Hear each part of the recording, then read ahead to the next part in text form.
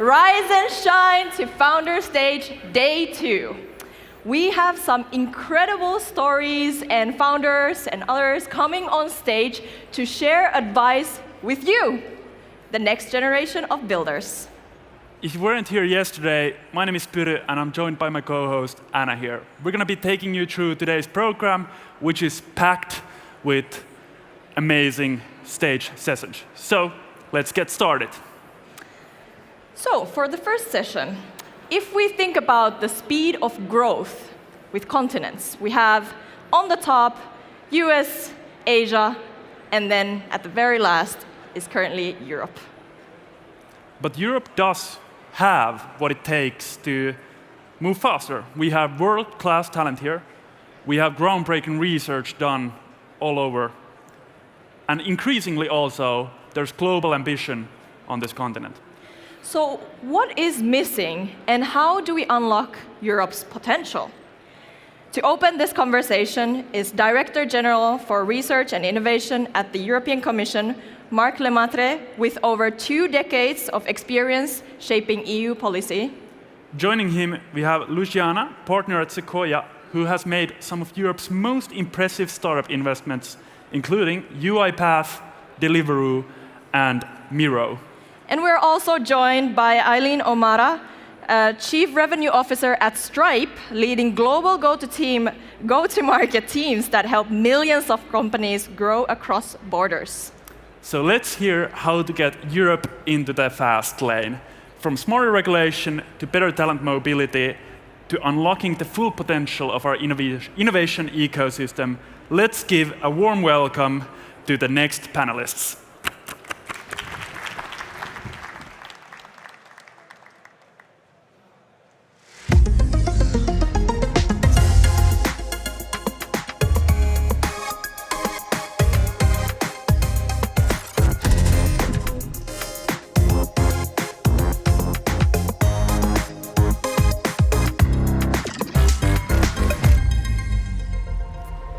Good morning, Slush. I hope everyone is feeling great after yesterday's parties. Slush is my favorite event of the year. I try to come every single time. It doesn't always happen, but I'm sure I've been 6, 7 times by now. And this year actually is really special. I'm here with wonderful panelists who will share a really unique perspective on building in Europe. Eileen is the CEO of Stripe. She's been there leading go-to-market for over 6 years. I asked her where she lives. It's unclear between Dublin, New York, and San Francisco, so I guess on a plane because Stripe is a global business. And it's a pleasure to have her perspective on the ecosystem, given that Stripe is the backbone to the startup economy to some extent. And I'm also delighted to have Marc Lemaitre with us. Marc is joining us from the European Commission. Marc is the Director General of Startups, Research and Innovation. So he will give us a really unique perspective on policy and what's the right balance for policy and regulation for the European ecosystem. Thank you both for joining us. So let's go straight into it. Eileen, as I mentioned, Stripe is an innovator, has been for a long time. It works with the vast majority of fast-growing startups and pretty much every AI company that one can think of. What are you seeing in Europe on the ground in general, but also with an AI angle, given that's a very, very important topic right now? Yeah, well, thank you. It's great to be here. And obviously, Stripe is an American-Irish company and very proud European company. So we're thrilled to be in partnership with so many startups, particularly here in Europe. It's such an interesting time, and it's a different time, we believe. So we're seeing a lot of different things. And we've 2 million users on Stripe in Europe, so a phenomenal amount of companies are relying on Stripe to grow and scale their business. But specific to AI, there's a whole new phenomenon happening. There's 3 things that we think are really important. One, AI companies are global natives.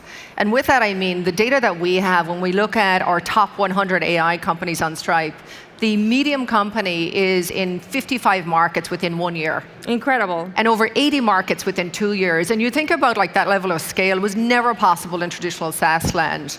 The other thing that's super interesting is that AIs are growing really fast. The average AI company is getting to 5 million in revenue in the first year. The top 100 are getting to 30 million in 18 months. And you think about all of the amazing founders here in AI companies, that is incredible. Never happened before. And the third thing we think is like very different is that AI are serving different segments of the markets from day one. And what I mean by that is they're serving consumers. Many of you have subscriptions to ChatGPT. They're serving developers and founders. Many of you, obviously, from the startup economy here are using different models. They're building an ecosystem. There's so many companies that are embedding these models and serving vertical and horizontal solutions in the market, and they're serving enterprise. And they're doing that from day one. So they've like 4 distinct revenue streams, and they're growing so fast on the back of that. We're delighted and like super proud, obviously, to be powering many of the European startups, but especially the AI companies, 11 Labs, Lovable, N88. And I think what's really encouraging is that these are from many countries across Europe. And the innovation we're seeing here is, on par with the US, which is like really exciting. That's incredible, and I have many questions about some of the stats that you mentioned because they're super interesting, and I didn't realize quite how fast these companies go international. But I do want to ask Mark a little bit about policy as well, because I've been in venture now for 15 years, and it feels that the pace of change is only increasing. I'm in it every single day working with founders, and I still feel like I can barely catch up. From your perspective, how are you able to catch up with all this rapid change from a policy perspective, given that there are many, many states with many, many different opinions? Tell us a bit more about that. Well, thanks very much, Luciana, and it's great to be here with you and with Eileen. Hello, everyone. I'd like to start by pointing to the slogan of this year. Like, still doubting about Europe? Go to hell, go to Helsinki. And that's what we all did, and I think that's the right decision, because Europe today has momentum. If we look at the latest figures, 60% more startups in 2025 compared to 2023. So that's in a very short time indeed. It means that things are accelerating. They are also accelerating in Europe. And as regulators, we want to rise to the challenge, and we want to change things as quickly as they are needed. And here I think we can point to a few fast success stories. One is the European Innovation Council, which by now is the biggest deep tech funder in Europe, 5 years into the making, and we want to not only double down, but triple down in the coming years, providing it even with much more firepower. A second element I could mention, because Europe has a problem of scaling. It doesn't have enough funding for scaling, 7 times more in the US than in Europe today. We want to close that gap. We want to close that gap very fast. And our aim is less than 1 year after announcing it in May this year, to launch a so-called Scale Up Europe Fund together with private investors. We are on track for that. And so, come this time next year, we will have a Scale Up Europe Fund which will be up and running and changing the scale-up funding market. But then there are a lot of other things which I can expand upon, because regulations in different areas, let's think of biotech in particular, where Europe really has great research and innovation strengths. In biotech, we need to improve on the regulatory environment for authorizations. We need to be faster, absolutely. And this we want to do very quickly. We will have a first Biotech Act proposal before the end of this year, which should already fix things for the health dimension of biotech, and we will not stop there. Many more things in the pipeline. It's really wonderful to hear about all these initiatives, and I definitely think that more capital is better. But I have a slightly different opinion. I actually think that access to capital has become easier and easier over time for European founders, because there are a lot of firms like ourselves. We opened offices in Europe 5 years ago, and many of our peers from the US opened offices. There are a lot of great local European firms. So I would say 10 years ago, when the ecosystem was very young, it was the case that access to capital was difficult. Today, I mean, we should hear from the founders, they'll have a better view, but today I think capital is more and more accessible. I think what's really important is also that capital follows great founders, great startups, and their ability to grow and build within a certain ecosystem. So if we move to that, whenever I travel to the Valley, I'm teased by my peers there that Europe innovates in regulation and is at the bleeding edge of regulation. What would you say to that? Well, I would agree up to a point that we definitely need to be extremely serious about putting our regulations back on the drawing board and making them as lean and as simple as possible.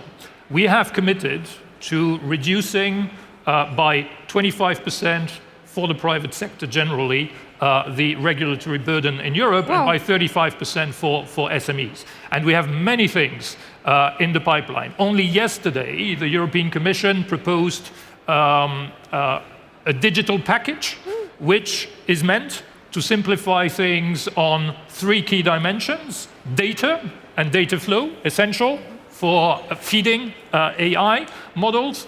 Secondly, cybersecurity rules that we have, and thirdly, the AI Act itself, which is well known and perhaps exaggeratedly criticized sometimes. Why do I say exaggeratedly criticized? Because the AI Act at least means that there is one regulatory framework for Europe. Look at the US today. I mean, nothing is happening at federal level, but there are many things happening at state level. But we want to, we did revisit that in order to simplify things, and we made these proposals yesterday on that. So I fully agree, we need to do more on regulation. But again, coming back to funding, if you look at the European Innovation Council, we have a success rate of 2% by now. So clearly, we could, if we had the funding, we could support more founders, and we want to do that. This is why we have proposed to triple the means for the European Innovation Council. But coming back again to the scale-up funding, there we really see big gaps. We estimate that, in fact, 7%, it's not a small figure, of all the American unicorns have European origin. So we want, and I think you are embodying a story of transatlantic back and forth, right? We want to make sure that we are not the incubator for companies to then globalize from elsewhere than Europe. And this is where we really see that on funding availability, we really need to make a difference now so that companies globalize from Europe. Yeah. Mark, it's really wonderful to hear. It sounds like the European Commission really listened to people from the ecosystem. So thank you for sharing all of this. Actually, I wasn't aware about some of these goals. So I think it's great for the founders in the audience to hear this. Thank you. I do want to say regulation can also be a good thing if it's handled well. And I was actually asking some of the founders that we work with in Europe about examples of regulations that really help them. We work with a company out of France and Germany called Pennylane. It's a fintech for SMEs, and for them, electronic invoicing, for example, is an incredible tailwind. The company is growing really, really fast. And I think there are other examples like that as well. Eileen, what do you think? Yeah. Just on the funding, because I want to be balanced on this, and obviously I have the benefit and the privilege of speaking to founders everywhere, even though it's improved massively in Europe. For the last 3 years, like founding into tech companies in Europe has averaged between like 40 and 45 billion, so pretty flat over the last 3 years. Same period in the US, it is 5 to 6 times more. So in the US, where Europe is the same size as that economy, is getting 43 million, the US is at 500 billion. So 43 billion, 500 billion. So I know it's improving here, but the ability to like raise money in the US versus Europe is night and day. And I think there's a cultural change here as well. Like in the US, if you're a founder and you fail, you're celebrated. And oftentimes our founders here in Europe, there's like, this is my one shot. So I do think we have a lot more to do to support like startups and founders in getting access to capital and having the will and the right to like achieve and also feel confident that if they fail, they'll have another turn. On regulation, I mean, I think that the EU is doing some amazing things, and I think that should be acknowledged.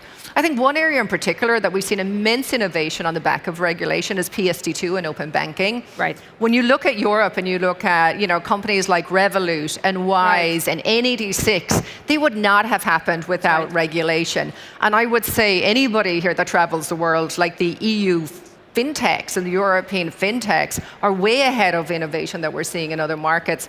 So I think a gold star, obviously, for the EU on regulation, but how can you apply to that now that we can really, you know, innovate on the back of it as opposed to constrain growth?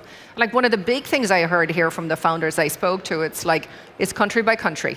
27 countries, and each one I have to obviously create my entity and get regulated under that regime. I think the work that EU Inc. is like pretty phenomenal, but it's not the same as going to Delaware and in 24 hours being incorporated in the US. So I think we still have a long way to go to support like the founders and the entrepreneurs here. I'm delighted to say that Sequoia is very much open for business in Europe. So great founders, please reach out. But on a serious note, I think you both touched on a very, very important topic from different angles, which is we have amazing talent in Europe. I mean, we have some of the best universities in the world. If you look at a lot of the very successful founders who are building in the Valley, they're actually from Europe. Many of them are educated in Europe and then went over there to build their company. And from where I sit, this is actually one of my biggest concerns about Europe. It's this, this idea that in order to build a large company, you have to move, and you have to move really early. You know, one path that I think is great is starting a company here, building tech and product here, leveraging the amazing STEM talent from Europe, and then of course building a commercial muscle and commercial go-to-market in the US as well, because it is the largest market. So that's great, but what we're seeing more and more of, and especially in the age of AI, is founders who are saying, you know what, I'm just gonna go and start building my company in the Valley. And I think that is, I think that's not good for Europe. Obviously, it's, from my perspective as a venture capitalist, because I'm here, I want to partner with them here. We think traveling that journey is important, but doing it too early is not great for our ecosystem. Do you have any thoughts on that? Well, certainly, that's exactly the policy goal that we have. Right. To change what you have described. Yeah. And so that people, entrepreneurs, people with ideas, especially when they are here in Europe, that they choose Europe first. And then the second step will be to convince others to choose Europe, to come to Europe, to indeed launch their ventures. You mentioned Delaware. And you mentioned, you know, how far can regulation help? And indeed, we should not diabolize regulation. Regulation worked extremely well in fintech. 100%. I was referring to AI because I think on AI we have not got it wrong in Europe. What we need is one market in Europe. That is absolutely essential. I agree. We have it in fintech, largely. Yeah. We don't have it yet in biotech, and let's hope we get it right on AI. So that is our aim. And where do we need to do better as well? It is on company law, company creation. You mentioned 24 hours in Delaware.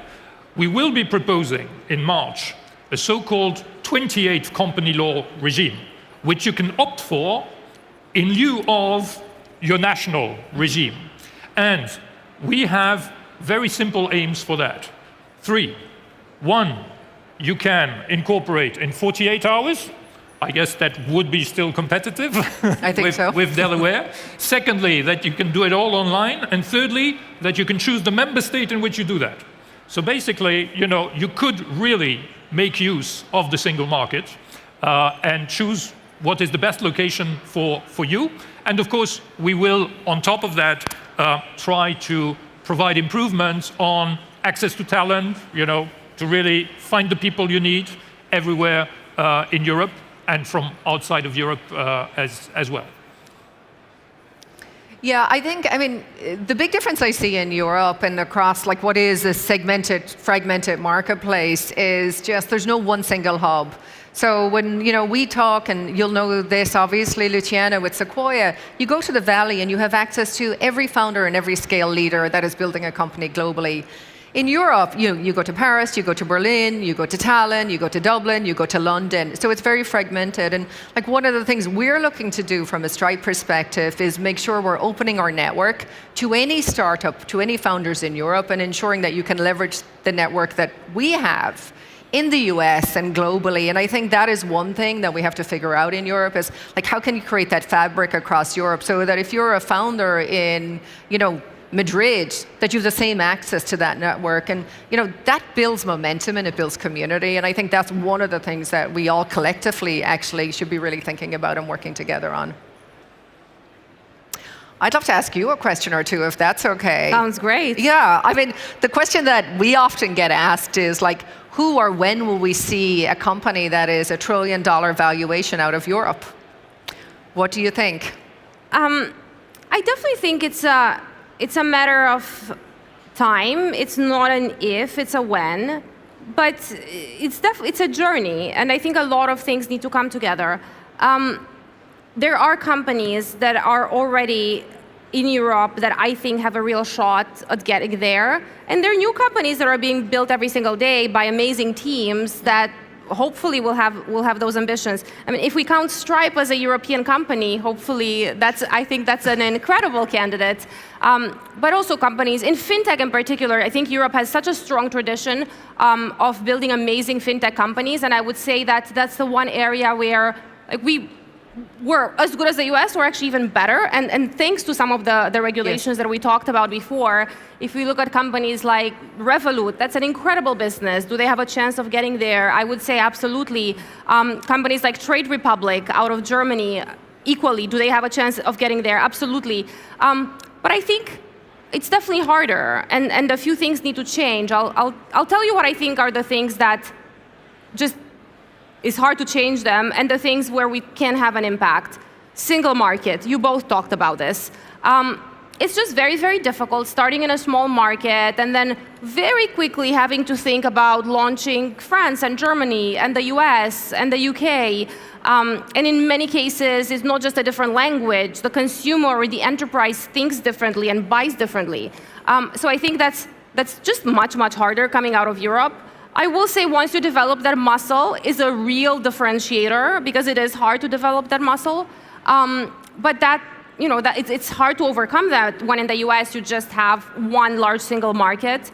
But there are also things that we can change. One of them is just the attitude from enterprises, from buyers.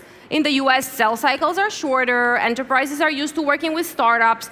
Our companies, whenever they start in Europe and go to sell in the US, we see a very quick acceleration. The revenues are faster, contracts are bigger. It seems to be easier to sell there. But I think that is something that can change as European enterprises see that startups are serious. They want to innovate. They want to build great products. They develop trust with the startup ecosystem. So I think that's something that hopefully is going to change. I think you mentioned this, Eileen, and I don't want to underestimate it, but a culture of celebrating success.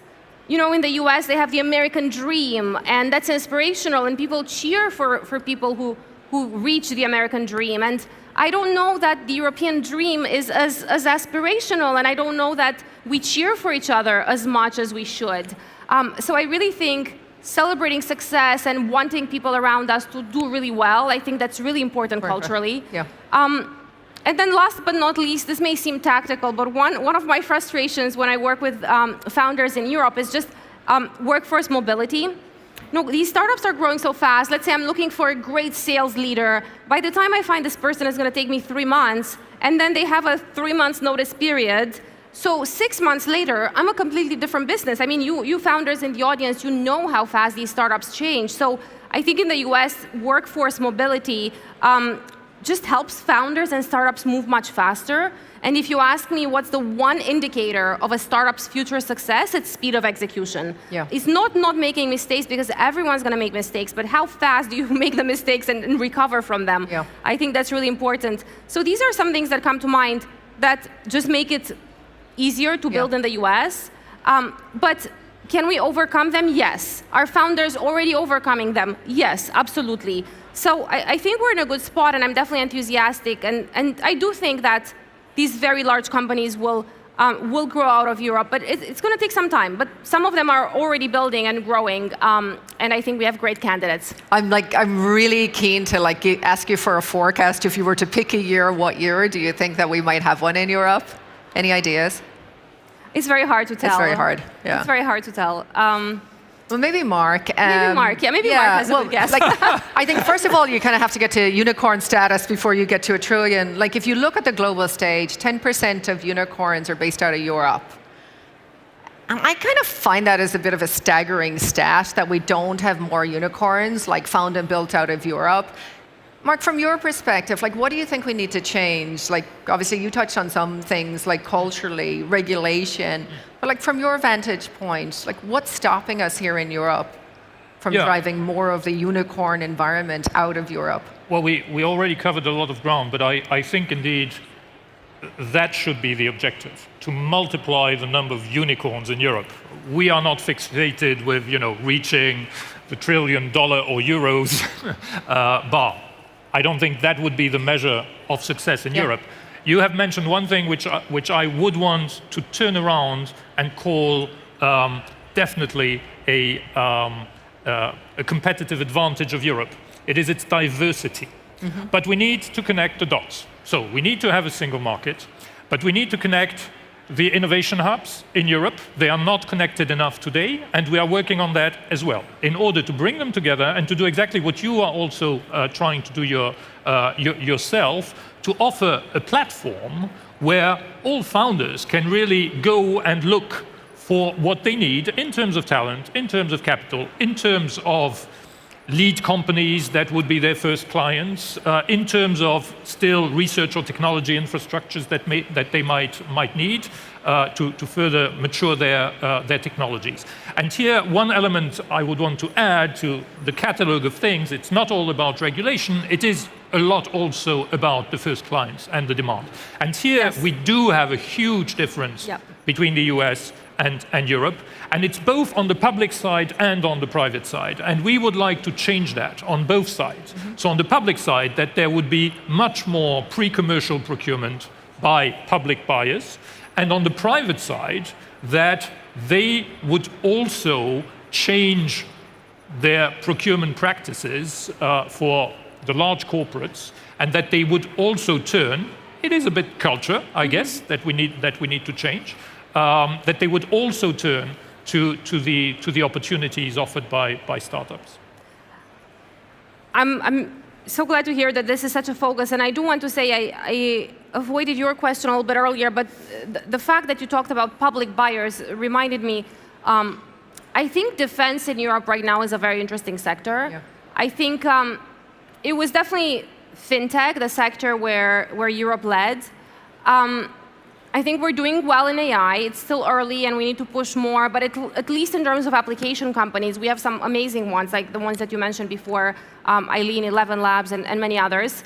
And we're now seeing a crop of very, very mission-driven founders wanting to go and build in defense.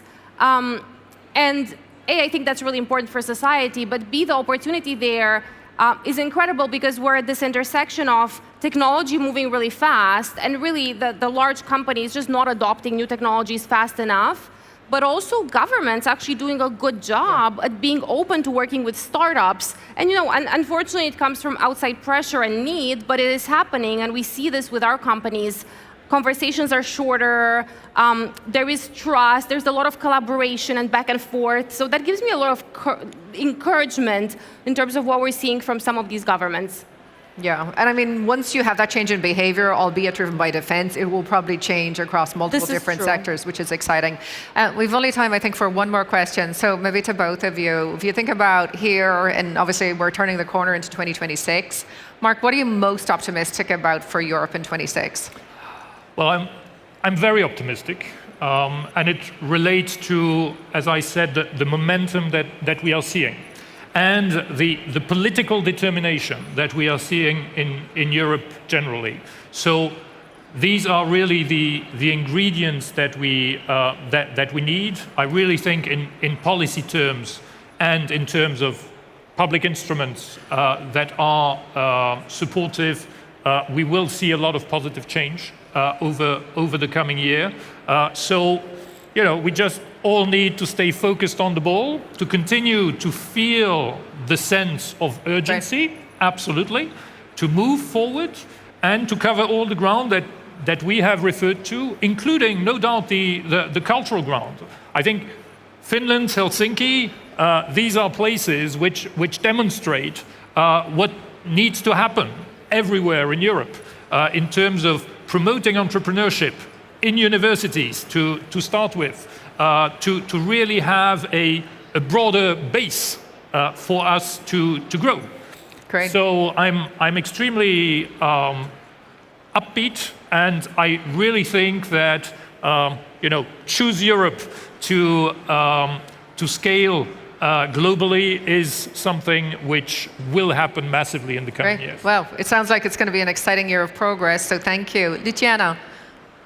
It's similar. I said before, I've been in venture in Europe for about 15 years, and I dedicated my entire career to the European tech ecosystem, and I actually have never felt as good as I feel now. Right. So yes, is there an AI bubble? I mean, probably. Is it harder to build in Europe? Probably. I mean, yes, but the quality of founders coming out of Europe today that are starting companies is incredible. So many founders that learned from great scale-ups like Stripe, like the Revoluts of the world, and many others. So many repeat founders that had an exit and then want to do it bigger, better, bolder the second time around. And so many first-time founders straight out of college who are incredibly smart, incredibly ambitious, and mission-driven.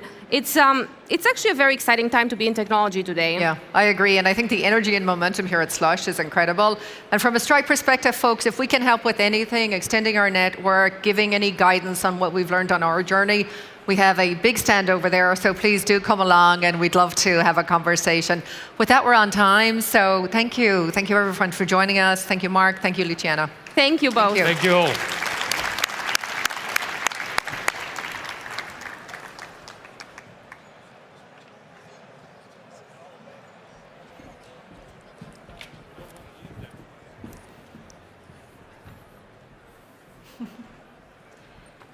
So we're about to talk about a company called Nothing.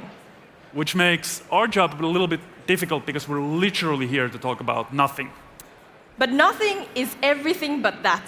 Founded by Carl Pei, it's one of the few new hardware companies bold enough to take on the giants by bringing creativity and design back to consumer tech. Actually, in 2017, I was sitting right about there as a high schooler, and Carl was here talking about what it means to build great hardware products.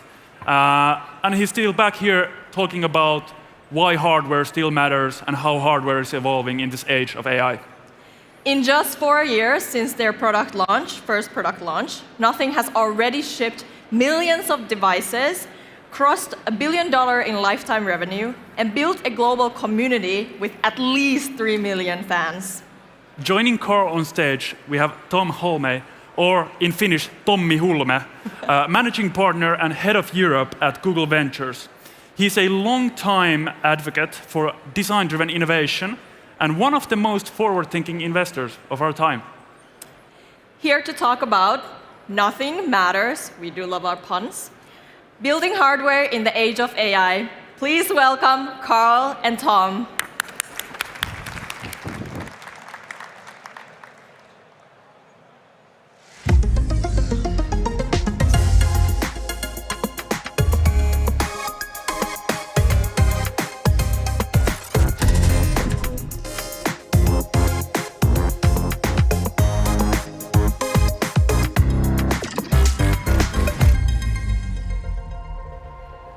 It's unusual to have a fireside chat next to a real fire. Good morning, everyone. This is an absolute pleasure for me because I was introduced to Carl 5 years ago. 5 years of building a company is a long time, as many of you founders know. And we know there's a lot of founders in the audience.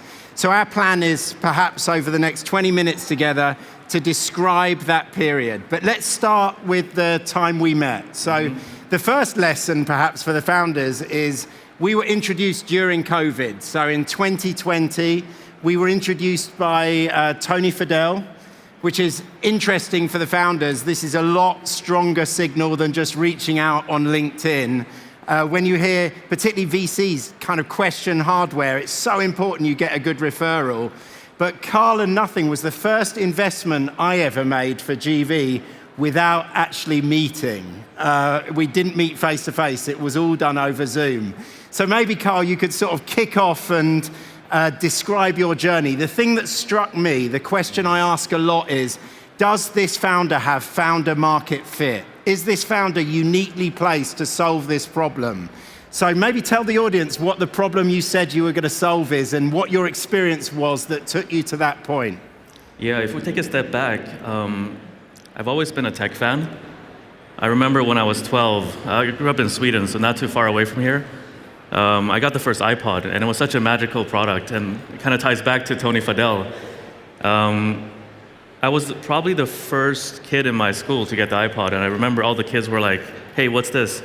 And then a couple of years later, I was the first among my friends to get the iPhone. So these products really got me interested in this industry. It felt like every generation got better and better, and I felt really optimistic about the future where consumer devices could take us. And that led to a career in the mobile industry. Before Nothing, I helped start another company called OnePlus. We grew it to about $3 billion in 7 years. Also a smartphone company, but in end of 2020, I wanted to have something more independent, because I saw that the world of technology, especially consumer tech, was going to change, and I wanted to have full control over the vision to get there. And it's amazing to bridge this experience. I can't think of many other founders that kind of have the design and brand and marketing sensibility of the West and then have actually experienced supply chain in Asia. What are a couple of things you learned from each of those regions? Yeah, I think it's hard to not mention Apple in this context because over the last 15, 20 years, Apple has really built up the supply chain in China. And I was fortunate, so I grew up in Stockholm, but I moved to South China in 2011 and stayed there for 10 years. That's how I got to learn about the supply chain and hardware and all that stuff with my previous company. The insight was the quality is really good, like quality and talent, you can get things done quickly, good quality for the product, and also very efficient price. But it was quite challenging to do creative things out of there. I think it's just, the talent is just not there yet. And my thesis was, what if we were based in the UK instead, in London? There's a lot of creative talent, and if we match the creative talent of the UK with the engineering efficiency and supply chain efficiency of China, maybe we can create a company where the 1 plus 1 becomes more than the sum of its parts. So that was the thesis in the beginning, and 5 years down the line, I think we've proven that out. Like, we ship products at a very fast velocity, but also we have world-class designs. Like, every product we ship has won some kind of international design award. I remember writing the first memo describing the investment, and I almost described it as the culture would have kind of exploring ideas in the West and then exploiting the business and building them out actually in Asia. And you did an amazing job. It's not just China, it's India as well. Yeah, India is a very exciting opportunity. I think the Indian economy is growing very quickly, and when the economy grows, people expect more from the products they buy. So in the early stage of a country's growth, people are looking for functional benefits of a product. Hey, my apartment is really hot. I have air conditioning. That's great. But as the economy grows, people kind of start moving up Maslow's hierarchy of needs, and they want more emotional benefits or emotional value from the products they purchase. And I think that's why India has been such a great opportunity for us, because with our design, with our software, we're really playing into that so-called premiumization of the consumer India is a big market for us. This year we're doing about 2% of the market for total smartphones in the country. And as a result of that, we've had to build a team in India for sales and marketing, but also for manufacturing. We saw very early on that India was a rising hub for global electronics manufacturing as well. And we've started manufacturing there even since our first phone in 2022. And when we just started, it was very tough. Our products have transparent design, so you can see the inside of the product. And if you think about it, it's actually quite difficult to manufacture because even a speck of dust will be visible, like every speck of dust will be visible to the consumer. If we made an iPhone, it's a metal finish on the back. You can't really see what's inside. So when we first started manufacturing in India, the entire ecosystem wasn't very mature. But now we really helped level up the infrastructure. So if you go to one of our factories there, it's all like clean room. Like first you put on like a suit and you go into a chamber where they blow air at you and they try and blow the dust away. And then when you look at our production line,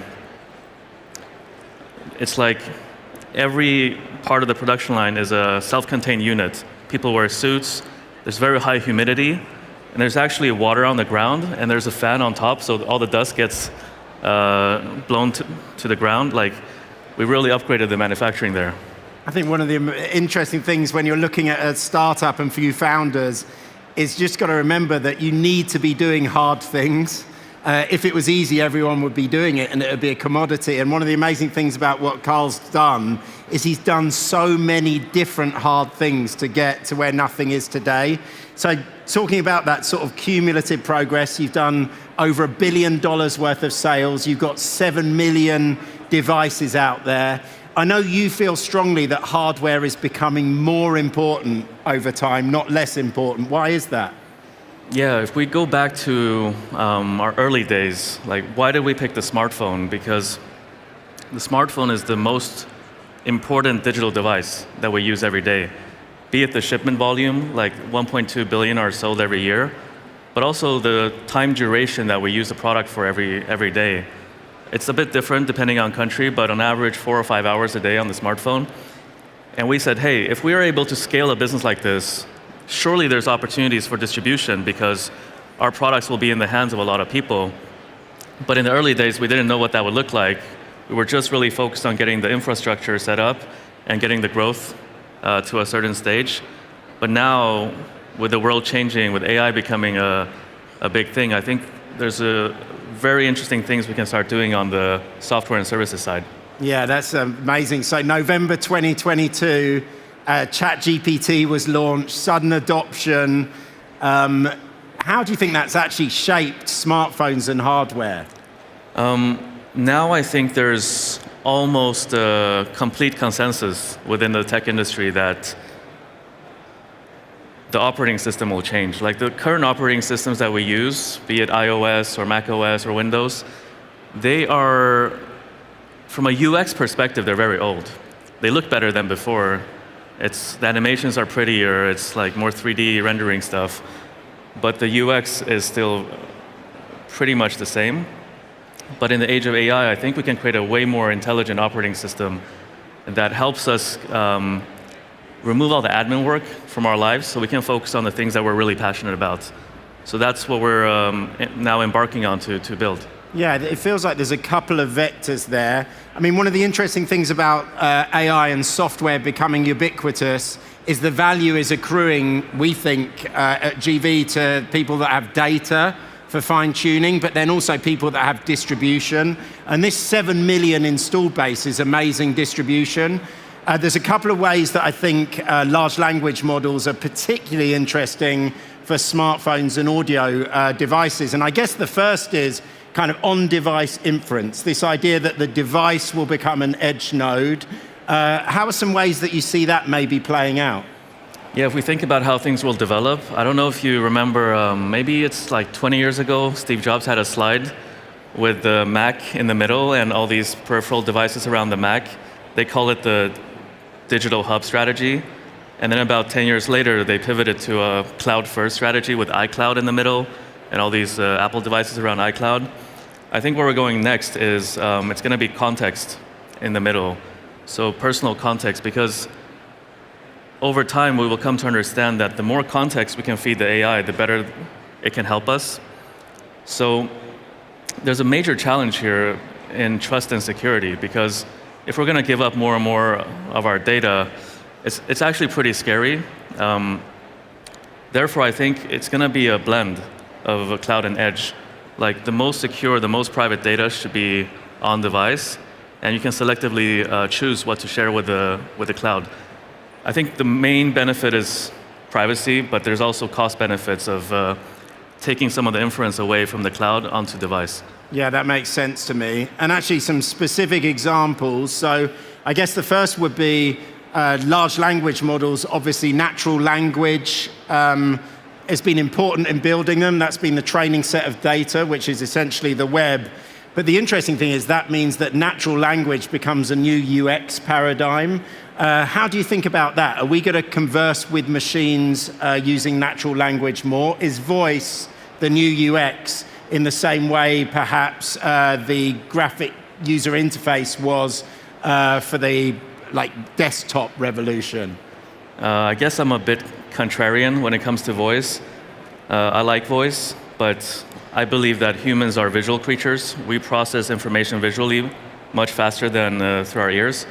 So I still think the primary user interface will be GUI, but it's just going to be a modern version of the GUI, unlike the current operating systems we see today.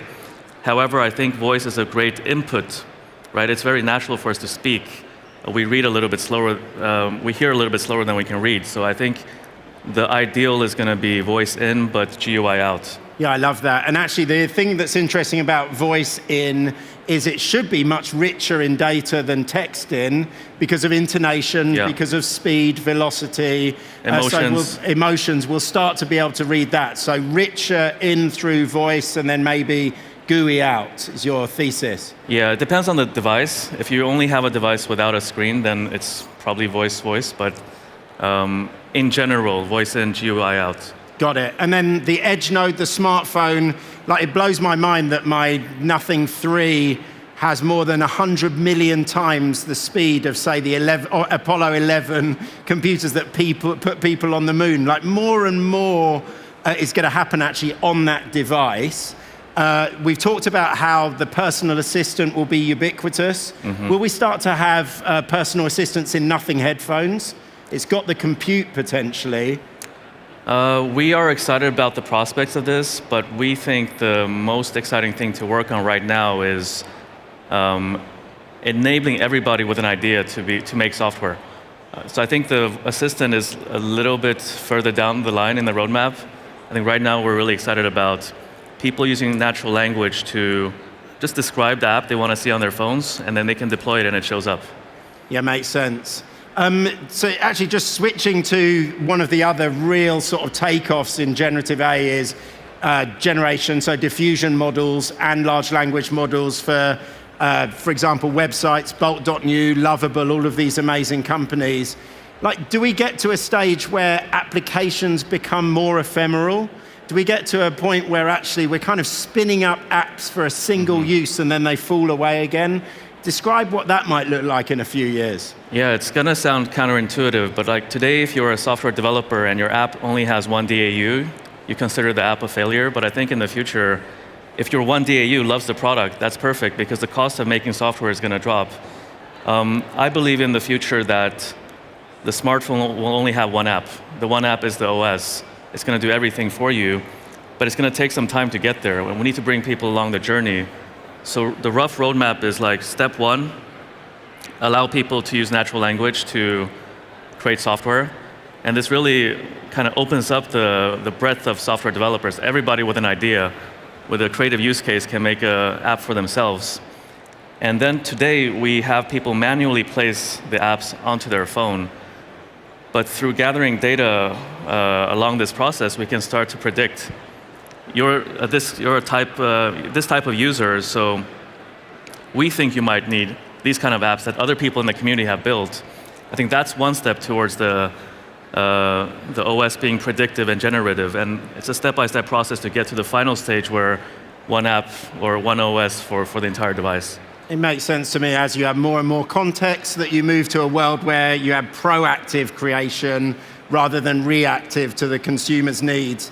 So it sounds like you're making a real sort of case for why smartphones will stay while they persist.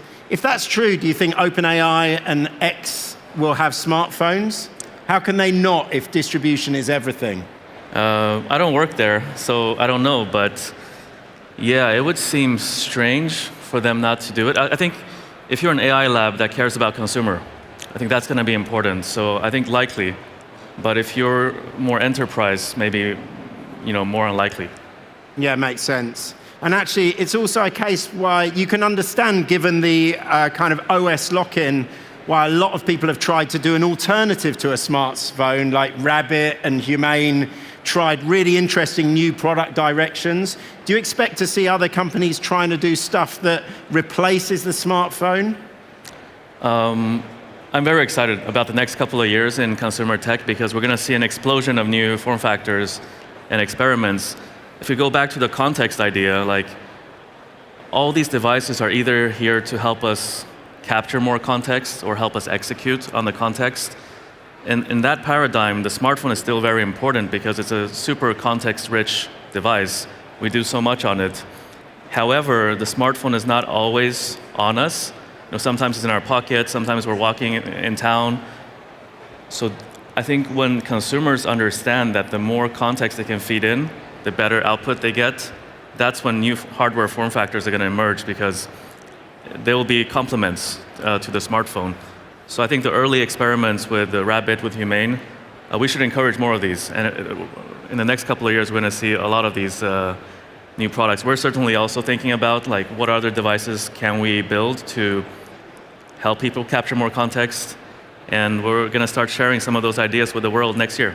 Yeah, I love that. So if you sort of frame the hardware as a means of gathering context, one way of thinking about it would be it doesn't make sense to have something that just does the smartphone's job because that's the edge node, that becomes the center of the network, but start to create devices that might be used when the smartphone's not around, perhaps something for sleep or something when you're actually relaxing and listening to music. I mean, one of the things that I think has been an interesting tension in what you've done is, if you look at the average person, each of us taps our phone or interacts with our phone kind of 2,500 times a day. The most is about 5,000 times a day. Smartphone OEMs presumably think that's a good thing. Yeah. But you've often spent time trying to get people with nothing and nothing OS to use their phone less. How do you sort of manage that tension? Yeah, I think it's like, if you look at what people are tapping, there's like so-called waste time apps and save time apps. Waste time apps are more like entertainment, things that entertain us like YouTube or TikTok or Spotify. And save time apps are more utilities, things we just want to get done and move away from. So I hope that if people are going to tap that much on their phones, let's have them tap on things that give them joy, that give them more fun in their lives. And all these admin things, these save time apps, let's just take it all away. Okay, maybe a framework I've not heard we've never spoken about before, but you can imagine kind of Maslow's hierarchy, and the job to be done in the OS is to do the stuff at the bottom of the pyramid so that you can actually move up and do the creativity or learning or enjoyment, the stuff that actually doesn't kind of get in the way. 100%. We're super excited about creativity. Like, I think that's humanity's superpower. So the more we can remove admin and let people be their creative selves, the better. We got last 5 minutes, and I want to make sure we cover some advice for founders. There's a lot out there. So maybe I'll pick off a couple of questions and you could share some of your learnings. Sure. So the first one is, Nothing is an incredibly global organization now. You've got a team in London, India, you've got someone recently in the Middle East, I think. Yep. Like, how do you manage a team globally? How do you think about structuring it so you have one brand and the team functions well together? Yeah, it's definitely challenging, but the first principle thinking here is that it's not by random, it's by design. Like, where are the best people for that specific role in the world? As we think about design, as we think about brand, I think London is great. You know, all the luxury fashion houses are Europe-based. So London is a great hub even for brand and marketing, not just design. Hardware, Shenzhen is great. Like, we've been trained by Apple for many years. Now that we're thinking about doing more software, I think it makes sense to start having a presence between San Francisco and London as well, because we just want to tap into the best talent. That's why we did this. But then managing it is hard. Different cultures, different time zones. I think culture is really important. Making sure that people are aware of what type of company we're trying to build, and even if their work styles are different, that everybody can see the same end goal. I think one of the things we see in the portfolio is just the importance of bringing a distributed team together to put social capital in the bank, to make sure the business is aligned. And the other thing, I think the biggest trap is people just assuming you should do it because it's lower cost in some way, because it has extra costs. You have to invest more in communication, all of that good stuff. And also, I think I'm very passionate about this in person. We're doing, like, if you're going to do something very ambitious, very difficult, where you need to creatively maneuver different problems all the time, especially in hardware, I just don't see it working if you're a remote team. Yeah, I kind of feel like if it's a business that needs to be full stack, so everything works together, your team needs to be kind of full stack by working together. It's like the API of in-person interactions is so much better than digital. And this is kind of controversial now, I think. Yeah, it is, it is. I think another, just in the final couple of minutes, you've actually done it, and it reminds me of Slush here. They have an amazing kind of group of over 1,000 volunteers that do an amazing job of making sure this event is fantastic. You, I think more than any other smartphone OEM and manufacturer and brand, have actually embraced the crowd and the community. Give us a quick example of that. How's it worked? Yeah, so the biggest change in the last 40 years in the world has been the rise of the consumer internet. And with the consumer internet, anybody, anywhere can become an expert at anything if they're passionate about it. So we have a thesis that over time, the barriers between a fan, a community member, and a team member who works internally is going to blur. So we've been trying to build towards this. Like when we did the Series A together, we allowed our community to also become shareholders. We've done that a couple of times. We have like 8,000 people, like regular consumers on the cap table. We have one on the board that gets elected by the community every year. And now we began to co-create products with them.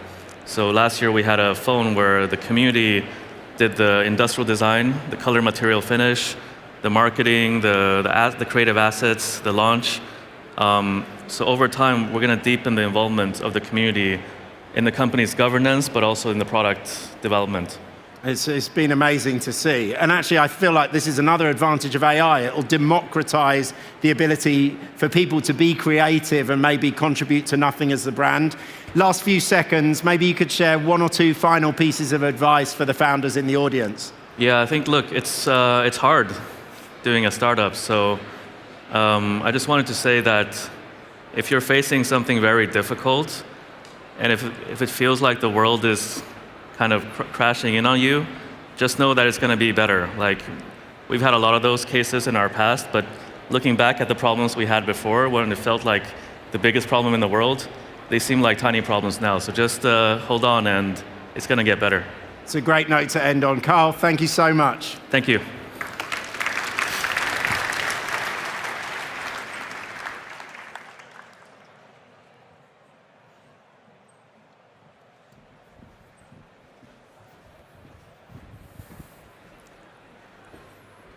In 2008, there were two founders who launched a startup from a Berlin apartment, selling shoes online right in the middle of financial crisis.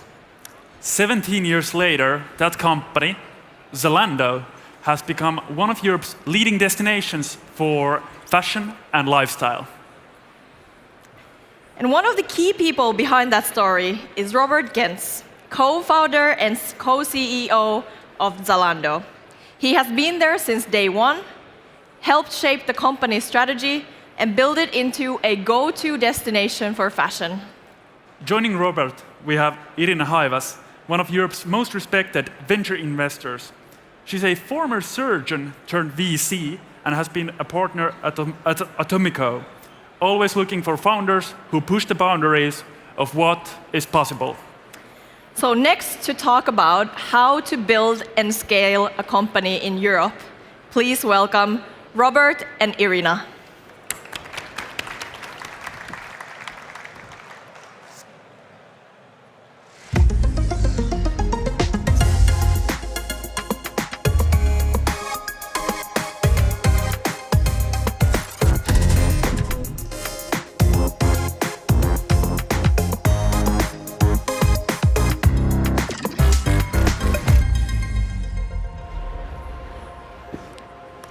Ready? Robert, thanks so much for joining the stage. I wanted to start with kind of the beginnings of Zalando. You started in 2008 at the height of the financial crisis, and you kind of started with this mission of let's make e-commerce smooth. What would you say was like kind of the singular initial insight that drove this sort of like massive growth of Zalando to start with? In the early days, I mean. So, I mean, I guess, I mean, in my view, I think when you start a company, I think you are successful in the first couple of years. I think you need probably, I think, like one very big idea, which is the kind of the reason why you as a company exists. This is the reason why investors get excited about you, why employees get excited about you, and I think then you probably need a couple of smaller ideas, of why you actually execute better than anyone else, why you have better return on capital, why you're faster. So, and I think in our case, I think the very big idea was that I think we got excited about was this idea of democratizing fashion. So of giving access, to no matter where you live, if you live like in north of Norway or in the center of Paris, that you have the same access to selection, to brands, and which hasn't been before Zalando was launched. So that was a big idea. And then the small ideas, why we actually were better than competitors, there were a couple of them, but I think they were all kind of very important.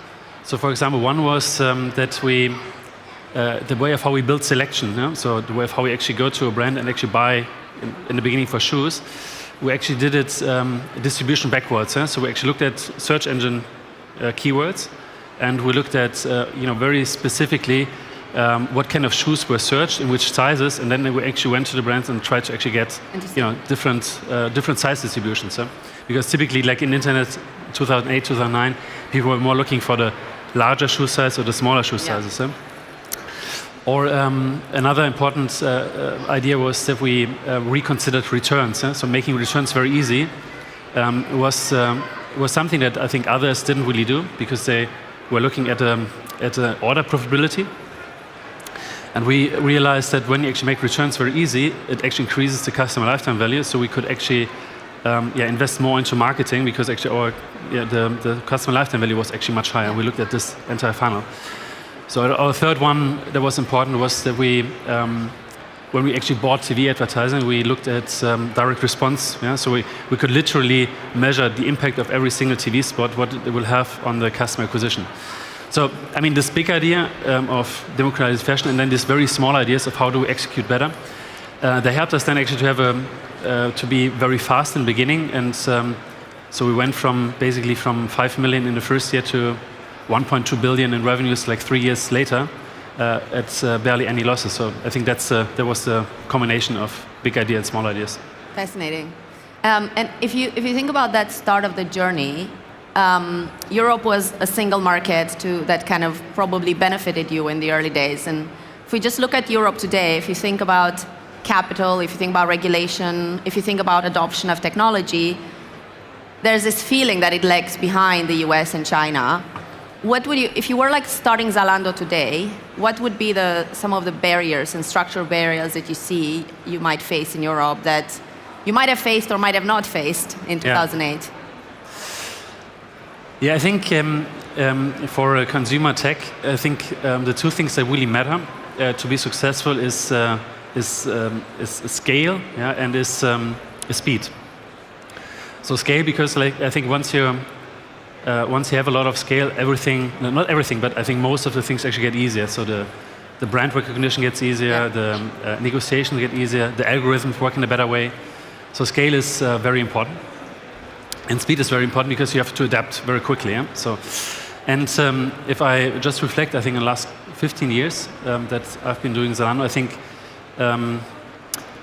the scale, Europe actually offers scale. Yeah? So as a single market, it's a beautiful idea. This single market, it offers a lot of scale that you can actually work towards. And I think over the last 15 years, I think the idea of the single market, I think, has been probably a little bit of Europe, a little bit underappreciated, and I think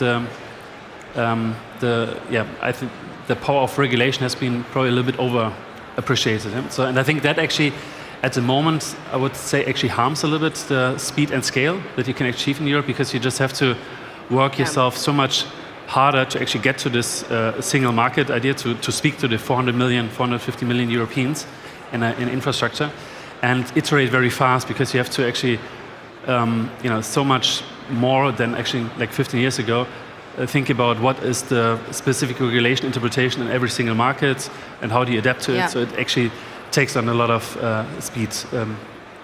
Well, and what, if you think about like kind of this position that we sometimes find ourselves in of being defensive or being on the back foot, what do you think needs to change? I mean, there's a lot that needs to change, but what are the kind of key elements that need to change to really go on the front foot, to start creating an environment where we have differentiated advantage, especially in areas where Europe is strong? Like if you think about some of the more frontier AI, deep tech, but even beyond that, what needs to be unlocked? Is it regulation? Is it?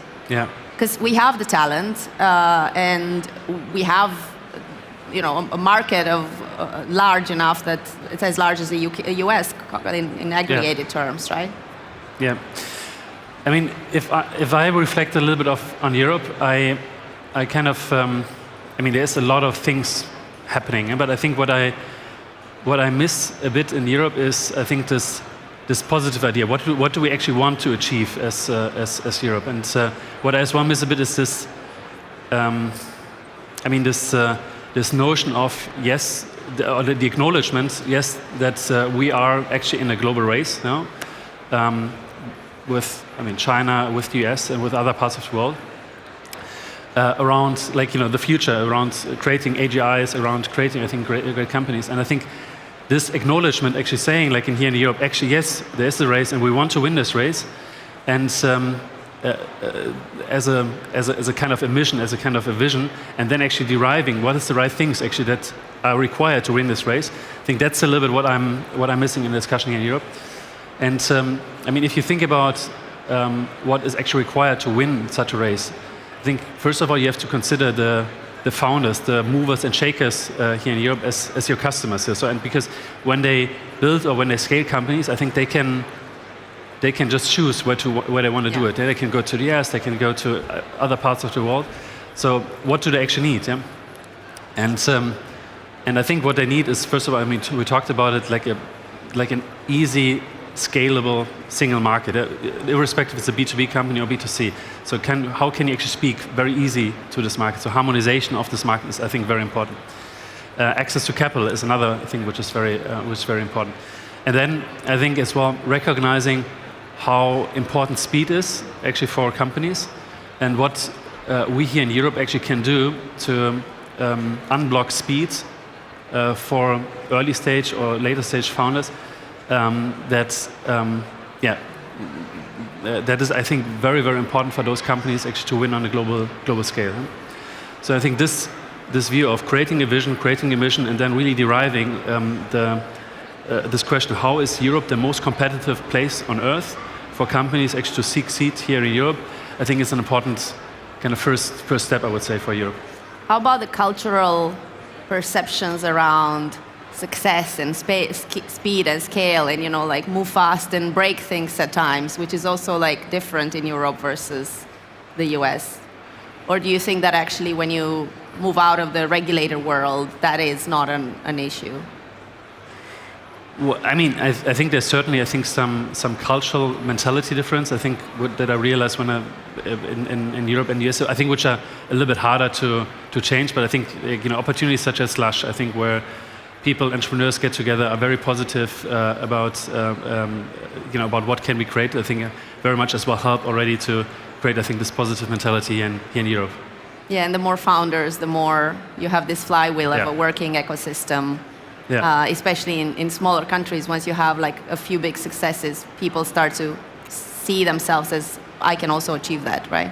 Yeah, exactly. If we just, and that's kind of the last point on the topic of Europe, but if we move on to this point around unique strengths, not just barriers, but what are, if I'm a founder and I have to decide where to launch, and obviously business consideration aside, so assuming it's equal from a, where I could run my business in both. Why should I do it in Europe?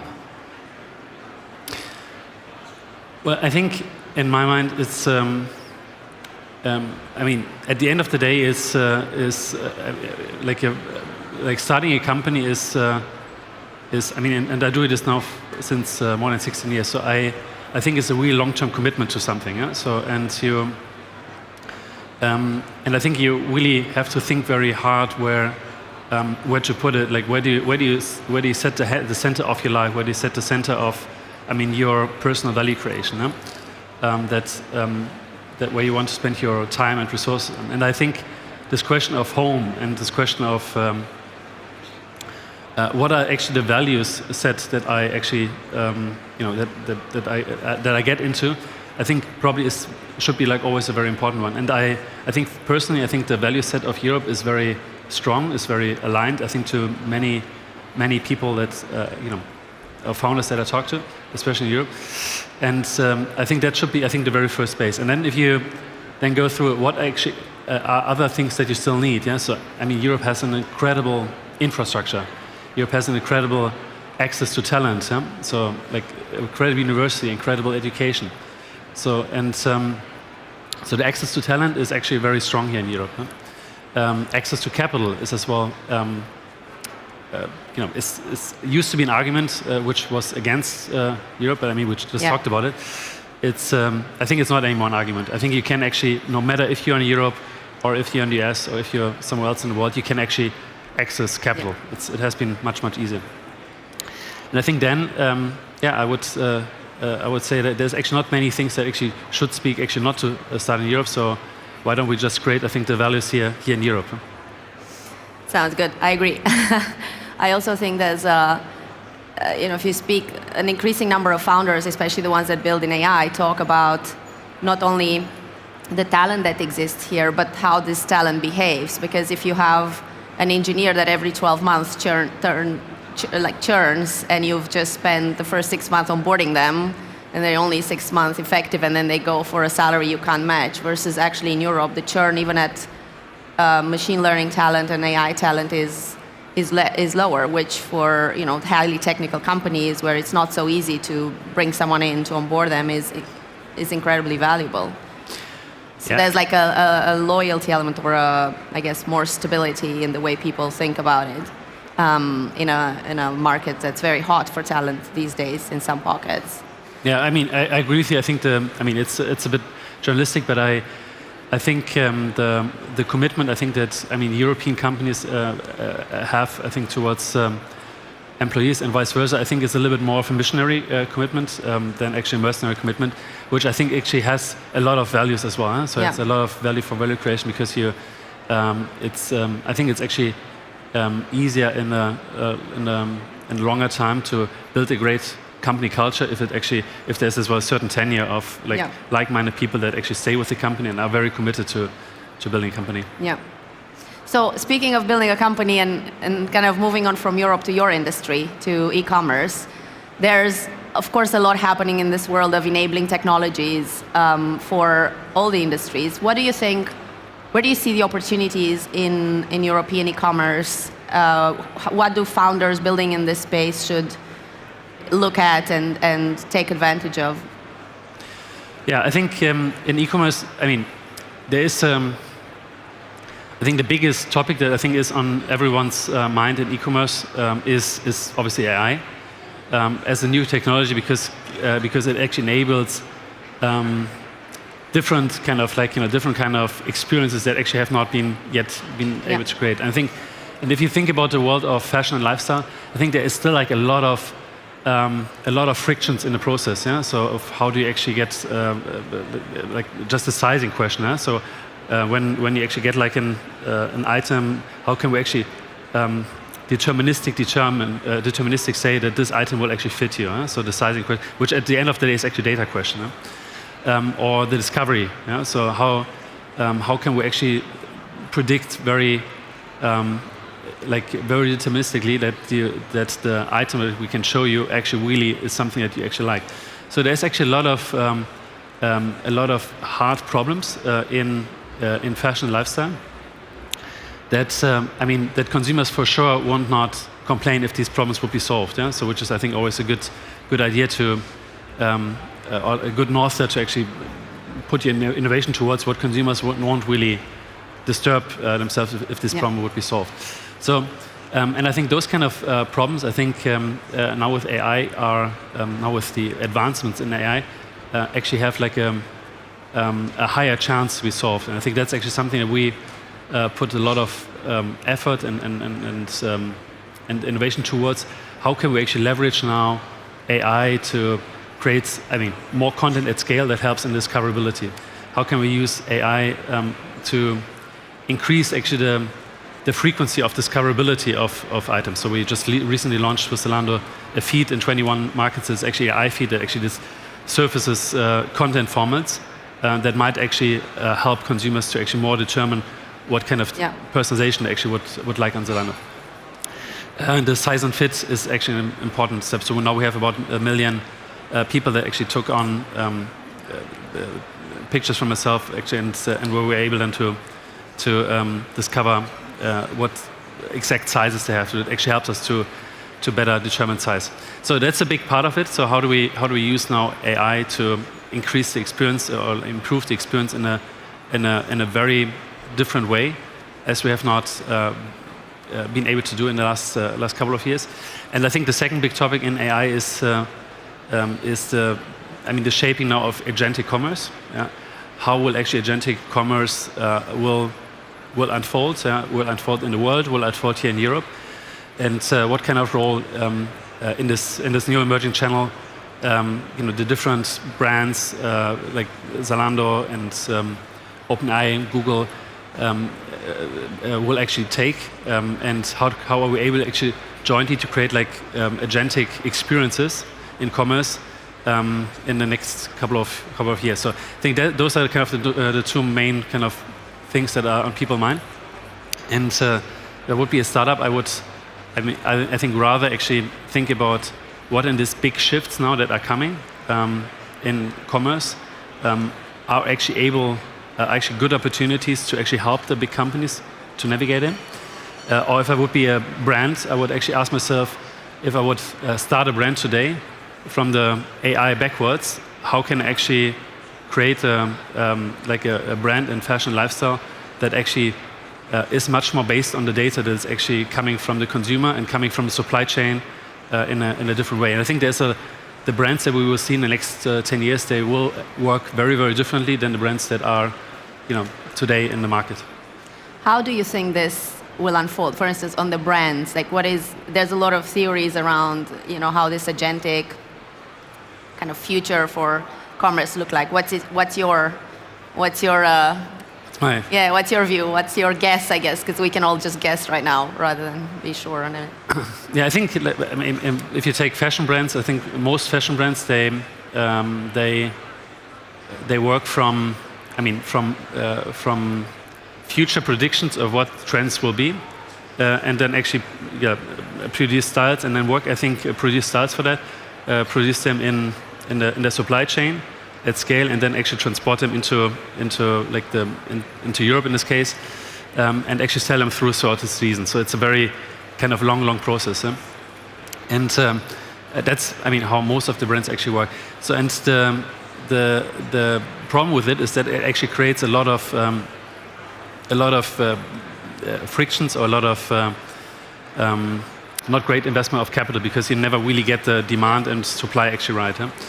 And if you think this problem actually now again through from a data perspective, so what kind of data do you actually have today? What kind of data do you have actually from the supply chain, from the factories, and how do you actually enable these things to come together in a much more seamless way? Yep. I think that's probably how a lot of value can be created in fashion lifestyle through brands by not creating overcapacity, undercapacity, or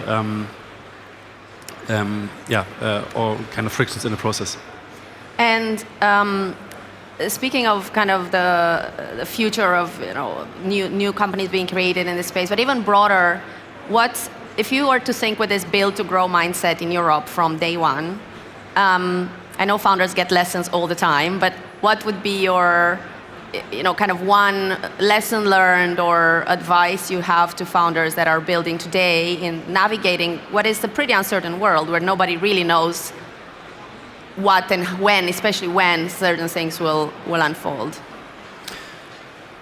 Yeah, I mean, I think the speed aspect is always very important, and I think another important aspect I learned is how important actually this growth mindset actually is, because I think growth as a company is growth in a company is actually is helpful in so many dimensions. I think growth is actually a good excuse sometimes for, if things are chaotic. So growth is always a good element of catalyst. And I think when and we had as well as Zalando a couple of years now where the growth actually stopped a bit after the COVID period. And I think actually without growth, I think a lot of things actually get more difficult. And I think this growth mindset is actually very, very important kind of mentality, I think, for founders in general. And it trickles down in an organization, this growth mentality, to not actually think of a problem with incumbent mindset or with a question of what is there to lose, but actually what's there to win. And I think with Zalando now we have over the last 16 years we had actually a couple of bigger technology shifts. So we had the technology shifts actually like from web to mobile. And now we have the big technology shift on AI. And I think always these technology shifts, they always create opportunities to reinvent and to go back to certain problems and actually think, how will this problem actually be solved today? Yeah? And how will others solve this problem? And what is actually a unique opportunity that I, as a founder or we as a company actually have to do this actually in a different way? And I think this actually creates a lot of momentum and growth, and I think that's the one mentality I would always see. So always approach these problems with an opportunity mindset and with a growth mindset, and then apply speed and quick iteration, and then I think a lot of good things will follow. Great. I think you mentioned earlier that one of the things that maybe Europe needs to do more is almost craft its own vision, as aspiring, as ambitious, as beautiful as possible to kind of have this North Star to work towards. And if I flip it to you and I ask you what is like your vision for, what would be your vision for Europe in, let's say, 10 years from now, that we could all look for and wake up in the morning energized to make come true? So my personal view is, I think very much. I think America was very much built on this idea of the American dream. Yeah? So which is kind of like such a big and powerful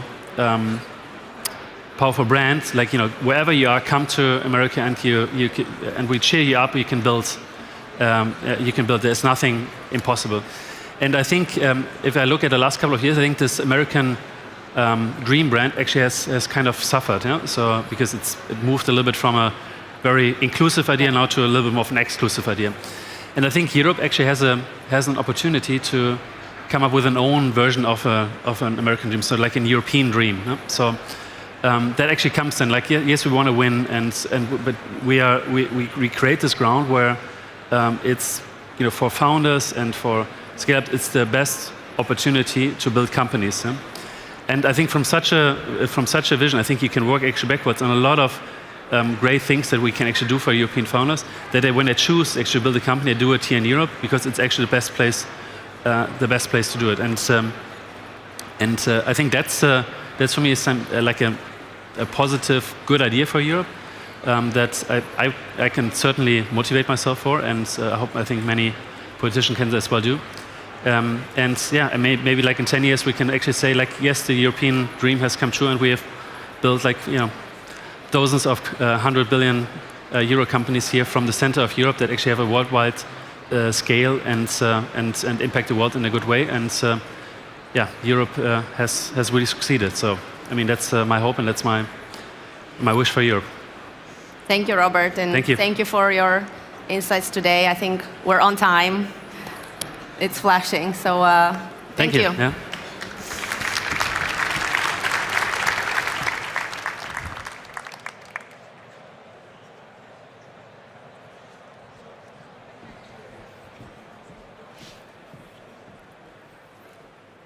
When we think about technology, we usually have things in our mind like data or code or scalability.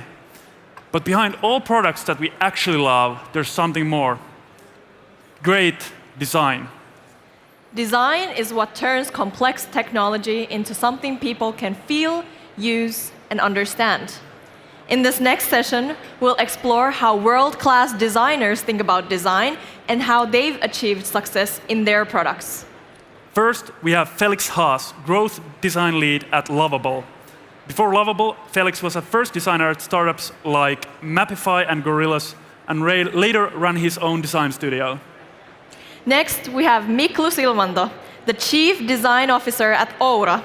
Miklu is a Finnish-American designer who has worked at Apple, Bang, and Evolution, and co-founded Varni and Ivan. Always focused on building beautiful connections between humans and technology. I actually just heard that this might be the first time we have two designers on the stage without anybody moderating them, so it's gonna be interesting. Next session is called Different by Design, how design isn't decoration, but direction. Let's welcome Felix and Miklu.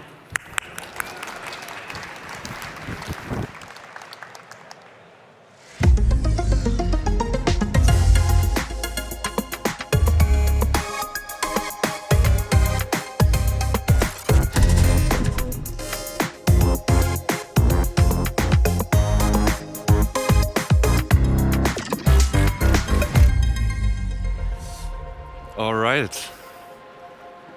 Amazing. So good to be here. Hi, everyone. I'm extremely excited to be here. I've heard it's the first time that we have two designers on stage, so I think we shouldn't fuck it up. Yes. I'm Felix. I'm with Lovable. I joined as an early investor, and then I was one of the first designers. Been with the company pretty much the whole year, and it's pretty exciting time right now. And I'm here with Miklu, and you're currently Chief Design Officer at Aura.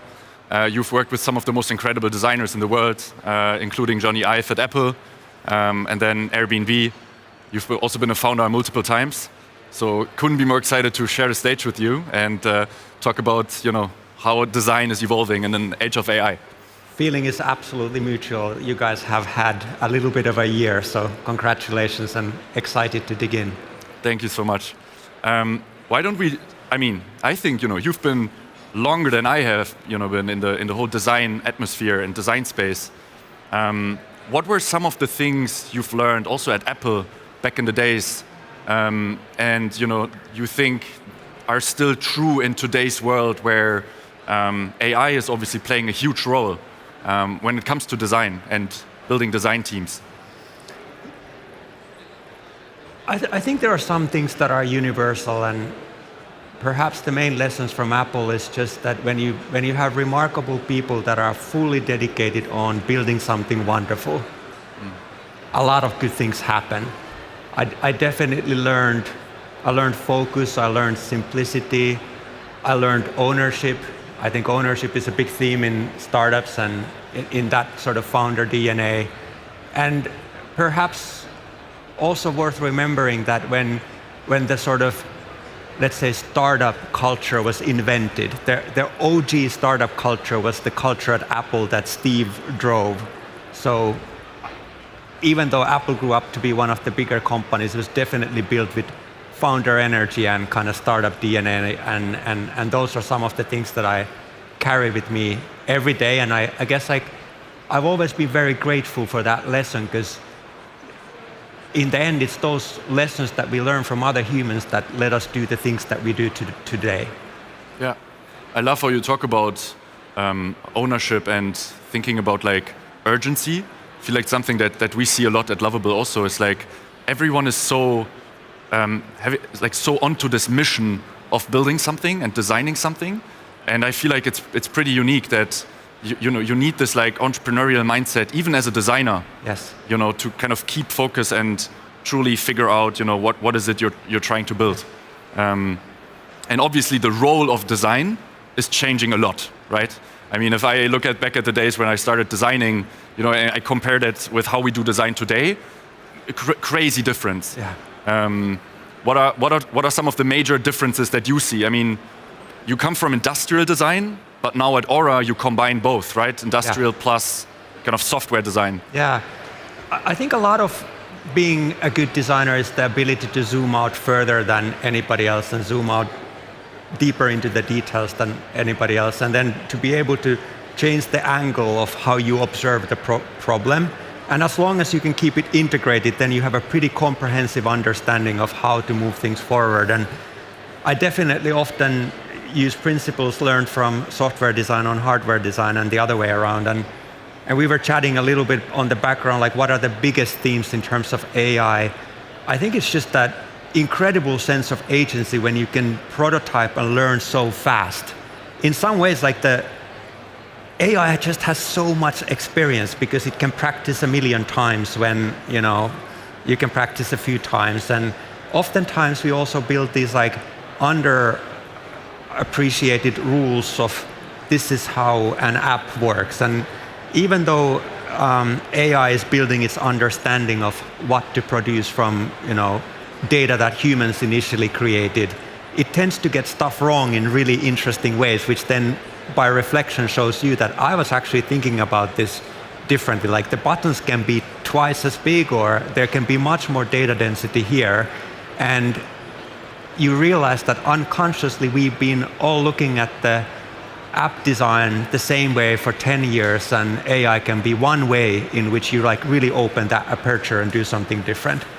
I guess what I'm most excited about thinking about AI and combining design and AI is we have new tools to play with, right? I think design has always been a lot about you want to play, you want to experiment, you want to go incredibly bold and then basically take a step back and reduce.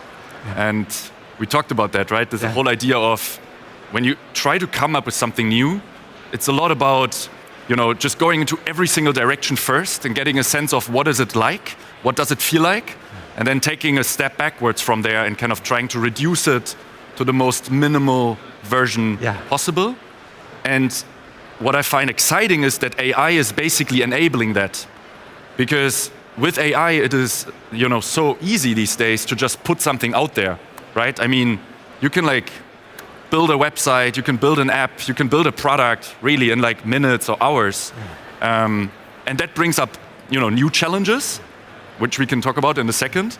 But the whole idea of we now have these tools to experiment and explore so many of our ideas in like a real world environment, I mean, that has been a big change for me. Yeah, I mean, startups and all companies are ultimately learning machines, and I think it's a really good way of thinking about what you build in terms of your team. You're trying to build a container of both people, facilities, tools to learn as fast and as impactfully as you can, and AI is definitely like the multiplier of all multipliers in terms of technology, at least during our lifetimes.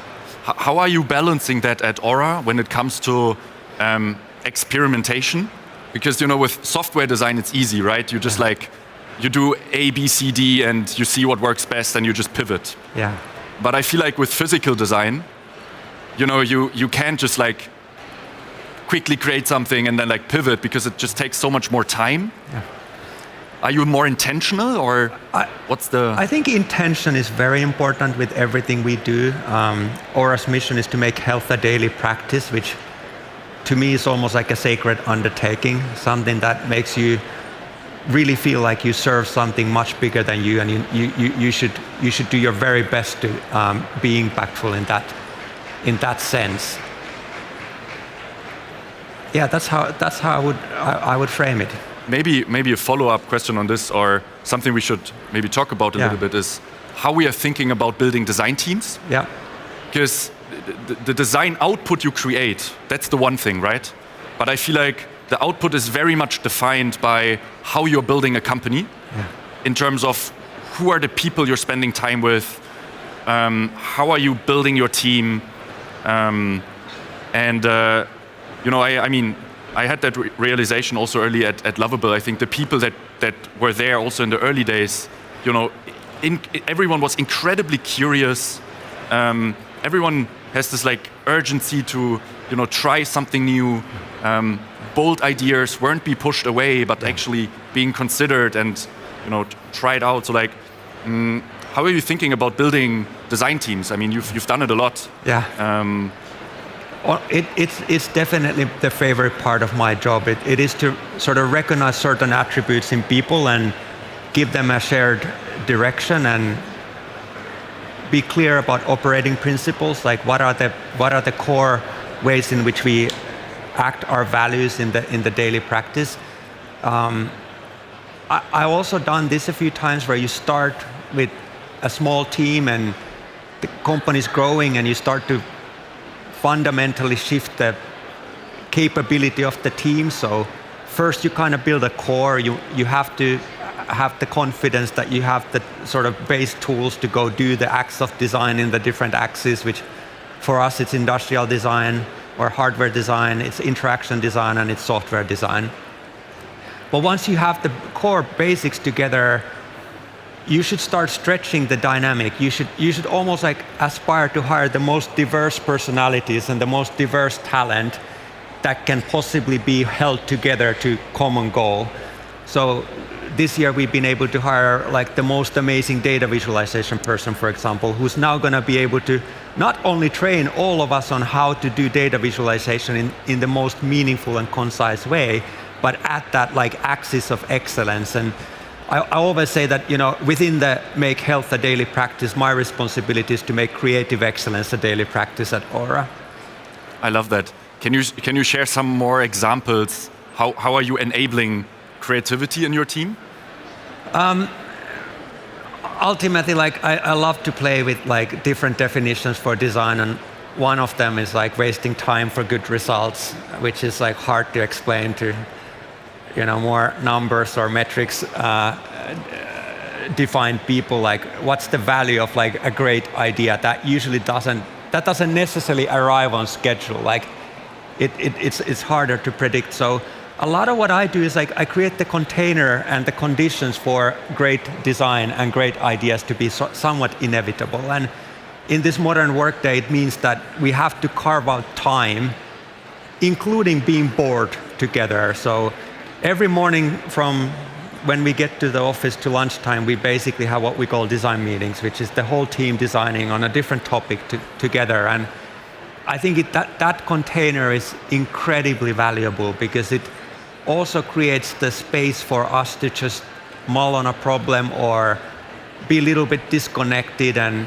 the best meetings usually are where you kind of run out of steam, and there's a certain almost frustration that no good work is coming out, and then an hour passes and somebody's like, what if we did it like this? And then you sense this little sparkle of energy, and we could do that, and we could do that, and soon lunchtime has gone, because people have been so mesmerized by now this idea, and it's still fragile, it's still something that needs quite a bit of protection, but now at least our team is sort of rallied around it, and then it's our job to go help the rest of the company with that. And maybe one also really concrete thing to take away that could be helpful in your startup, or if you're an investor, in how you assess the design team's function, is that in some ways the role of design is to inspire and clarify the company's future here and now.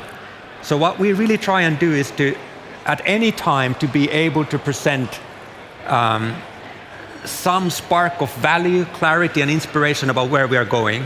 So be it the board of directors or the CEO, they can come to the studio and they can get a sense of like, this is where we are going as a company. This is what it feels like. This is what it looks like. And these are some of the broader themes of how these things would look like, actually work like. Yeah, I love that so much. It's like design is almost like a way of manifesting where you're going. It's building your vision, designing your vision, but in a visual way, in an expressive, communicative way. Correct. I love that a lot. I want to talk a little bit more about, I think we have a bunch of founders and investors here in the room. And I was previously working with Creandum and helped a bunch of their portfolio companies hire designers.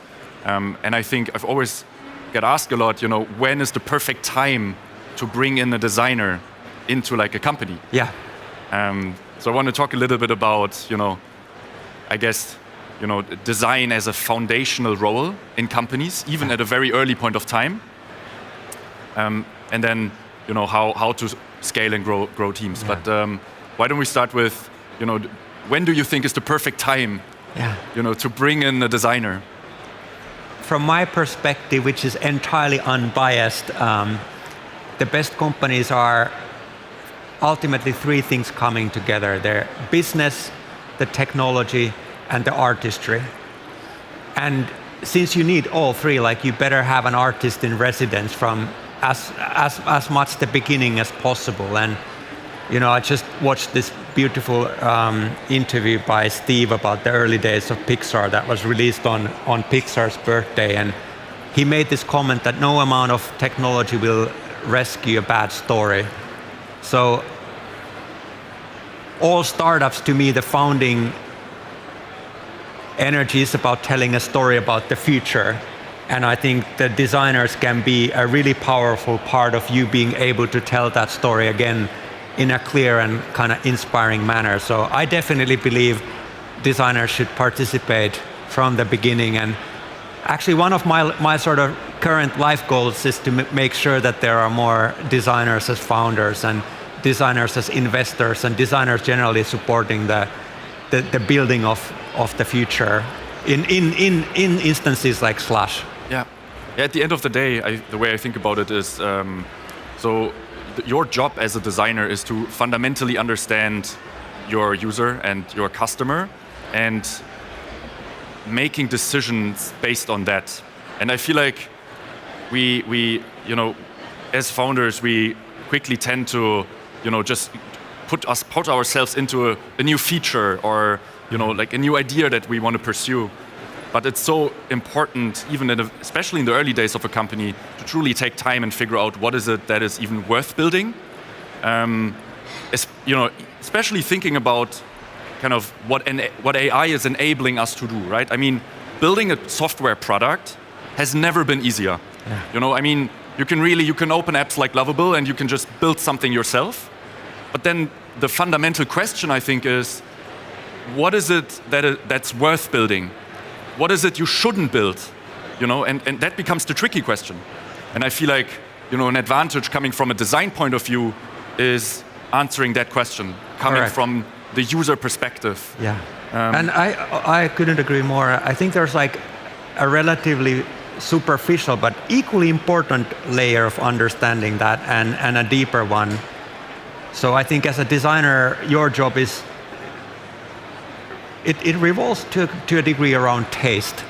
And I think taste is increasingly important in the age of AI, because at the end of the day, AI is also compiling its delivery out of like a broad set of data and whatever prompt you have given it, which is bringing the peak taste and the bottom taste to some sort of median level. So I think designers superficially, I say superficially, but it's like completely legit and important part of the industry, right? Like making something beautiful is genuinely valuable. So it's the layer of taste, and then I think the deeper layer is a layer of compassion, and not just empathy. Like it's not just about being able to understand the human experience and how your customers are struggling with their day-to-day, and how can we help them do better in the axis that the company operates. And compassion is like empathy, but with this like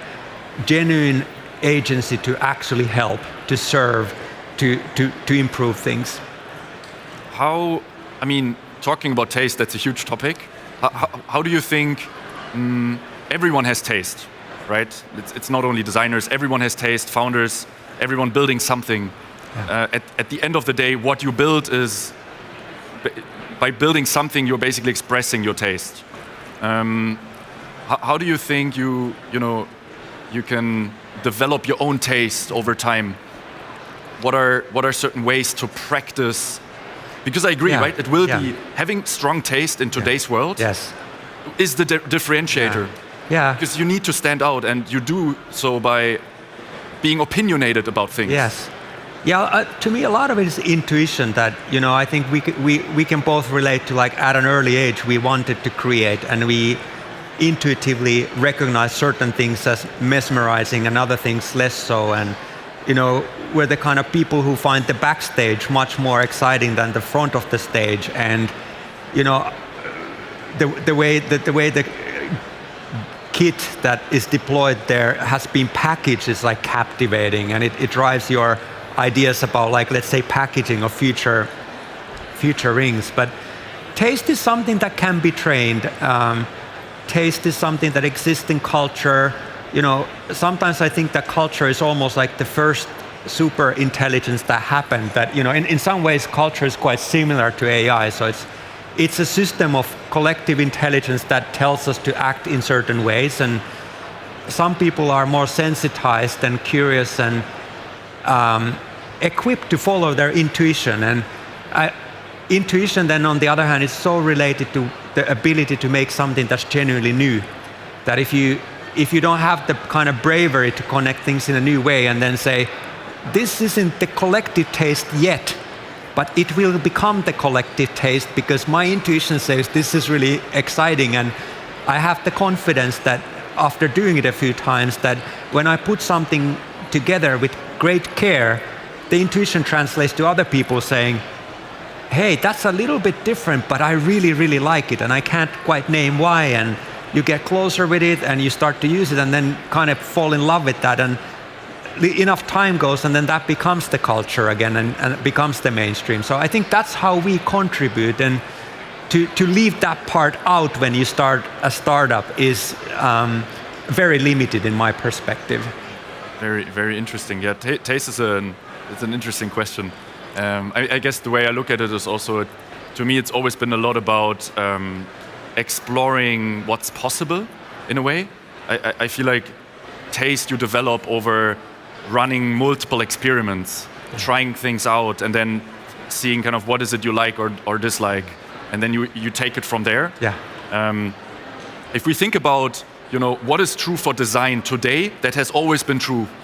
Also back in the days, when you worked at Apple, Airbnb, or even ran your own companies. Yeah. What are some of the things maybe for the non-designers but also designers out there where you say, this will always be true. Yeah. No matter what you're designing, whether we're living in an age of AI, these are the fundamental principles that you should always be kind of going back to. Yeah. Let me take this all the way then to the beginning, or like at the highest level of what I think is most important in companies. Effectively it boils down to two things: this building relationships and making decisions. Decisions being some kind of allocation of resources, like that's what you are ultimately doing. And then I will come to creativity, which is like what every single person in the company is on the hook for delivering to a degree, but perhaps designers have even heightened kind of contribution around this idea of creativity. And if you then think of relationships or you think of decision making, creativity is a multiplier for both. So that's kind of maybe at the most universal philosophical level, what I think is the contribution that we can be I love making. that. I love that. I would maybe add, I feel like, I mean, in my job, I'm sitting in front of a computer pretty much the whole day, and I love it, but I also hate it. Yes. I think what I realized for myself as a design principle that I always want to keep as long as we're designing for humans is this whole idea of, yes, we're using AI, we're using different kinds of technologies, and our jobs are changing, right? I mean, our jobs as designers completely changed over the past few years. I'm using AI pretty much every day for anything, right? Is it like, whether it's setting up user tests or challenging me on UX copy, it could be anything. But I feel like one thing that stays true, and that is at the end of the day, you're designing something for a human. And so you want to make sure that you're not being distracted too much by what AI is telling you is right, but by focusing and believing in your own instinct and gut. Because, at the end of the day, I feel like there will be times where we will design for machines, but the same is true for B2B or consumer. It doesn't matter. If your target audience, is at the end of the day, it's a human, right? And so we should always have this like human interaction and communication loop in our kind of design process. Totally. I don't believe we can automate that. No. Beautifully said, and I would maybe conclude it that, ultimately boils down to wisdom, which is, philosophically, or like philosophy is one of my favorite words because it actually stands for love of wisdom. So, and wisdom is a deductive practice. It's like deeply understanding the condition of being a human and being alive and interacting like we are here. And that's like one of those eternal commitments. And I think it's a commitment that's increasingly important as the technology gets more and more omnipotent. So in some ways, as we go forward in technology, we should go backwards in our understanding of the certain fractures that have happened around our humanity. And once again, I think it's the role of the design team to champion some of those thoughts. Exciting times ahead. All right on time. Thank you so much for joining us in our discussion, and hopefully have a fantastic Slush. See you later.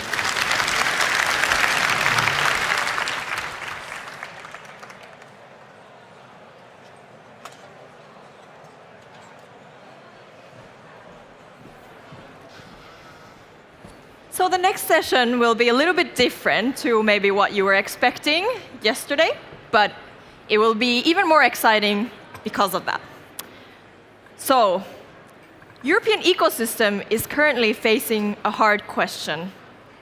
How do we turn the talent, the research, and the growing set of AI initiatives into scalable companies?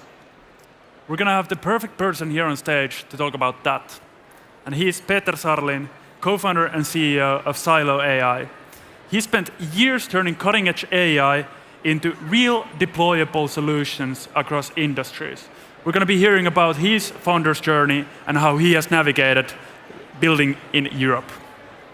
Especially artificial intelligence in Europe, with many regulations looking after it. To step on stage with him is Thomas Orr, founder and CEO of EU Startups, who sees the patterns and pressure points across Europe's founder community. Together, they'll explore what truly matters and what truly moves founders forward in the age of AI.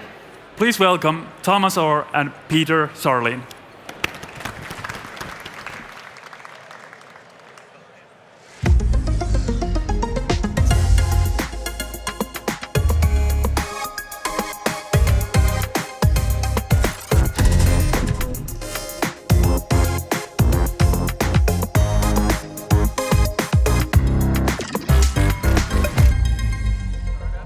Excited to be here with you today in Helsinki, and very excited to be talking to my interview guest here, Peter. Peter, I think most people know you already quite well, especially here in the Helsinki startup ecosystem. But let's go way back into time. You started Silo AI at a time where AI was not on top of everyone's mind. You founded it way before the current hype cycle. Do you sometimes think it would have been easier to start it in today's environment? Or do you think starting so early was a competitive advantage? Yeah, that's a big question, and it's great to be here. So, as you said, we started early compared to many, but not early in relation to sort of this technology. It's been built out for the past like 7 decades, and I've myself spent sort of a career in academia before setting up Silo. So left the professorship with my research group and a few other co-founders to set up Silo in 2017, having spent sort of close to 10 years before that in academia and at the intersection of academia and industry. It was a very different environment to where we are today, and the opportunities were different, and you had to approach them differently. A fun fact, I guess, is that if you look at the AI companies of today, close to none of them were founded before like 2020 or even 2022. So, you know, there's OpenAI and a few others that were founded before Silo AI. Then another sort of, I think, crucial element to our path is that we bootstrapped. So we didn't raise external capital before 2022. We were 200 AI scientists, majority PhDs, a fairly strong AI lab already at the time. And I think that was the right path because the environment was just so different. Many of the AI, there were many AI companies in 2017. Most of them do not exist anymore because the market was different. The technology wasn't really mature. Enterprises weren't really mature. So you know, eventually then the key question we asked was, you know, how do we actually penetrate the market and create value?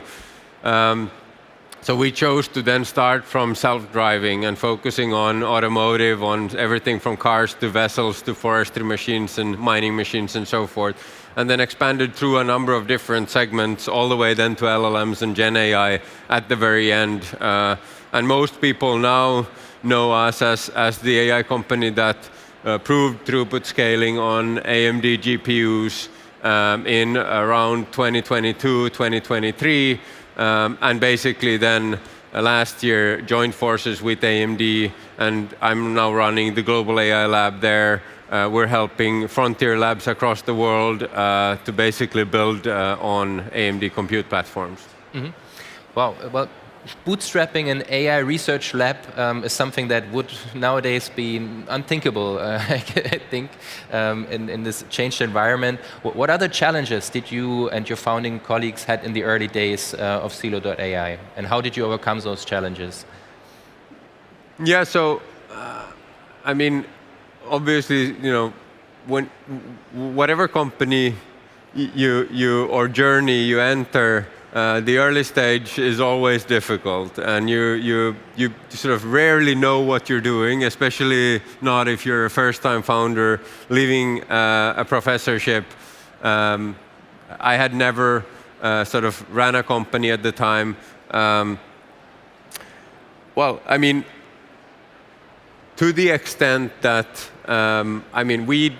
we did not know how to approach the market in 2017.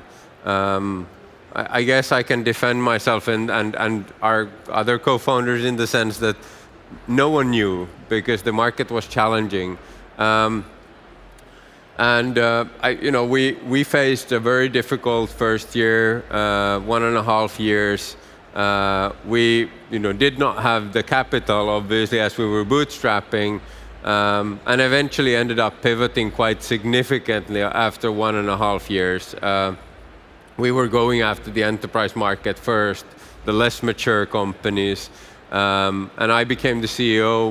We swapped roles with one of my co-founders in about 1.5 years in, and then we fully sort of embraced the more mature companies, the ones building, the ones that knew what AI is, the ones that had already doubled down on the technology, and that was in the self-driving space, which sort of allowed us to actually sort of build out the business out of it. And then eventually only in 2022, 2023 to sort of double down on building out a model serving platform, AI platform, and then our own models and serve the world with those. And actually 2 days ago, now as part of AMD, we announced AMD Enterprise AI Suite as the software layer to interface AMD compute platform. So that's sort of how long it took to actually get really to the global market. Mm-hmm. Well, a lot has changed since you started in 2017, and there's an ongoing global race for AI dominance, right? What is missing in Europe in order that Europe can play a competing role in the future? Like, is it capital? Is it maybe a lack of talent, lack of ambition, too much regulation? What is missing that Europe really can compete in the future?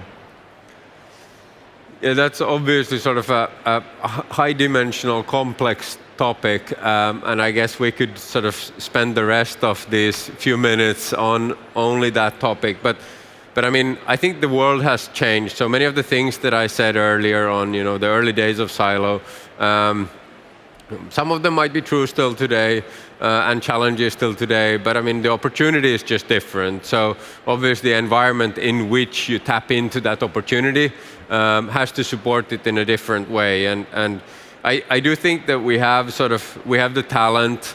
We have an extremely strong talent base in Europe, and Silo significantly benefited from that and still benefits from that. And you oftentimes say that you need 3 ingredients for AI. That's data, talent, and compute. I mean, that's a little bit of a cliche, but nevertheless, we have those. I kind of also think that we have capital, because my perspective is that capital is global and good initiatives will attract capital. So, even though we could do a lot still to sort of ensure that we have late-stage capital in Europe or better access to it, and that there is European capital accessible to late-stage companies, I think the biggest challenge is the single market and the fact that, or lack of single market, the fact that we live in an extremely fragmented Europe with multiple countries, 27 if you wish. And the key question for a scale-up eventually is, are you able to deliver on the promises when you raise capital? Because I believe you can raise capital. Are you able to deliver on those promises in Europe? And I think the reality is that if you just look at other markets like the US, where you could basically set up shop in New York and then scale all the way to California, it's just very different to run your go-to-market approach to different countries, starting off with one and addressing the legislation, regulation, the different, say, language and culture and so forth, and putting in place a separate go-to-market for each of these countries. At the same time, while we should push for change, I think it's going to take some time. I'm sort of optimistic in the sense I do think we can do things in the short term as well. So there's plenty of opportunity to tap into. You briefly touched on the topic of legislation, regulation. Do you think there's too much regulation going on in Europe? Speaking about things like EU AI Act, or do you think like this Europe-wide policies could even be helpful for startups because they provide clarity? Yeah, that's an interesting question. I don't believe regulation is our superpower. I don't believe in the Brussels effect. But maybe on the other hand, I mean, while it is something that is a concern, I think my concern comes from fragmentation. The fact that it's not just one sort of regulation. It's different legislation and regulation at the national level. And you as a company need to sort of eventually address that. And heterogeneity at that level is sort of, that is a challenge for a company that is putting in place an ambitious plan to scale. But if you basically look back, what has happened with the EU AI Act, having looked at the process since 2017, we actually got to a pretty good position from where it started. It started from, in 2017, it started from a discussion on how to regulate systems, methods, techniques, AI as a technology. I don't think you can regulate AI as a technology because eventually, as we all know, AI is just a feature of products, and those products could be self-driving vehicles, or they could be assistants and chatbots, or they could be social media platforms, or they could be lawnmowers and vacuum cleaners. So those certainly should be regulated in different ways, and that's where we ended up, in a sense, now a bit more than a year back with the EU AI Act. So it's use case specific, application oriented, it has the risk categories, which you might agree or disagree whether this categorization sort of went well in every dimension. But eventually I would say the approach is good. Then the only concern I really have, a larger concern, is that at the very end, the GPAI category was added, which I think there's no consensus still on how to define what GPAI really is. And I would even say that we took multiple steps back. So where we came from, where we eventually sort of started with regulating systems, methods, techniques, and so forth, and got away from that perspective to the world, that was introduced again with GPAI. And I'm, again, optimistic in the sense that I believe we will sort that out and solve how GPAI is going to be defined. Mm-hmm. Awesome. Well, coming back to the topic of talent, you're also serving as professor at the University of Aalto University here in Finland, and you are very close to AI talent in Europe. In the US, they're paying millions and millions in terms of salary for this up-and-coming AI talent. So they are attracting all the talent from across the world, I guess. How do you see Europe in that talent race? Do we have enough talent? Do we have enough upcoming, very knowledgeable engineers and researchers in that field? Or are we losing to the US and other parts of the world? Yeah. That's actually an interesting question, and I think that's extremely important from many different perspectives. So I would say that Europe as an environment was an opportunity for Silo. I mean, we always served global customers. Majority of our customers were always across the world since day one, and up until the very end when we joined forces with AMD, and certainly obviously now as we serve as the global AI lab and help companies ranging from OpenAI to most other AI labs that are running on AMD compute. So we have competitive talent in Europe, and the salaries are at a different level. I would say they're still fair, but they're at a different level. So it's possible to tap into unique talent in Europe, and I actually think that everything really starts from talent. And that's really the sort of ecosystem perspective to things. Talent is not enough, and eventually it's also a risk. I mean, we risk losing talent unless we have the ambitious initiatives that every single sort of talented person is looking for. So academic clusters, I would say, has always been the sort of the core of a vibrant ecosystem. It's an opportunity for Finland and Europe. That's how Stanford eventually was the core or seed of Silicon Valley, around which then small companies that became large companies eventually facilitated the growth of other companies, and that became an ecosystem. And in the same way, I think Paris has now paved the way in Europe by basically actually attracting big tech. So an strong academic cluster known for the strong sort of maths research since many decades already, and then attracting Meta, DeepMind, say OpenAI during the past years to set up their R&D centers there for talent to have ambitious moonshots to work on. And eventually these people will at some point leave and set up their own company, the Mistrals of the world, or then join a local company. And that is really sort of when I alluded to earlier that we haven't lost the race, even though we're not necessarily providing the best environment to scale companies in Europe, which I think is it's not the only question, but it's a key question to solve. I do think that everyone here can contribute to building stronger ecosystems. And that is basically at play. That's happening at the moment in Paris.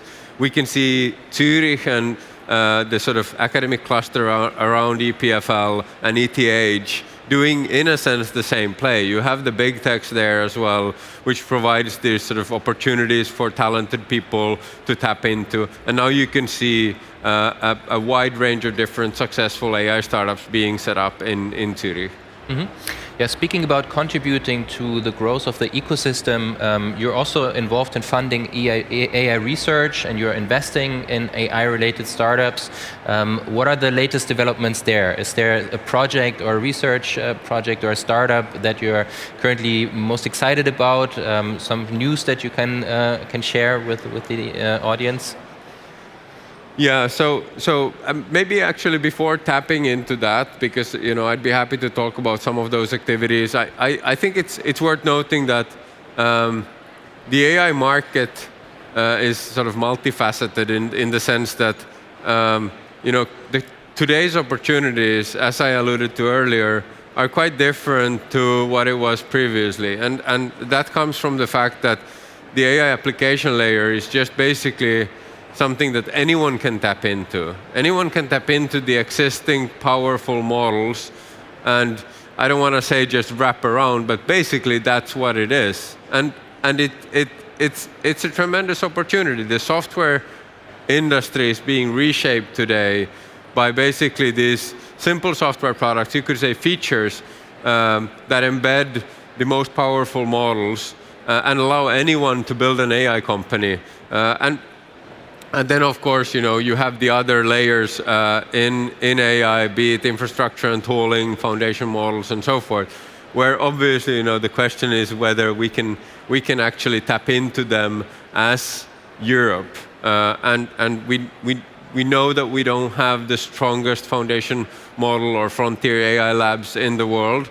But at the same time, there are companies that are basically paving the way in, say, like Lovable and Legora and others that we've seen here. But then what I wanted to highlight is really the sort of industrial opportunity in Europe. We've been complaining we don't have the tech platforms, and that's kind of true. At the same time, we have the industrial platforms. We have the biggest life science companies in the world. We have the biggest automotive companies in the world. We have the biggest gaming companies in the world in Europe. They are sitting on platforms. We know also that big tech is innovating in this domain. So the question is, who will take the lead in AI? Is it in, say, protein folding or other opportunities in life sciences, or self-driving in automotive, or as an example in gaming and using generative AI to create sort of three-dimensional worlds and games eventually. And that's why it's not only an opportunity, it's also a risk for the existing strong industry in Europe. But yes, now looking at this sort of multifaceted opportunity, we've been doing a number of different initiatives during the past year especially. One obviously that has been close to my heart is to give back to the academic community. Together with many, I've helped Finland set up the Ellis Institute, which is Europe's leading, I would say, AI research initiative.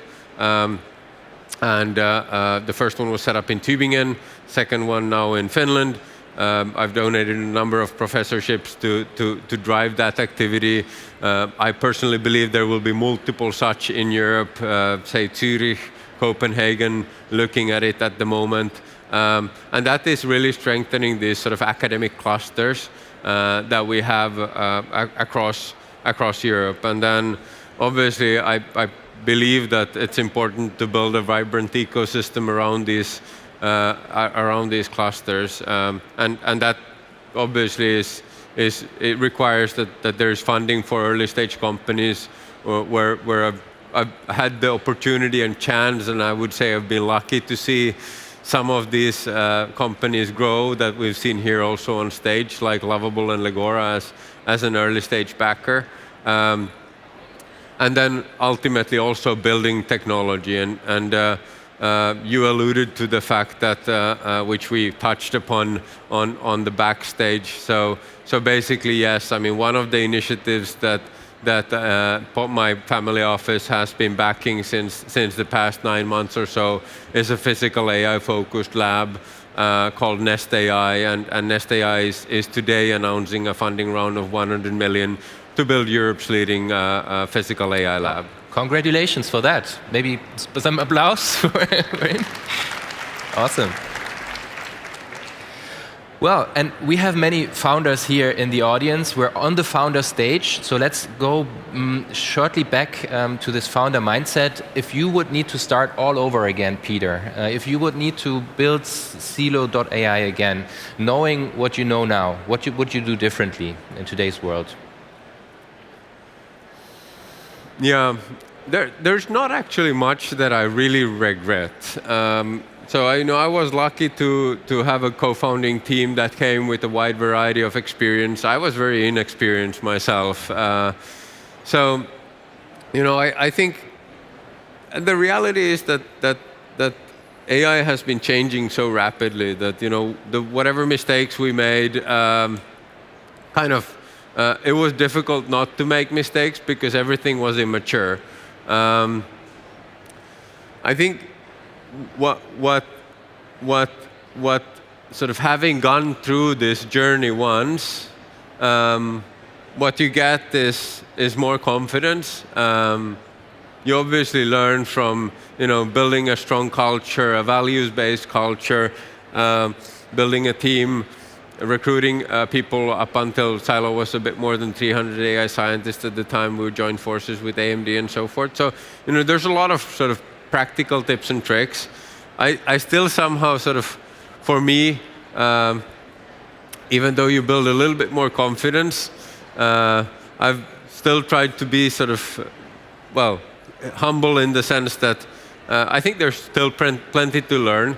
I don't expect that all of the learnings that we got during the Silo journey are relevant going forward.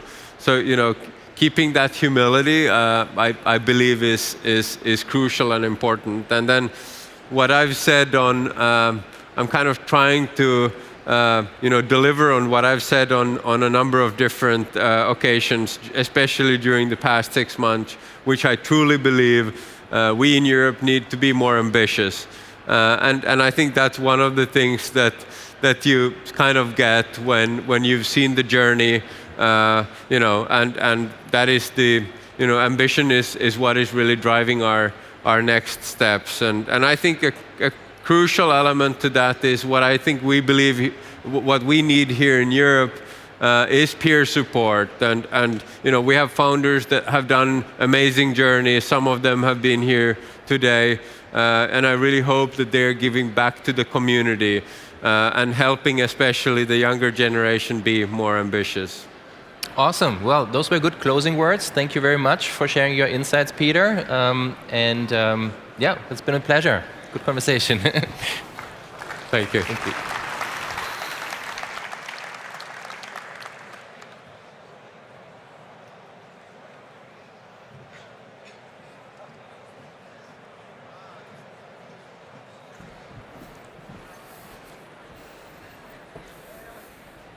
Hey, you.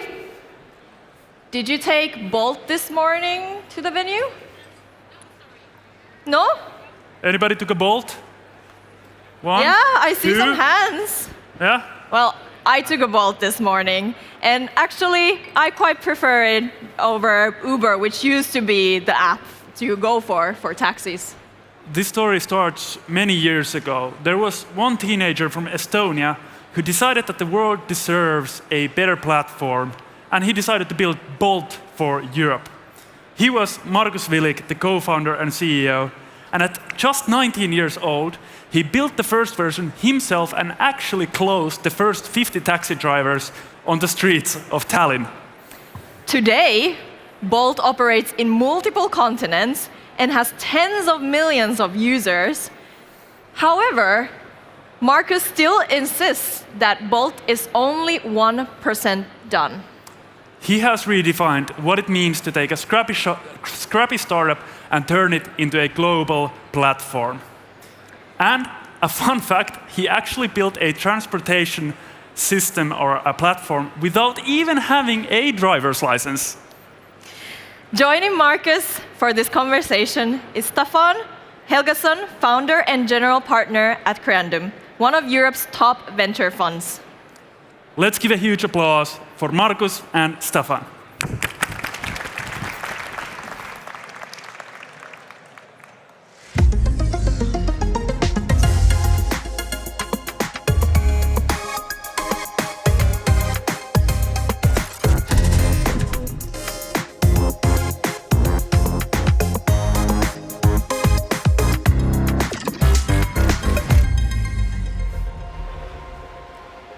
I love flames. What about you?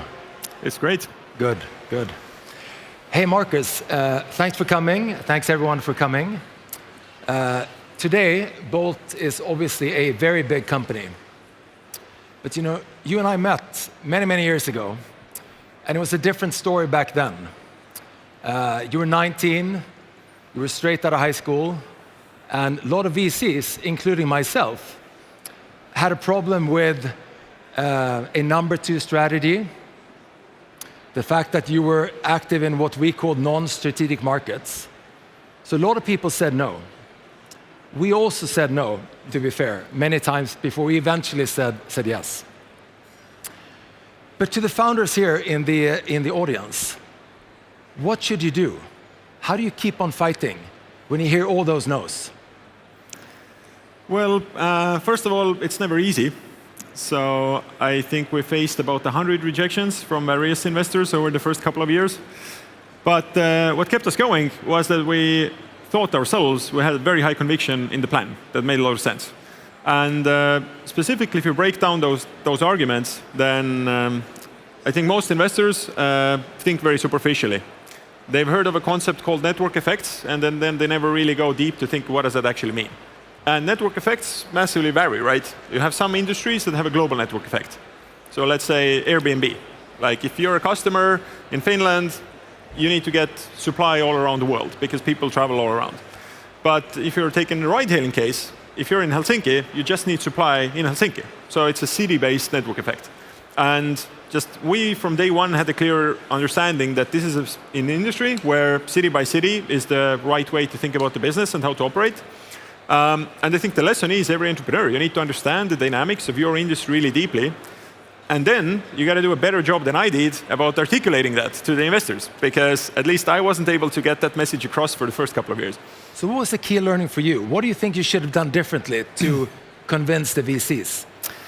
Well, I like to tell myself that just the world has changed a lot in the last 12 years as well, because when we started, I think the world in general was much smaller, specifically the technology world. So in every category, people were used to just having one winner, and they weren't really accustomed to the fact that there might be a dozen winners in a category that all end up making billions of dollars of revenue and size. And that's what happened in the ride-hailing and food delivery industry by now. I mean, there's a dozen companies out there that do more than €1 billion of revenue. But back then, that was unheard of. So I think most people just thought that there's going to be one winner and there's not going to be any space for anybody else. So I think now is a much easier time for most entrepreneurs. So the audience is full of entrepreneurs and investors. If you were to say one thing that the investors should have thought differently at the time, what would that be? One thing I would add, in addition to just thinking really deeply about the industry dynamics and not just blindly applying patterns, is that these emerging markets now are so much greater than what they used to be. So when we started, the conventional wisdom was that the only way to get to $1 billion scale was you had to go to rich Western markets. You had to go to the US and Western Europe. But most people had never ran the math that actually you can build a huge, even $10 billion company just in Central Eastern Europe or the Nordics, not to mention in Africa or in Asia. So I think the world is so much greater now that you can actually go to a specific niche in a specific geo and build a massive business. So a couple of years ago, you were friendly enough to, or nice enough to come and speak at our 20th anniversary party. And my wife was in the audience listening to you and a couple of others. Mm-hmm. Do you know what she told me afterwards? No. Well, she walked up to me and she said, Staffan, you're so stupid. I listened to Marcus, and after 2 minutes, I know you should have invested. So, you know, there should be those truth sayers around you constantly. Okay, so you couldn't raise, and when you raised, you raised really small amount. So you had to do something different. And you once told me something that stuck in my head that I've used in many discussions with entrepreneurs, which was, our culture takes millions of decisions for us every day. Tell us about what is that culture, and how can that help you to sort of move mountains? Well, there's a lot of talk about product market fit, but I don't think there's enough talk about culture market fit. And what I mean by that is that you need to understand what are the requirements in your category, and you got to design the culture to fit that. So in our case, we understood that it's a very intense category where it's very operational. You got to look at the metrics every single day to be on top of it. So the pickup times are good, the car always gets to you, the pricing is accurate, and so on. So it's a lot of daily operations still. The second constraint we understood was that we have 100 times less capital than our competitors. So the only way to win is not to outspend them, but you have to be 10 times as clever, or 100 times as clever with how you spend your money. So we're really obsessed over how do we get the right people and how do we get them to do very frugal decisions. And so on. So there was a number of factors. And just what I see is that like most founders don't really think about it very deeply. They just think like, hey, this is a kind of culture I like, but they don't really think whether that's actually a culture that fits the specific industry I'm building in. No. And you got to have a different culture, whether you're building rockets or medical devices or you're building B2B SaaS. I mean, you got to figure out what's the right tenets and attributes that work in that sector. So on culture, I've heard you say that you think remote work is insanity. Tell us more. So actually, we've always been an in-office culture from the day of inception. And there's practical reasons for it, in the sense that, again, we're on a business where you need to meet drivers face-to-face sometimes. You need to meet restaurants face-to-face. We operate hundreds of thousands of scooters. I mean, I've yet to see you can operate those scooters at a remote distance. You need somebody to go and maintain them and clean them and so on. So it's always been a big part of the culture.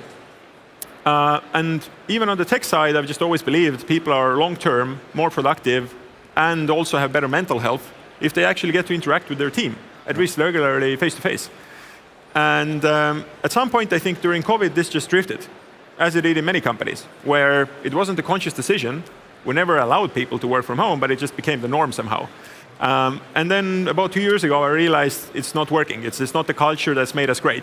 And it wasn't a decision that went popularly down with every single person out of 3,000. But looking back at it now, it was absolutely the right decision to do, to get people back to the office 3 days a week. Yeah. So you mentioned health. You know, running a startup is not really healthy, to be honest. You know, you have to work brutally hard. It's intense. It takes forever, and so on. What are your health hacks for people here in the audience? Well, actually, what I've come to understand over time is that people don't really pay too much attention about their health in most tech companies, and I think specifically about their mental health. And I see so often times that people come and face very critical, complex decisions while they're actually not in the best mental place themselves. They might be stressed out, it might have been a very long day already, maybe they didn't sleep too great the day before, and it ends up costing the company millions because they make just bad decisions. So that is something I've been trying to be as a role model in the company as well, and say that, guys, like if you're not feeling at your sharpest, then maybe you shouldn't be doing the most complex decisions today. Put them in the part of the day when you feel like you're in the best shape you can possibly be, if you want to what's best for the company. And on a practical side, I mean, it means take care of yourself, right? I mean, sleep 8 hours a day or whatever you need, exercise, eat healthy, and maybe don't be on Slack 24/7, which is just going to completely mess up your attention span. So do focused, deliberate work. How often do you check your key metrics? Every morning. Every morning. Is that the only time? Actually, most of the time, yeah. Because I think it's very easy to get obsessive and be on Slack or whatever and just monitor it all the time. I've understood it's a complete waste after 12 years. So I do a deliberate session every morning for about 20 minutes, check out what's going on, and that's it. Okay, cool. So things move fast. It's a startup. You've been at it for 12 years. Let's talk about your future plans in a while. But now AI is happening. No need to say everyone knows that. How is AI affecting you, and how are you what are you doing in AI? I'd say that in the short term, it's affecting us very little. I was actually expecting us to see more benefits. The few areas where it's worked really well is the obvious ones. Customer support, we've probably been able to automate about 50 to 60% of the volumes, depending how exactly we measure it. We've seen a big uplift in coding, but arguably, I think on a blended basis, 10-20%, not more than that. Lovable, Cursor, Replit? We use all of them. And again, it depends on the specific use case, right? I think people are very excited when they can see that you can have 100% productivity gain in one small area. But when you actually think about the entire work week of the developer, on average, we more see like a 10 or 20% uplift, which is still good, but I mean, it's not as far as maybe the hype would suggest. And then everywhere else around the company, I think we've seen small gains. Everybody's around 5%, 10% more effective, thanks to all these tools, but we haven't seen a massive transformation yet. Do you use any of them yourselves? Every single day. I mean, Granola, ChatGPT, etc. Any other vibe coding tools? I'm after Lovable, by the way. Yeah, so I mean, I obviously use them for prototyping every weekend. I mean, I need to understand what's going on at the frontier. Otherwise, I'm just going to be completely out of touch with our developers. So in addition to AI, there is autonomous and self-driving cars. And I checked that in San Francisco, I think Waymo now has a 25-27% market share. They've announced they're working with Uber. I think Baidu and Lyft have said we're going to do something in Europe. Mm-hmm. What are your plans? Are you behind? No, I actually think it doesn't even matter who's the first one to launch any of these pilots. I think what matters in every industry is who's going to be the last one, who's going to win. And this is, I think, especially true in the field of robotics and self-driving cars. Because this is not an industry where you want to rush things, get out to the market, and somebody gets killed. We've actually seen our competitors literally do that. Yeah. So I think our strategy has been to be much more careful. We are engaging with everybody out there because we're the natural platform of choice. If anybody wants to bring self-driving cars to the market in Europe, then we're the biggest European platform. They can benefit from 200 million customers across all these countries who want to use that service. We can help them with capital, we can help them with building the physical operations, cleaning, charging, etc. But we want to be very deliberate. We pick the right partners who are safe, reliable, and who can actually scale. And the easy thing in this industry is that pretty much anyone can do an impressive demo for about 20 million bucks. Pretty much any team can start from zero, build a demo that drives around in their city, and it looks very impressive. But going from there to an actually highly reliable service that's viable for robotaxi is a completely different ballgame, and even Tesla isn't close. Yeah. So reliability, obviously, and safety are key, but I guess cost is also key. And you know, I've ridden Waymo a couple of times, and I have to say I love the experience, but it also feels like a brutally expensive platform. Mm-hmm. Which way do you think is the right way going forward? Obviously, this is only going to get mass adoption once the pricing comes down. And the good news is that it's clearly going to come down. So when you look at the cost curves of these companies, today we're in the order of magnitude of 4 to 5 euros per kilometer. It's going to start picking up in adoption once it gets to a rate of about 3 euros per kilometer. And then mass adoption is about 1 euro per kilometer or less. And this is going to be a 5-10 year game for us to get there as physical manufacturing ramps up, as the software becomes more reliable. But very clearly you can see where this is heading. And how do you think this will differ from the different markets you're in? You're in some markets where the driver cost is high, I guess, and you're in some where the driver cost is low. Is this going to affect, or is it going to happen everywhere? Absolutely. And obviously when we look at some of our markets, like in Africa, Bolt is number one there. We do millions of rides a day, but the average fare is about 25-30 cents per kilometer. When is self-driving going to be competitive with that, even if they can operate in that environment? That's going to be at the very end of the curve.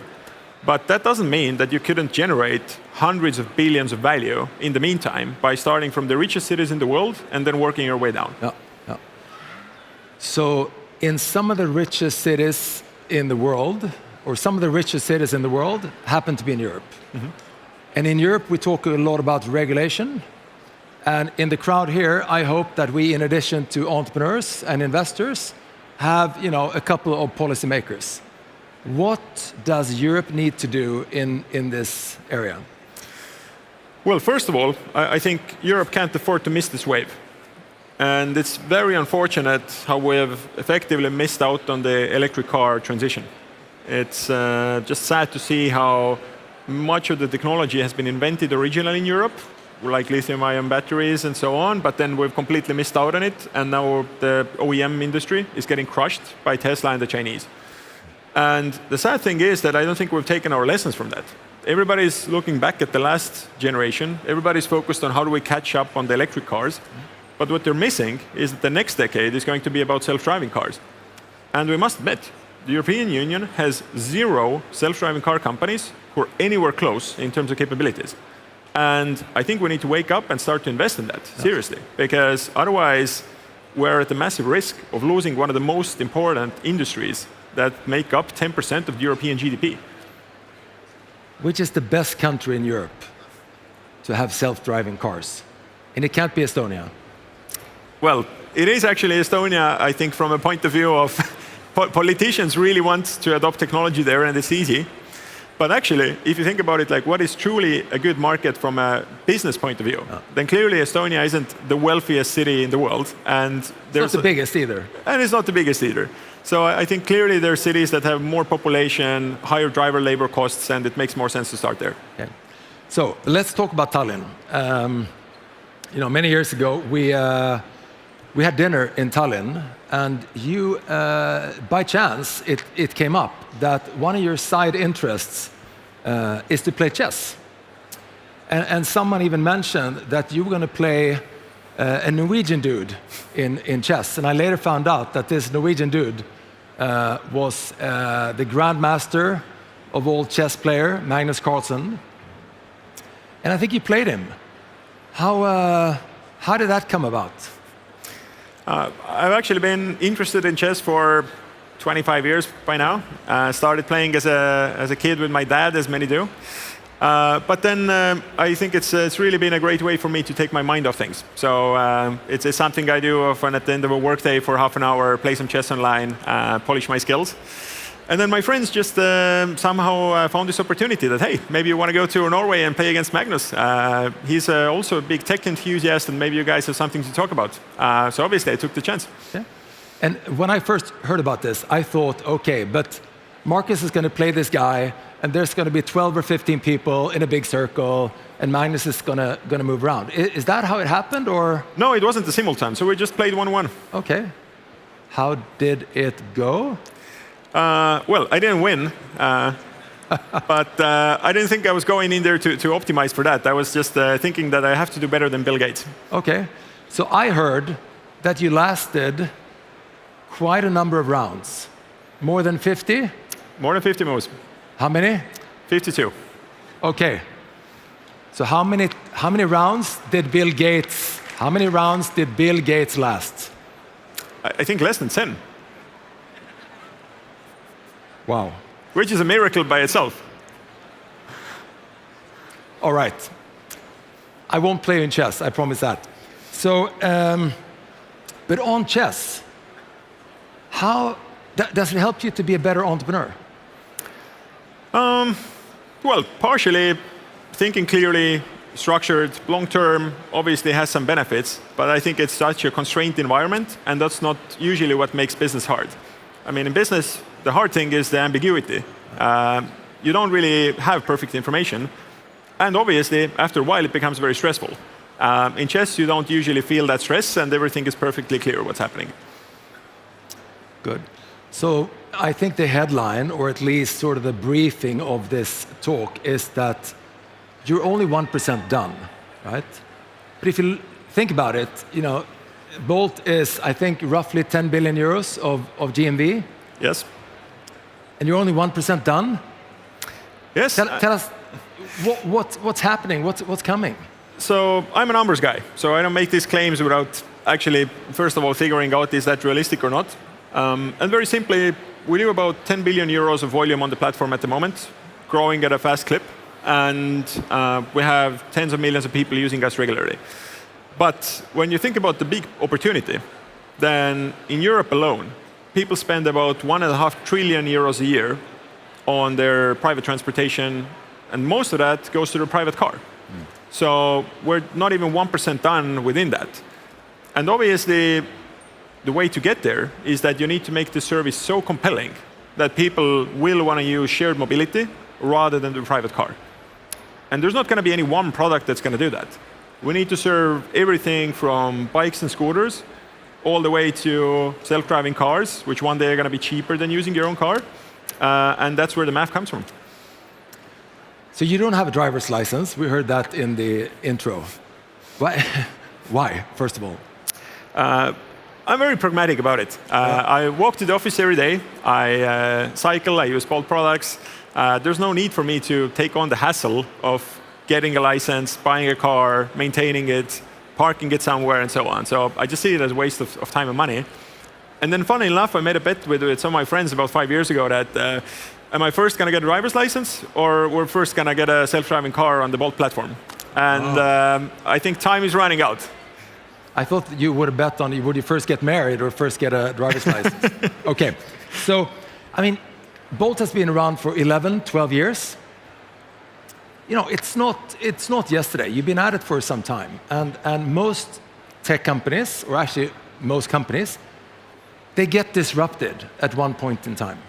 Right? You know, we see it all the time. It's actually what we thrive on as investors. How will you make sure that Bolt doesn't get disrupted? When you study the history of technology companies and you look at what are the patterns, which ones got disrupted, which didn't, I think oftentimes it just comes back to the culture of the team and the founders, because these transitions are never easy, right?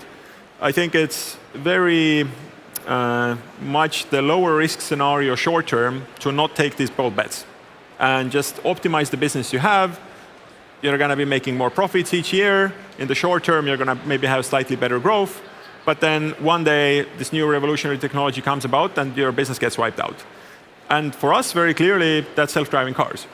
And I think if we weren't the founder-run company, I think it would be very hard for us to justify taking some of our best people, taking a lot of capital, tens and hundreds of millions, and deploying it into this new area, which is still risky, to be clear. And actually, when we look at our public peers, many of them are struggling with it. I don't think they oftentimes have the support of all the shareholders to do these risky bets. So it starts off from the top. Yeah. So you have a culture that is very cost conscious. You know, you turn every dime. At one point in time, you had half the overhead versus Uber on a GMV basis, etc. But in that culture of not having any slack anywhere, how do you make sure you have that either cost slack or mental slack, etc., to be innovative and not just grind it, you know, do the daily grind? I think actually those things don't run at conflict at all, in the sense that you have to be cutting waste, I think, all across the board. And that means that universally applies whether you're working in operations or in technology. I think we should just be eliminating waste where people spend time on stuff they shouldn't, or they do low-value tasks. So that's something we're ruthless about. But at the same time, you do got to admit, you do got to experiment. And experimenting is not a bad thing. That's the only way to innovate and find novel solutions. So we're just being very explicit that we're pro-experimentation, but we're anti-waste. And I think that's a balance we need to explain well to people. Got it. If you look back at these 10 plus years, how much is luck? How much is skill? And the reason I ask is I listened to you once where you said there's some instances where you've just been super lucky. Mm-hmm.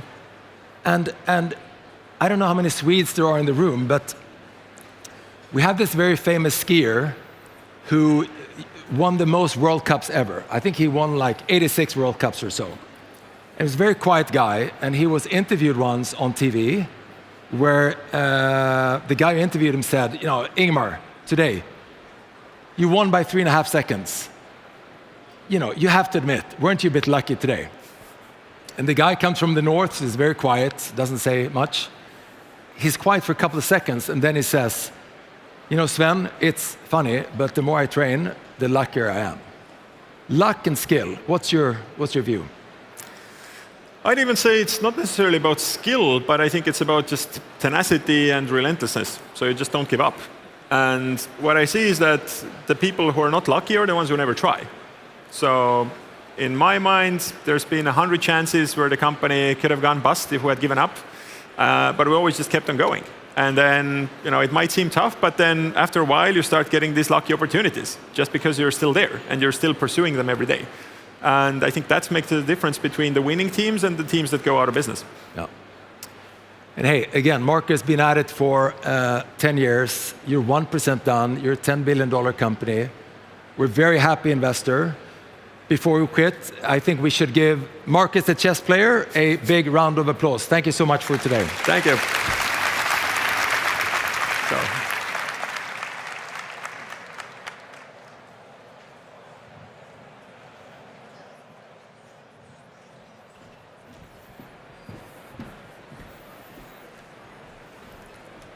Gymnastics is built on repetition and discipline. And those are two ingredients that you need to build a startup. Actually, Marianne, our next guest, spent years as an elite athlete in gymnastics before starting her career in tech. Then she stepped into the tech ecosystem here at Slush. Marianne first joined as CFO, then she became president, and then later served as CEO. During her time leading, she grew the event rapidly and established itself as one of the leading startup gatherings in the world. In 2018, she turned to Wolt, where she joined as an expansion manager. After that, she held roles like Director of New Markets, Vice President of New Markets, COO, and now Head of Wolt. She leads more than 15,000 people today across 30 countries. In this conversation, she'll reflect on her path, what Wolt's next era will look like under her leadership, and what it feels like to step into one of Nordic's most highest profile roles.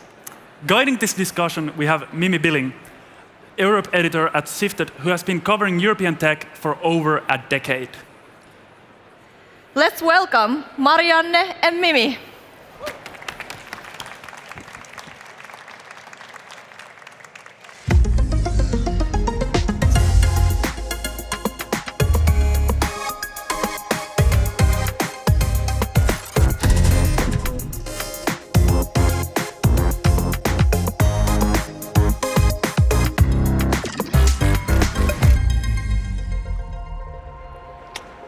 Wow, Marianne, you are, they like waving to you. They want you to like start singing almost. I mean, it's amazing. So great to see such so many people here at the founder stage. And Marianne, it's a real pleasure to have you. I mean, as everyone in the Finnish ecosystem knows you well, but because you didn't just lead Slush a few years back, but you've also been a leading figure in obviously the meal and grocery delivery startup Wolt. And you're also an angel investor now. As of last month, you have taken over the role as head of Wolt, when Mickey Kusti takes over as the CEO of Deliveroo, which was also acquired by DoorDash. And I think most of us in a way, remember when Wolt was acquired by DoorDash 4 years ago. And at the $7 billion valuation, that was like huge sum at the time as well. How was it being acquired? Say? So, it's been the only acquisition I've been part of my life. But what I've heard from others is that I don't think this acquisition was necessarily the most typical one. We said from the early on that, hey, we want to continue execution, we're continue growth, we're gonna continue doubling down on expansion, and hence, not a lot changed overnight. The thing that changed overnight was more like, just let's go even faster. And then gradually over time, we've started doing more of these, let's call it traditional being acquired things, like finding how should our teams work together and so on. Exactly. And at the time, you were the VP of New Markets, and you had taken Wolt to 17 out of, is it like 23 markets now, or is it like... We're already more than 30 countries today. Wow, 30 markets. So but you took Wolt to at least more than half of them, almost like half of them. Yeah. Did your job change with acquisition? Did it kind of put the kind of new markets on hold, or did you continue in the same way? No, we definitely continued expanding. Actually, one of the reasons behind the entire acquisition was to build a muscle for international expansion. I think at the time of the acquisition, we were probably around 20 markets. So we've opened 10-ish since, and we've continued. Still in the last year, we've opened more new countries. So it's definitely continued. Yeah. And I mean, often when you speak to people in the startup ecosystem, it isn't always easy to being acquired because it's a new culture. You have to mix it up and get to know them. And how did your team take it with the changes that came and what was your role in making it all work out? Yeah. The thing I think we did well was that very early on in the acquisition, we set a number of tenets, principles that we all agreed to on both sides. That included things like who is the ultimate decision maker, what's the culture, always assume good intentions, and so on. And I think those cultural tenets, combined with the fact that our cultures, even early on, were quite similar, helped us navigate through the decisions we had to make in the past months and years. Generally, I would say it's been even better than I thought. There hasn't been a big number of these culture clashes or difficult team integrations or hairy problems to solve from integrating two companies' point of view. So I think where my role has been much more focused on is rather how do we get the best learnings from a big company that's much bigger in our industry in the US, and as fast as possible bring those to Europe and to Walt and make sure that there's so much we can look up to and learn from and get that thing executed. And then again, there's been also some things that I think the US team has been able to learn from us and make sure that cross-pollination happens. Yeah. Obviously, being acquired by a US company, this means having lots of meetings, I suppose, at the different hours. I mean, have you changed your working hours to The start was a bit rocky because none of us knew how to manage our calendars. So it led to everybody working every evening in evening calls, Monday to Friday. And then we just said, this can't be like this. And then we found actually a lot better rhythm where we've said, these are the evening call evenings, these are the evenings we're not going to take calls. And it's a lot nicer to rather have one evening when you have calls until 9 in the evening, but then have other evenings that that I won't have anything. And generally, it's been fine. Obviously, every now and then you have to stretch, but I think the balance is okay. Yeah.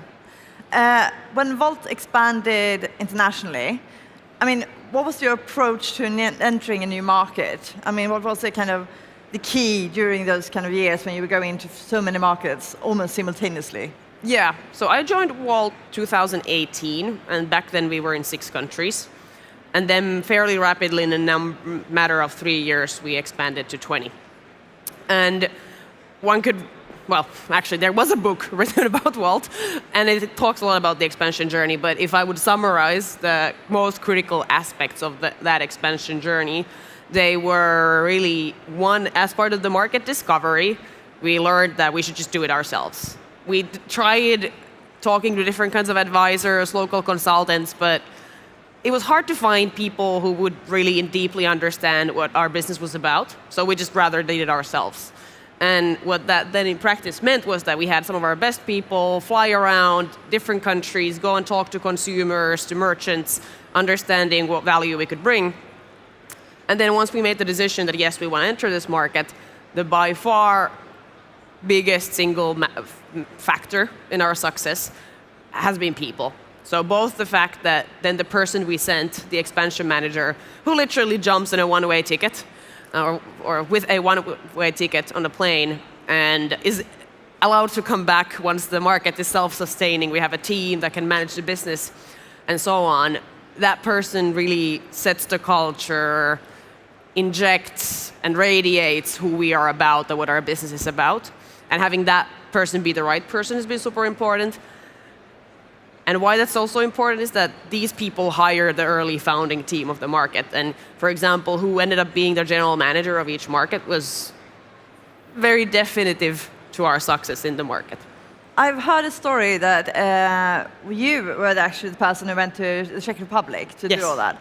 And it took you about a year to find the right people to do it, right? Yeah, that was a challenging market. Obviously, even till today, when we go to a new country, close to 0 people have heard of Walt. We're a highly local service. So when we start recruiting, it starts from the scratch every time. And so it was in Czech Republic. And it wasn't just the senior roles like GM. It was even a customer support associate that we really struggled finding people. So I was literally in LinkedIn sending, hey, reach out, Walt is entering, would you be keen to join us? And it was really tough to find the right type of talent, including the general manager. And as I was the launcher on the ground, I was only able to come back when the team was self-sustaining, meaning we had GM in place. And yeah, we just started market entry in January, and I think the GM started in October, and then it took a little bit while for them to be like fully independent. Did you never like think that actually, fuck this, I'm going home. Let's just leave this market. Let's go to some other market instead. Or I mean, what kept you like believing in it as well, right? Because you have to believe in the market. You have to believe that you can actually make a difference there and like make a good business, right? The good thing is that the true customer problem was always there. So even if hiring was difficult, finding merchants who wanted a service like ours wasn't that difficult. Finding consumers who wanted a service like ours was never that difficult. So the belief in what we're doing being the right thing was always there, but were there frustrating moments when like, you know, I'm doing 3 people's job at the same time, being like, hey, it would be nice to get a weekend off? For sure, there were moments like that. Did you learn the language? I did learn a bunch. Also along the way, I've learned Japanese, I learned a bit of Czech, but I've also forgotten most of it, so that benefit was short term. Yeah. So, I mean, obviously going to a country, staying for that long, I mean, is that your typical way of working? Like you are really that kind of, let's just deal with this. We're going to find the right person and not just take someone else in that might learn to become the right person, or? That's been the Walt way of doing it for sure. Like still today when we open a new country, we have our own people there on the ground as long as it takes, and good enough is not a good enough. And we've done the mistake of hiring good enough, and almost every time it's failed, and then we've had to go back to ground zero. Yeah. Has there been, like, apart from the Czech Republic, have there been other markets that you really like struggle to make it work? So there's been definitely markets that have been challenging for us. As an example, a story we've talked quite a bit about has been Sweden. It was our first market outside of Finland when we didn't have the playbook. We didn't even realize that in a marketplace, the number of merchants you have in a marketplace matters for your growth, and what kinds of merchants we had to have. We learned a lot there. Then later on, like a good example, personally, in struggling with hiring, we went to a lot of these Eastern European markets.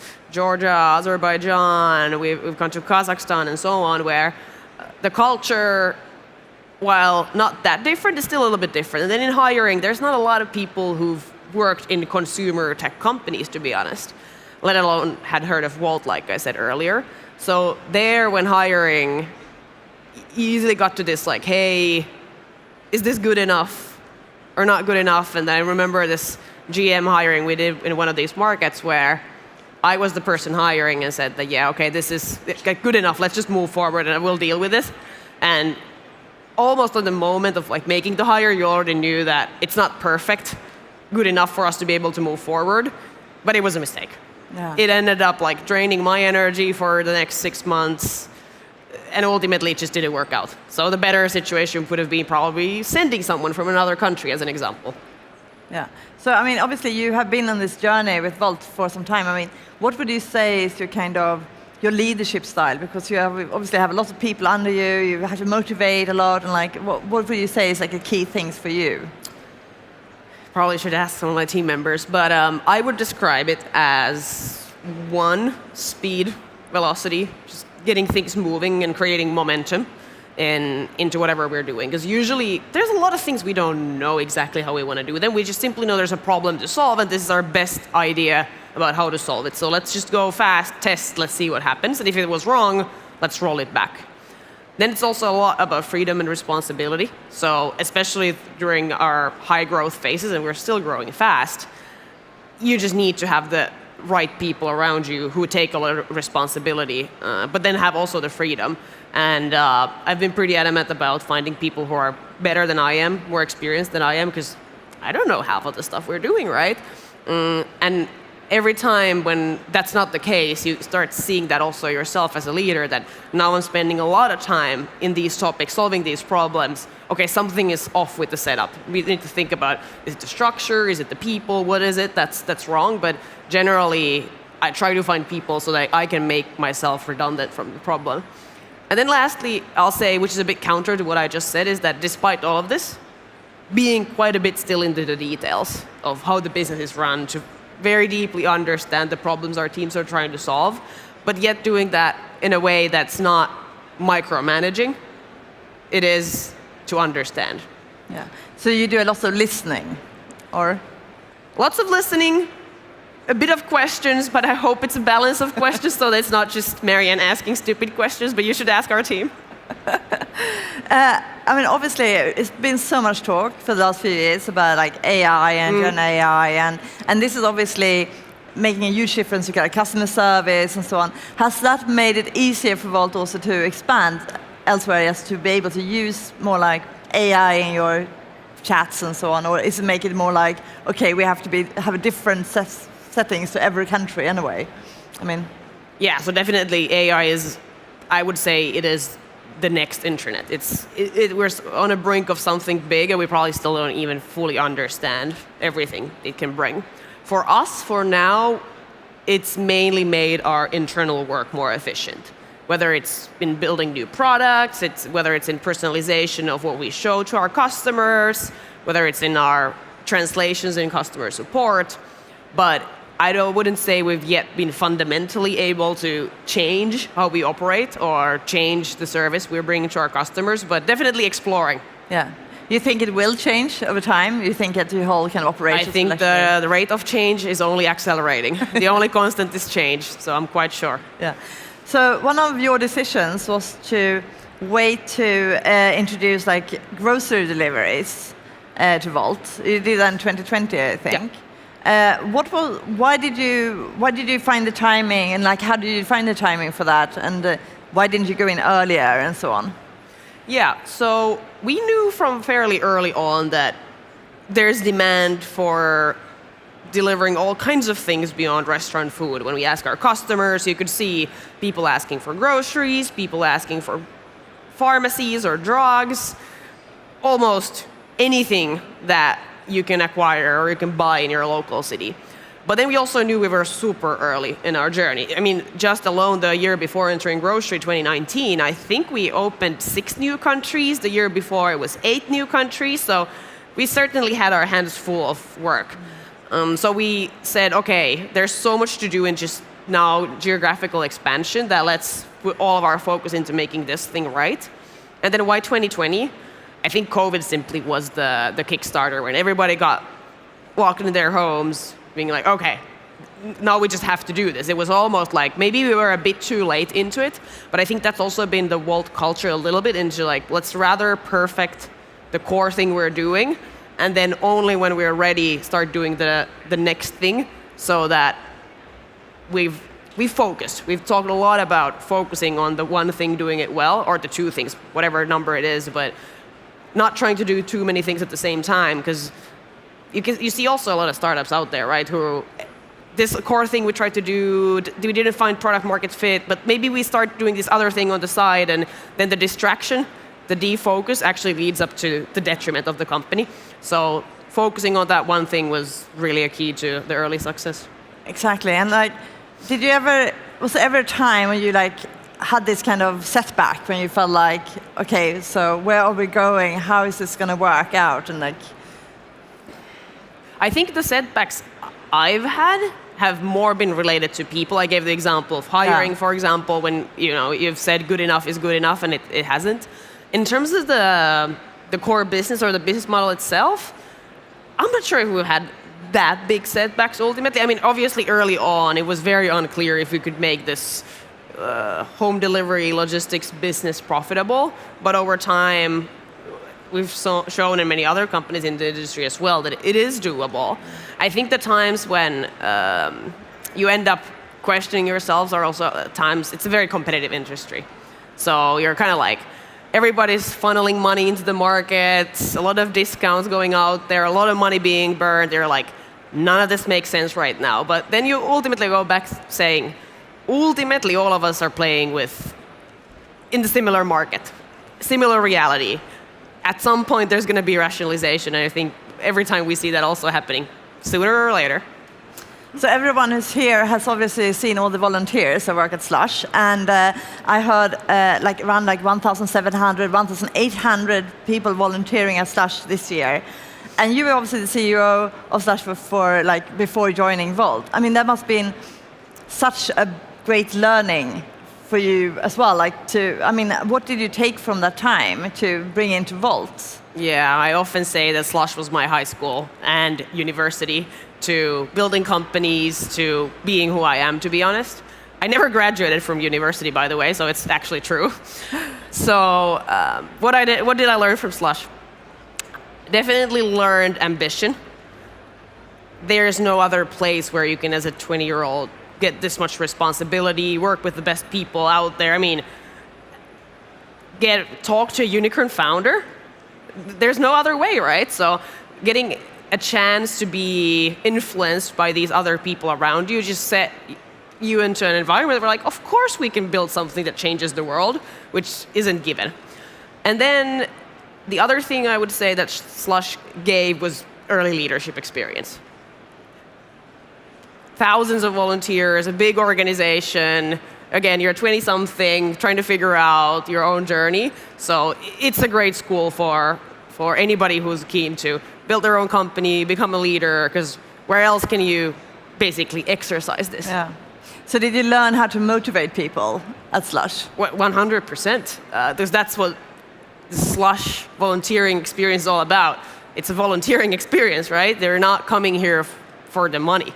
So what are you coming here for? There needs to be a purpose. And the purpose for, at least to me, back then I would say that that's still the case, is a lot about the impact, wanting to make this place in the world a better place to be an entrepreneur, wanting to change things for the better. And whether it was through being a volunteer in the batch claim or a volunteer in the info or in the backstage, you kind of felt that you're contributing into this one piece that is making this place a better place. Yeah. And I mean, in the new Nordics, we know about this, that people feel like, Finland especially, and I think Estonia and Sweden, founders and operators want to give something back to the ecosystem, Slush as well, obviously. And you have started investing in startups as an angel investor and through the VC Illusion. What do you like about it? I like the part of giving back and being able to help other founders. I'm not sure if I'm the most keen person on the deal making and numbers and so on. I'm glad there's a team that can help in that. But where I'm usually called in is when a company, for example, is looking to expand to new markets or think of their hiring processes. Whatever the problem is they're trying to solve that we've been through, I'm super happy to go and help. Because ultimately, if there's one thing I think we need more, is just more companies. We need more people building companies from here, and if I can help in that, I'm very happy to do it.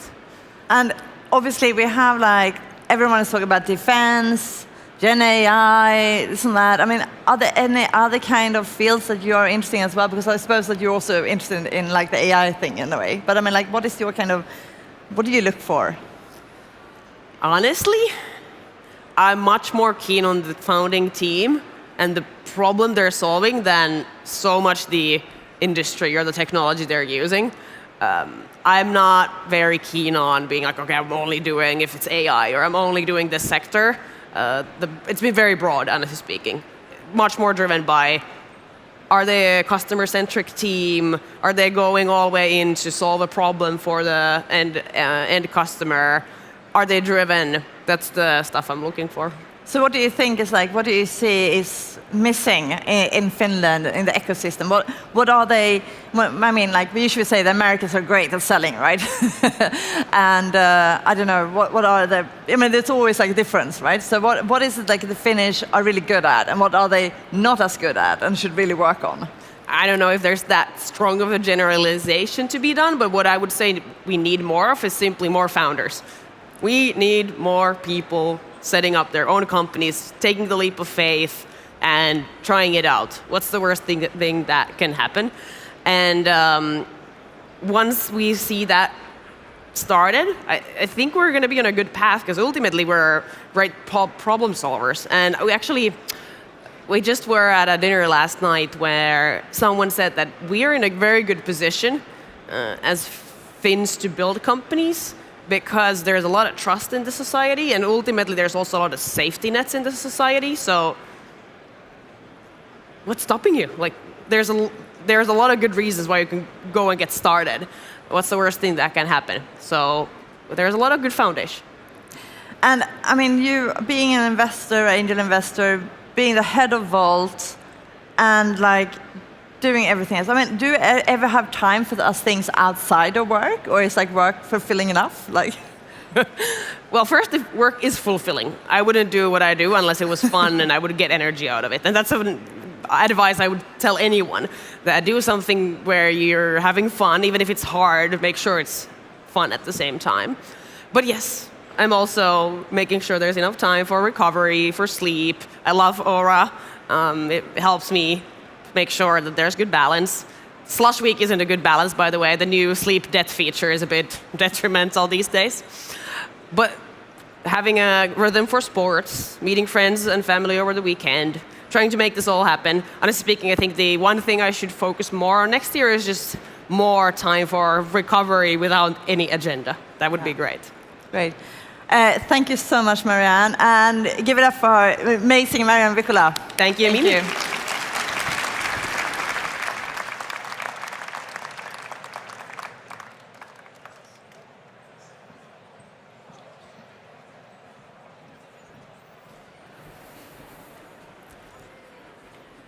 Instead of using zeros and ones, quantum computers use the strange phenomenon of physics called superposition and entanglement to process information in ways that traditional computers never could.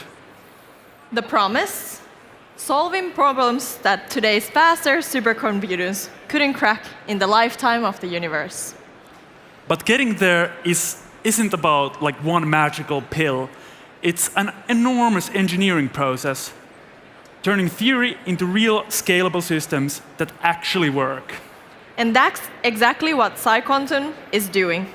Founded by Professor Mark Thompson, the company is building the world's first commercially useful quantum computer. He has over 20 years of experience in quantum technology. And joining him for this conversation, we have John Thornhill, innovation editor for the Financial Times and the founder of Shifted. He has been covering how emerging technologies reshape business and society. Let's give Mark and John a huge round of applause.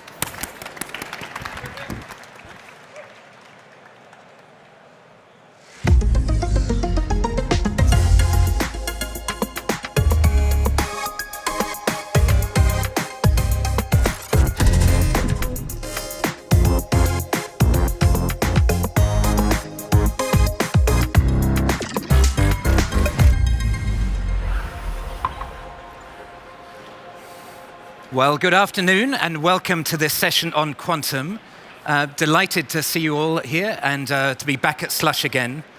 Now, the cliche about quantum computing is that it's the technology of the future, and it's always going to remain that way.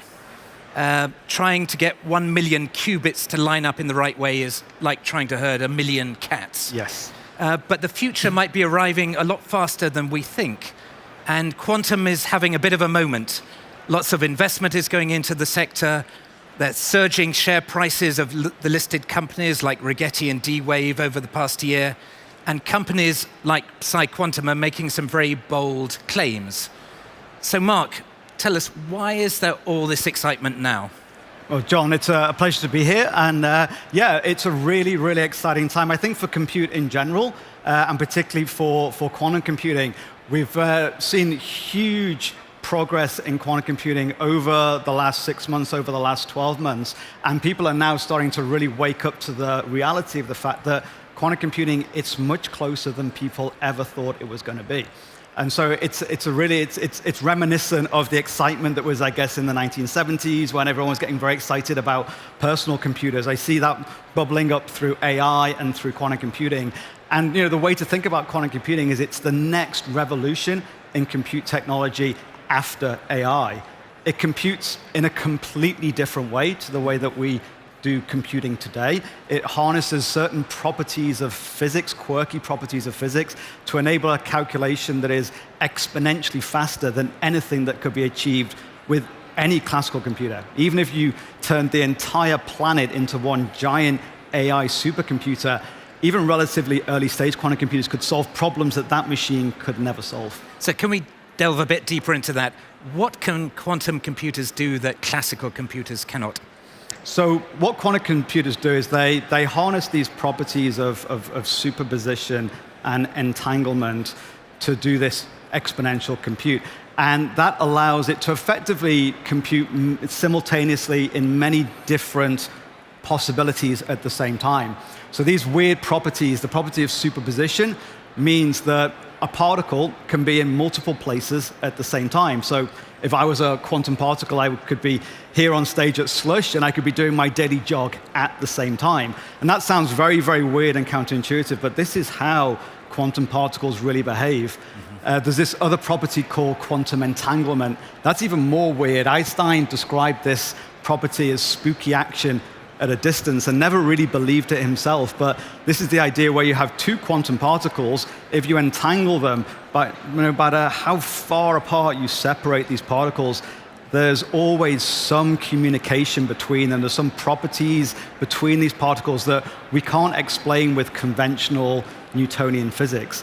So quantum computers tap into these quirky properties. We build these systems that are very delicate, that tweeze out these unique quantum properties and allow us to do computation using them.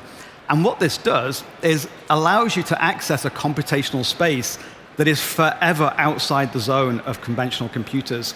And that is in many areas of science and technology that we've found algorithms and applications that would have this exponential power for quantum computing. Can you tell us, what does it mean for the people in this audience? If we get a quantum computer, a fault-tolerant 1 million qubits quantum computer, people are saying by 2027, but certainly by the end of the decade, what will that mean for people in the room? How will they be able to use it, and what will it be able to do? Yeah, so the early stage quantum computers are uniquely positioned to solve problems in the physical world. So to do advanced simulations across chemistry, across material science, pharmaceutics, catalysts, novel fuels, novel technologies. I think one of my sort of personal hopes for quantum computers is that we will use quantum computers to develop really radically new technologies. One example could be, for instance, room temperature superconductivity. Right now, we don't understand how superconductivity really works. Our models are very crude and rudimentary and do not really predict accurately the properties of superconductivity. And we certainly can't use them to design high temperature or room temperature superconductors. But a quantum computer would allow us to be able to unravel the mysteries of superconductivity, design new superconductors that would absolutely revolutionize technologies across fast, efficient electronics, the way we generate power, the way we distribute power, the way that we store power. You could make compact portable MRI machines. Just unlocking that alone would be a whole new industry in itself.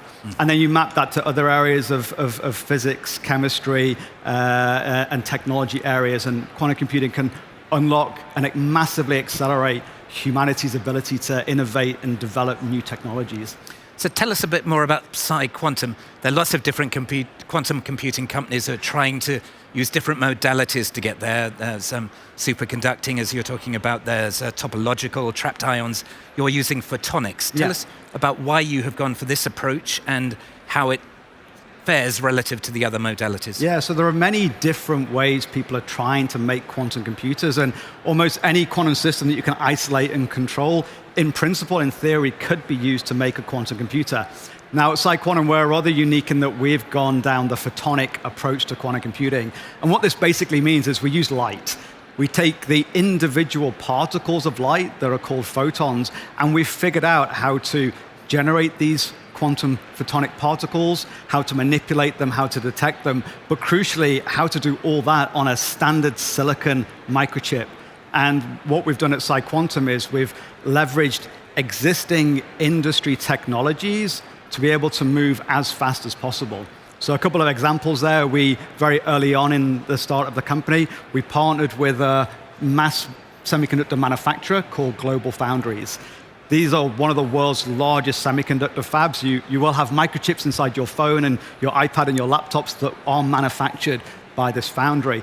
And we worked very closely with them, and we were able to bring our quantum photonic process into their foundry. And that has allowed us to produce this very high-performance, mass-manufacturable platform on which we can build and scale our quantum computer. And it's not just the semiconductor chip manufacturing that we're borrowing. We're leveraging the entire supply chain of the semiconductor industry. So the way that you test your devices at scale with high throughput, the way that you then take your photonic chips and you package them with the electronics, with the photonics, make them into assemblies, the way you take your assemblies and assemble them into racks. And we're really leveraging everything that has been done to enable AI supercomputers to be built, but doing that in the quantum photonic domain. And then it goes beyond that. With quantum computers, you may know that they have to be quite cold. One of the advantages of a photonic approach is that it doesn't have to be anywhere near as cold as the other types of computing technologies. So superconducting qubits operate at a temperature that's about 100 times colder than our temperature. We're operating at about the same temperature that a particle accelerator operates at. And that means that we can leverage all of the decades of development of the infrastructure developed by particle accelerators and the cryogenics that they offer to accelerate the ability for us to scale. And so we have some great examples of that, where the Stanford Linear Accelerator in California, we partnered with the Stanford Linear Accelerator to tap off a small fraction of their cryogenic facilities to do some of our early prototype systems. We have a R&D site in the northwest of the UK where we are partnered with the STFC National Laboratory. They also have large cryogenic capabilities for making particle accelerators. And again, we've partnered with them. We're using their existing infrastructure to develop a completely new way to cool and scale photonic quantum compute systems. Now, that's a very kind of eloquent exposition of how we're going to get there. There are a number of skeptics about the speed at which we're going to get there. And one of them actually wrote in the FT today, John Martinez, who's a very distinguished quantum scientist who won the Nobel Prize for Physics this year. And he pointed out that between 2019 and 2025, Google's quantum chips went from 53 to 105 qubits, a factor of 2 increase in 6 years.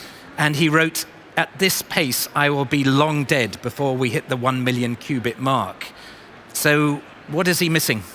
Yeah, I mean, his observations are spot on. Everyone focuses on qubit count, and everyone's got 5 qubits, 10 qubits. Google are now at 100 qubits.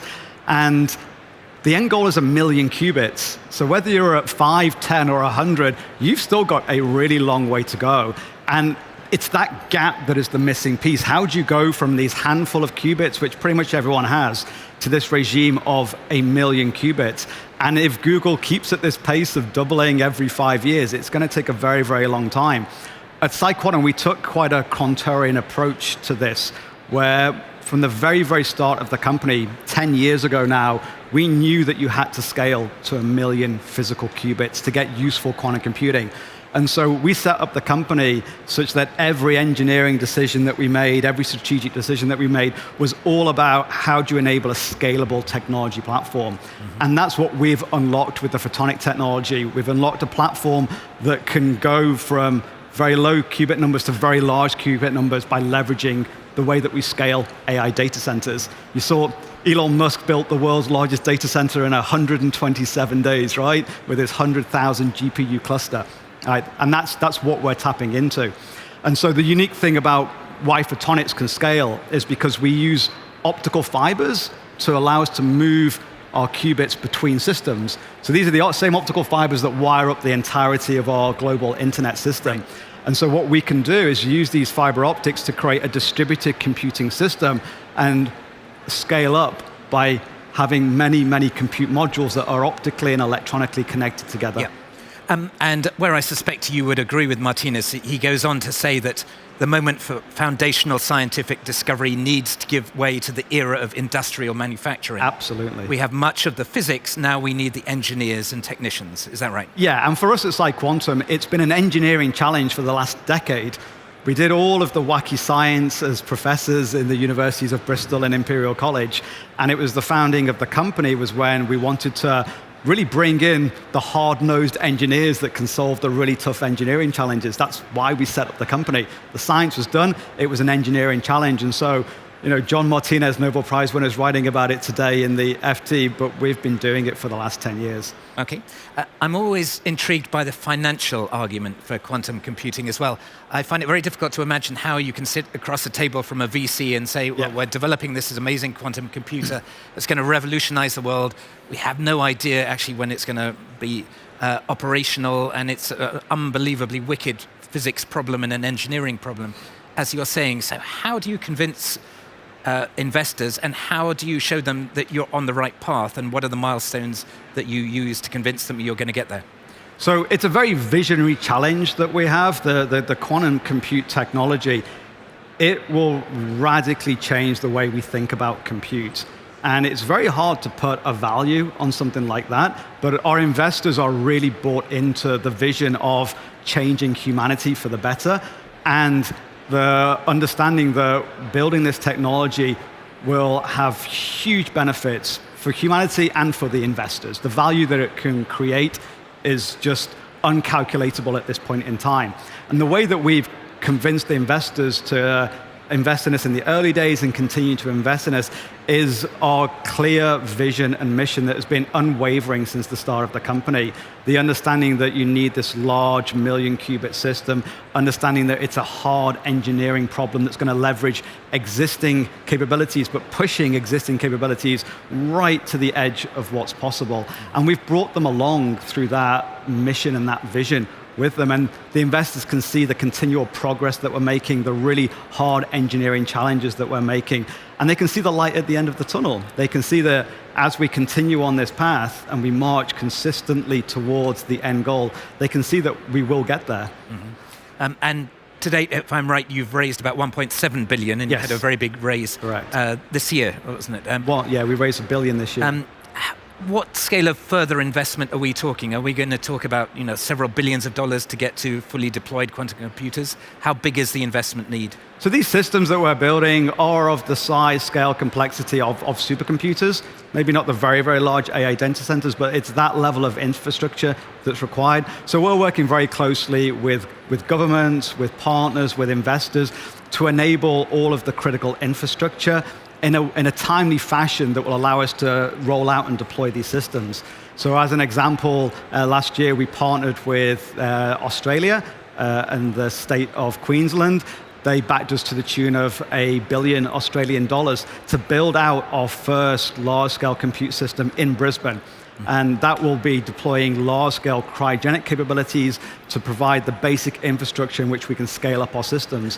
Similarly, in the US, in the state of Illinois, there is the quantum and electronics, microelectronics park backed by Governor Pritzker. He's committed $500 million to that park. PsiQuantum is the anchor tenant there. And we broke ground just last month on our first site out there, which again will be a large-scale system deploying large-scale cryogenics and the critical infrastructure to scale. So we're talking big projects here, big infrastructure that's needed.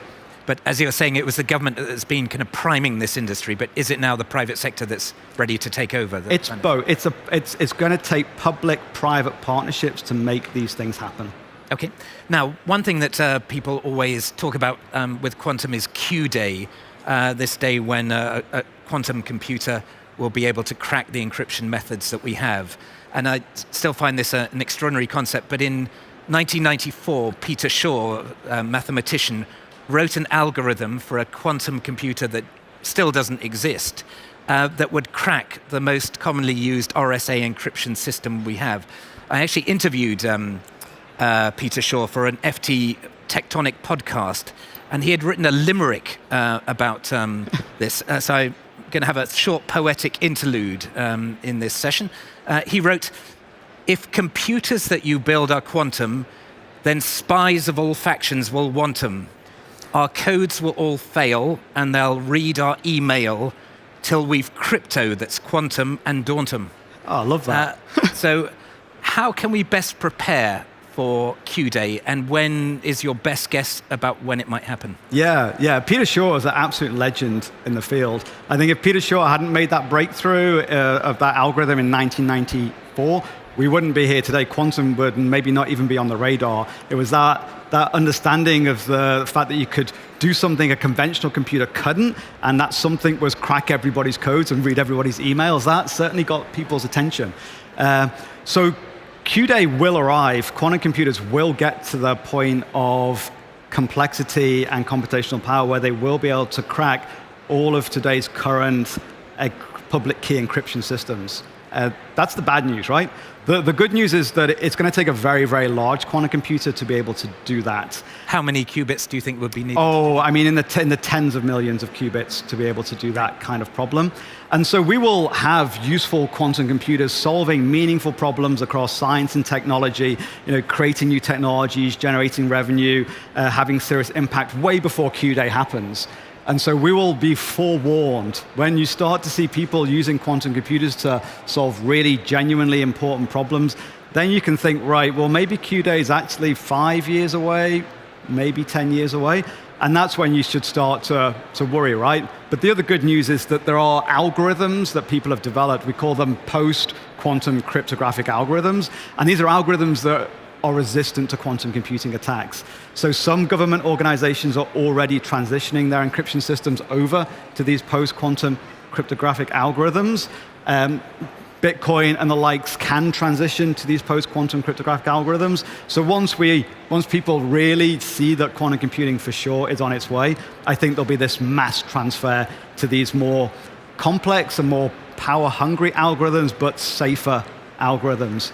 And I think the real worry right now for people is that the data that you have secret now might not be secret in 10 years' time. People are already harvesting and storing lots of encrypted data right now on the understanding that, in 10 years or so, maybe they'll be able to use a quantum computer to crack and get access to that information. So that is something that people ought to be worrying about right now. Right now. Store now, decrypt later threat. Exactly.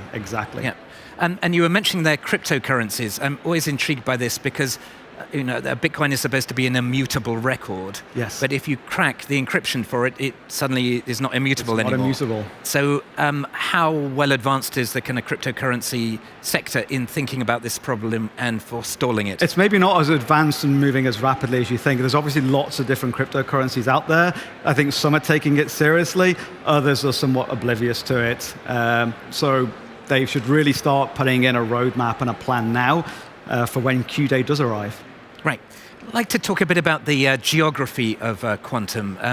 In Europe, we had several governments who are very kind of forward-looking on this, and as you were saying, kind of put a lot of money into early-stage research and built up expertise, knowledge in this area. The Americans are now being very kind of capital-intensive and throwing money at it and kind of taking the lead. And the Chinese, at the state level, have decreed that quantum is an incredibly critical industry and are putting a lot of money into that, and we don't really know at what stage they are. So who's going to win this kind of quantum race, do you think? Yeah, so I think if you look across the quantum landscape, Europe traditionally has been very, very strong in the R&D and in the academics, and the European governments were very pioneering in really bringing quantum out of the research lab and understanding and developing these paths towards quantum computing. But it's really in the US is where people have been able to scale up the technology. Like from my own personal perspective, it was 4 British founders from the universities of Bristol and Imperial that we came up with the idea of PsiQuantum, but it was only really in the US that we were able to get the funding back in 2015 to really scale up this technology. And if you look at the top 10 quantum computing companies in the world, maybe 1 or 2 of those are European, but the rest are all United States based. Mm-hmm. So I think that's the sad reality of the fact right now is that the scale up it's happening, it's happened. Those large companies are pushing forward at increasing speed with increasing capital behind them, and one of those companies will dominate and build the world's first large-scale quantum computing. So is your sense that there are many quantum computing companies in Europe? Their most likely exit is to be bought by one of the giant American companies? I think we're already seeing that happen. There was a great example in the UK where Oxford Ionics was bought recently by IonQ. So I think we're already starting to see leading expertise in Europe being brought up by American companies. But what I fully expect to happen, this is the dawn of a new age of information technologies. Just like with AI is dominated by the American companies. But there are many, many, many opportunities as to how you can use AI, how you can create startups that leverage this new technology. And I fully expect the same to happen with quantum. And China? China, we really don't know much about what's happening in China. We do know that they have an incredible R&D effort. They have very, very strongly backed government activities. Estimate of about $10 billion US dollars has gone into academic and startup activities in China. Some of my best PhD students from when I was at Bristol, a professor at Bristol, were Chinese and have gone back to China. So they have incredible talent out there. So we should be wary and we should watch them closely. Without doubt, they will build a quantum computer. Right. Final question. There's been a huge amount of talk at this conference about AI and the impact it's going to have on all kinds of industries and every aspect of our lives. But you think quantum is going to have a bigger impact? I think quantum, it allows us to compute in a way that has never been possible before, that has an exponential power. And it's just hard to get your head around what that means, but it's just going to massively unlock humanity's potential to innovate, to discover, to design in the physical world in which we live, we work, we play. And I think if we look back 1,000 years' time, humanity looks back on this era, I think they'll see AI as a little blip in comparison to what quantum will enable us to do. If we ever get visited by aliens, those aliens will have created quantum computers centuries before that will have enabled them to create the technologies to come and visit us. And I think that's what quantum computing will enable for humanity. So there we have it. AI is a little blip in... puts things in a different perspective. But Mark, thank you very much for a great talk. Thank you very much. My pleasure.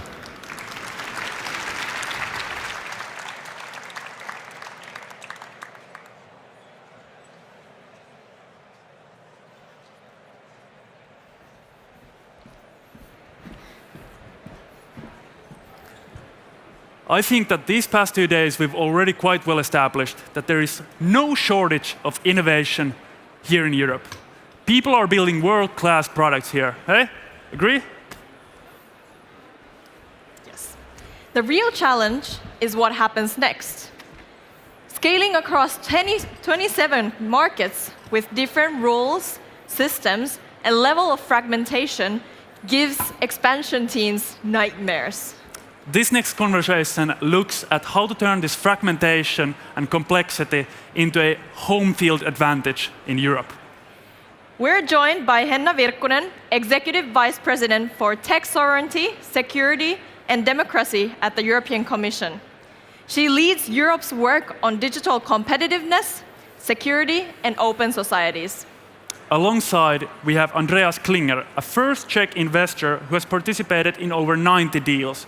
Also, he initiated the EU Inc., a push for pan-European legal entity that's now becoming law.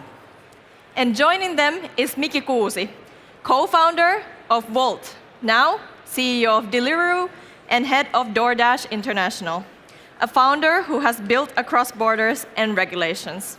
Together, they'll explore how to fix fragmentation in Europe. Please welcome the next panelists with rumbling applause.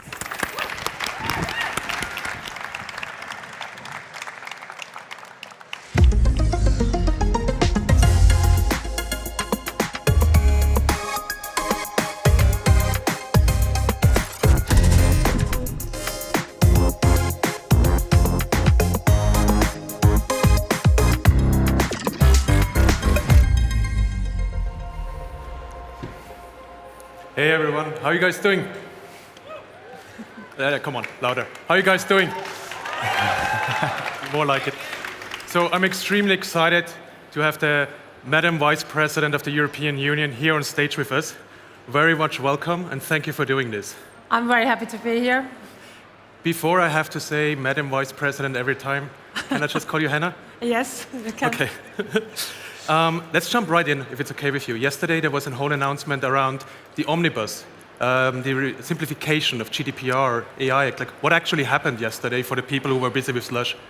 We are very committed as the European Commission that we want to make Europe faster and easier and simpler for the businesses. And all of us as commissioners, we have to look our own sectors, that how we can cut bureaucracy and red tape and simplify the things. And yesterday I published my first digital simplification package. And there we are especially addressing our data rules, our cybersecurity rules and AI Act. Not like downgrading our rules, but simplifying the things and clarifying the things, cutting extra red tape and reporting obligations. For example, in data, we have 4 different legislations in data. And now we were combining everything under Data Act, and we were simplifying and clarifying the use of data, access to data. And also, for example, under GDPR, we were clarifying that the base to European Court of Justice decision that, for example, when there's personal data, but the people can't be identified by this data, it's not personal data. And that's why now it's much easier also to use this data for innovations and for AI, for example. And with cybersecurity also, we were cutting reporting obligations and making sure that in the future, stakeholders, they are just reporting to one channel, because now we have 5 different places to report incidents. And also with AI Act, we were also announcing a few targeted amendments to AI Act. For example, we want to create European sandboxes to test innovations in real life. And also, we were announcing that we want to postpone also the high-risk AI Act, this part. It should come into the force on next August, but we were postponing that. So what does this mean for the startups here? So you mentioned before that data for AI would be easier to use. Is this like one of the direct outcomes you want to achieve? I think it's one of the most important things now for the innovative startups who need really data to create innovations and who are working with AI, that we were clarifying now also the rules that how you can use data. And we want to really facilitate now better data sets for innovators and also make sure that you have access to data. I don't want to dream too big here, but does this also mean that cookie banners maybe will be... That's right. That's right. Now also we want to get rid out of cookie banners, and we will also now... Guys, please. Yeah. So we were also including it under GDPR now, and it means that with one click you can agree or not agree, and next 6 months it should be remembered. So it's not asking every time, your permission. Is there a timeline to get rid of the cookie banners at all? Yes, of course, as soon as possible, because now yesterday I proposed, and the European Commission, we were proposing these changes to our legislation, and now European Parliament and our member states, they have to agree on that. So hopefully we will have a very fast decision-making process now. As an engineer, or ex-engineer now as investor, I really look forward to not implementing cookie banner anymore. Miki, for you, GDPR as a founder, what does this mean for you actually, at scaling Europe? How does this sound to you? Yeah, I think we are a 3-sided marketplace. So obviously we have 3 sides of users that we need to think about when it comes to privacy and GDPR, and then our employees on top.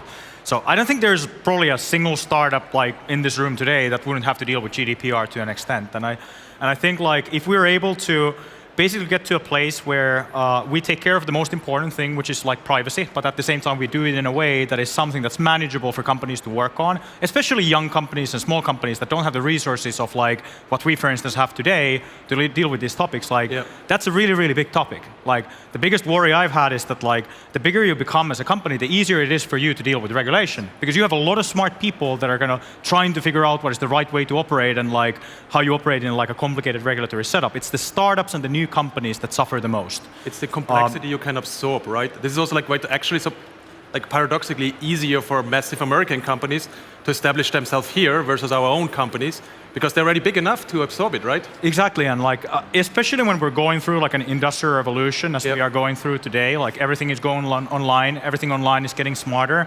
It is really, really crucial that we are a place where it's really easy to start building new companies from scratch, because a lot of these changes are going to come from companies that haven't been founded yet. Yep. And if we make it regulatorily too difficult too early, what it's going to mean is we leave all these industries to incumbent large companies, or even worse, we're not getting these companies at all, which means consumers and businesses and Europe as a whole is going to be worse off. So very much a fan of the work that Henna is doing. Yeah, and of course I have to also mention that yesterday I was just proposing the first simplification package. So yesterday we also launched a new process, so-called digital fitness check, and it means now that we are going to have more deep dive to all our digital rules, and I'm also very much welcoming all of you to take a part of that, because we opened also public consultation. So now we are collecting evidence and experiences from our stakeholders to where we should focus next to simplify the things in digital rule book. Yeah, EU is open for business. Why now? Like, what is the change? Because to me, as a founder, like ex-founder, it feels the last years a little bit more focused on like using paper trail to reduce risk kind of mindset. What changed in the last years? Of course, we see that the competition is very hard globally, and clearly we see that Europe is too slowly and too bureaucratic. So we want to make Europe faster and simpler, easier for the businesses, and especially, of course, we want to encourage everybody to innovate and invest in Europe. And we see that we have too much bureaucracy here, and we have to clearly now cut this red tape. So it's about our competitiveness, about our future, and very important that we are doing it in the European level, but of course all the member states should also look their own rules here. I mean, Europe is like priding itself of the premium life, right? The quality of life we have. In a way that quality of life comes out of premium jobs, and those premium jobs exist because we have premium companies that produce tier 1 that are leaders worldwide. And if we don't produce the next generation of that, we can't have this premium life. So like I personally, number 1, cookie banners hopefully soon gone, and number 2, I'm really looking forward to any regulation simplification we can do here, because we need this massive new generation of companies. Which brings me to you, Miki. Why did you sell to an American company and not just like, I don't know, do an IPO, raise more money? Like what was the trade-off for you? What was the motivation? Yeah, I mean, when we ended up like selling the company to DoorDash, like we were in the process of raising our pre-IPO round of around $1.1 billion. So we had a very conscious decision moment between going to an IPO or joining forces with DoorDash. And we were looking at an IPO, and like the issue we ended up in is that like the best IPO location, purely rationally for our company, would have been in the US, without even having a business in the US. Which is, I think, one of the things that we need to work in Europe. Like, there's regulatory topics. There's like the fact that like we still have stock exchanges on country by country level. There's also the fact that like American investors tend to be more forward-leaning when it comes to growth companies and technology companies. And then ultimately, not having a business in the US, it was kind of like, this is going to be a huge burden for the company to be listed, overseas when you don't have people there as a starting point. And at the same time, like DoorDash is obviously like the category leader in the US market. The bigger thing for us, though, than that was that like global scale really matters in our industry. And we didn't have enough global scale as a standalone company, but together with DoorDash, we have enough global scale. Because our industry is a very competitive industry. Like if companies want to win in large markets, like we're competing in, like for Germany, for instance, like the amounts of investment that go into winning in these kind of markets are really, really high. And if you're a smaller company with like, a business in Europe, it's not going to be enough to be able to fight in all the global battles. So like, I think there was also an element of our industry having this kind of global nature that's like really important for us. But I think like it's different for different industries, but like the thing that I picked up from the Volt journey is that I want to make sure that there's more and larger companies coming out of Europe. I think like world is a better place if it's not going to be a bipolar world between China and the US, but we have like a third pole, which is Europe.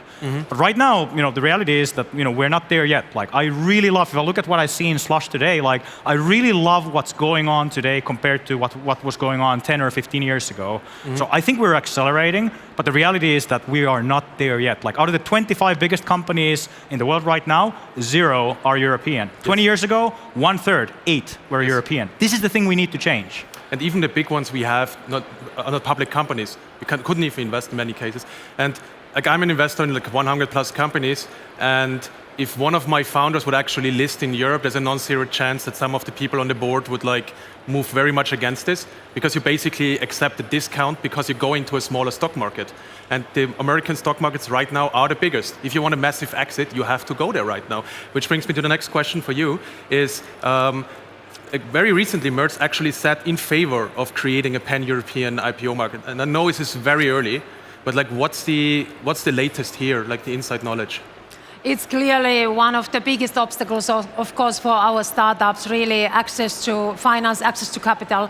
Because when we look now our basis, I think we have a very good starting point where we are. For example, in AI, we have 8,000 European startups who are developing AI. So it's a huge potential. But then when we look how much we have scale-ups, so it's amount to the same number of startups that are established in the European Union annually than in USA, often more in the European Union. When we look at the startups, but only 8% of the scale-ups are in the European Union and 60% in USA. So it clearly tells that our startups, they have to move to USA to scale up their business because of bigger access to bigger markets and especially access to capital. And this is something that we are now working very intensively, also in the Commission side, to make sure that we can remove the barriers between the member states, that we can really create one single market, and also to have access to capital to our small companies here in the European Union. We have a lot of money in the European Union. For example, our families, our households, they have more than 30 trillion euros in bank savings accounts. So it's also something in the European culture that our households and families, they are putting their money to savings accounts. It's same in Finland. There is more money in savings accounts than ever in Finland. So that's why we are also now trying to create that kind of instruments that we can also more intensified private citizens also to invest small part of their savings. But this is very important, access to capital, and I think we have to also look at the stock markets here. And of course, it's very promising, for example, that in Germany, Chancellor Merz, for example, was speaking in favor of that.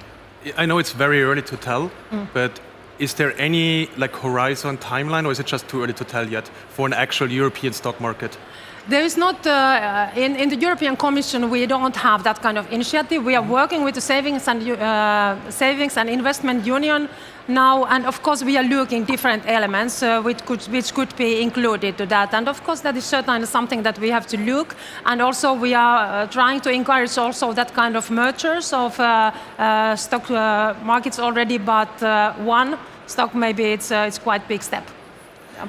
You spoke before about us having a lot of startups, not enough scale-ups, which basically means acceleration is the core problem. And you're one of the few founders who actually managed to build a company in Europe on a unicorn scale, but also managed to get into multiple markets. What does it actually take to make this happen in Europe, based on your experience? Yeah, I think first of all, I'm not sure our company would exist without the European Union. So I think it's very easy to criticize the EU and forget the fact that without the EU, we would be a bunch of 27 countries that are completely different. So I think the EU has already created a more even playground, which is especially important for new companies. Because again, if you are a large company, you're going to have the resources to deal with the regulatory landscape of another country being different. But if you come from a country of 5 million people, you've raised 2 million and you have 15 employees, country number 2 being easier to launch is very bloody important. And that's what EU did for us. I think in Europe, what I see is that companies have to be built for complexity. When I compare what I see in the US and China and what I see in Europe is that Chinese and American companies tend to deal with the complexity of scale. How do you get to scale and how do you deal with scale? In Europe, you deal with the complexity of all these regulatory landscapes, and every country is a bit different. And you need to have if I look at Volt as an example, what we've had to really productize is just the complexity of over 30 countries, including over 20 countries in Europe, and how do you operate in all of these countries, and what are the local nuances of what every country requires. And I think what we need in Europe is that we just need to continue on this journey of going from 27 to 1 in as many things as possible. We might not be able to go to one language, at least very quickly, but there's a lot of things we can do in the realms of how does it really become a single market for for business? How does it become a single market for labor? Do you need to have 27 legal entities? I think one issue I see in Europe is that we have 27 countries competing with each other for which country is going to get which industries and which companies and so forth. Then I look at the US. It's not like there's 50 states competing against each other for everything. It's you're building stuff US-wide, and this is the thing that we need to change in in the US. But I think you need to start with the positive, which is that I think the EU has already been a powerful initiative when it comes to creating a better playground for building businesses and serving customers in Europe. The issue is that we are still like 10% of the way. Like we have so much room to go. Yeah. You mentioned right now, like in the US, you have an infrastructure. Like for example, like in the US, almost every startup picks a Delaware Inc. Like you go to Stripe Atlas, 5 clicks, you have a website, as you have a company, sorry, and you send standard documents to investors. Like you can do all of that very quickly. A lot of European founders are doing the same. They just pick a Delaware Inc. versus, for example, a Finnish legal entity, which I forgot how it's called. OY. OY. Because many investors don't know how even the entity is called. Would you recommend European founders to pick a US entity, or does it matter from your point of view? I mean, I'm a European in the sense that like I have a lot of sense for like I would like to work on things that contribute back to our like local communities. That's something that I personally feel very, very strongly about. But at the same time, if you're in a competitive market, if you are like not acting in the rational interest of the company and your competition is, you're not going to win. Yep. I think it's different for different industries. Like the positive thing I can say is that I remember before the rise of the gaming industry in Finland, for instance, starting with Rovio and Angry Birds and continuing with Supercell, like it was a conversation to be had with investors about like whether you should reincorporate in Delaware to be able to raise like American venture funding, for instance. After Supercell, that was no longer a conversation. Sure. So I think there's a point also about like seeing success stories and kind of proving that you can build these highly valuable, fast growth companies also with an OY as an example. So I don't think it's as simple as saying that it's always better to, for instance, be a Delaware Inc. versus like incorporating in Europe. And noting that Finland is a very good country for business, it might not be the case in another country. I think when it becomes topical for where you're incorporated is, for instance, that if you are a new company in a new industry, if you are able to become the American market leader, it's highly likely that you're in the pole position to become a global leader. It's a lot more difficult to do the same out of Europe. So for a lot of companies, like you might need to go to the US to be able to, maximize your chances of success. And then the question is, are you going to have like an incorporation in Europe even if you're doing most of the things in the US? But it's very industry specific. Like you look at Israel, and a lot of Israeli founders have built their R&D and founded their company and operated out of Israel while their go-to-market is in the US. So I don't think it's black and white. But I do think that it's crazy that we have 27 different incorporations that you need to do to be able to operate in all of Europe. You should have one company and you can operate in all of Europe. That should be the ambition level. Which brings us perfectly to one of the number one things that the current commission wants to do for startups, which is called the 20th regime. What is the 20th regime and what is its goal? Yeah, this is exactly we are working also on now. In the same time, when we want to remove barrier between the member states and create one capital markets union for our startups and for our innovative companies, we are also now preparing something called 28 regime, and it means that it's one legal framework for innovative companies that you could operate all over in the European Union under one legislation. So it's about corporate law, but now we are also looking which other legislations we are also including that, and our idea has been that also labor law and taxation should be part of this regime. So the companies who want to operate all over in Europe, that they should have just one legislation, one corporate law under which they would be able to operate.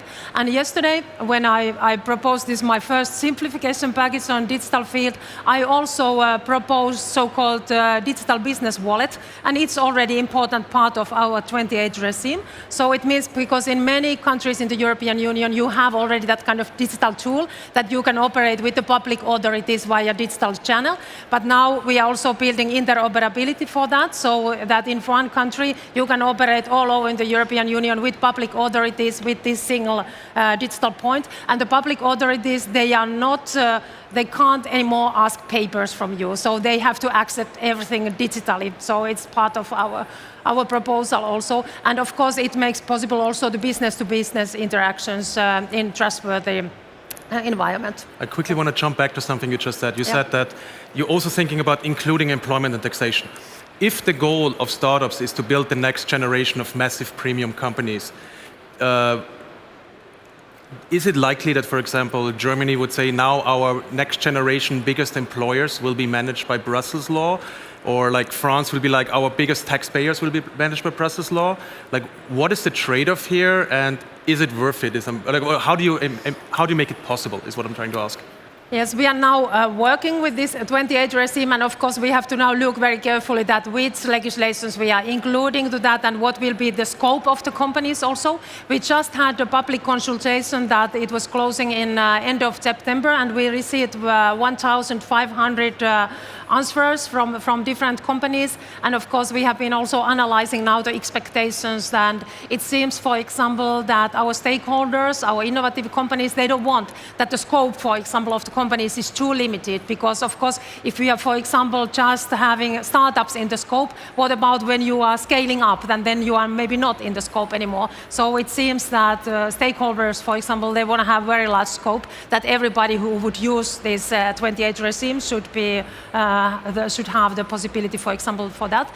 And it's true that when we speak about taxation, for example, it's competence of the member states, and often it's very complicated to make European decisions in the European level. So we have to look that we are not entering it into too difficult situation with that. We want to be ambitious, but also realistic at the same time. The biggest fear that I could almost have is that like civil servants would like then decide who gets this and who doesn't, or the moment you start actually scaling, you know, all of a sudden they say, could you please reincorporate into a German GmbH now?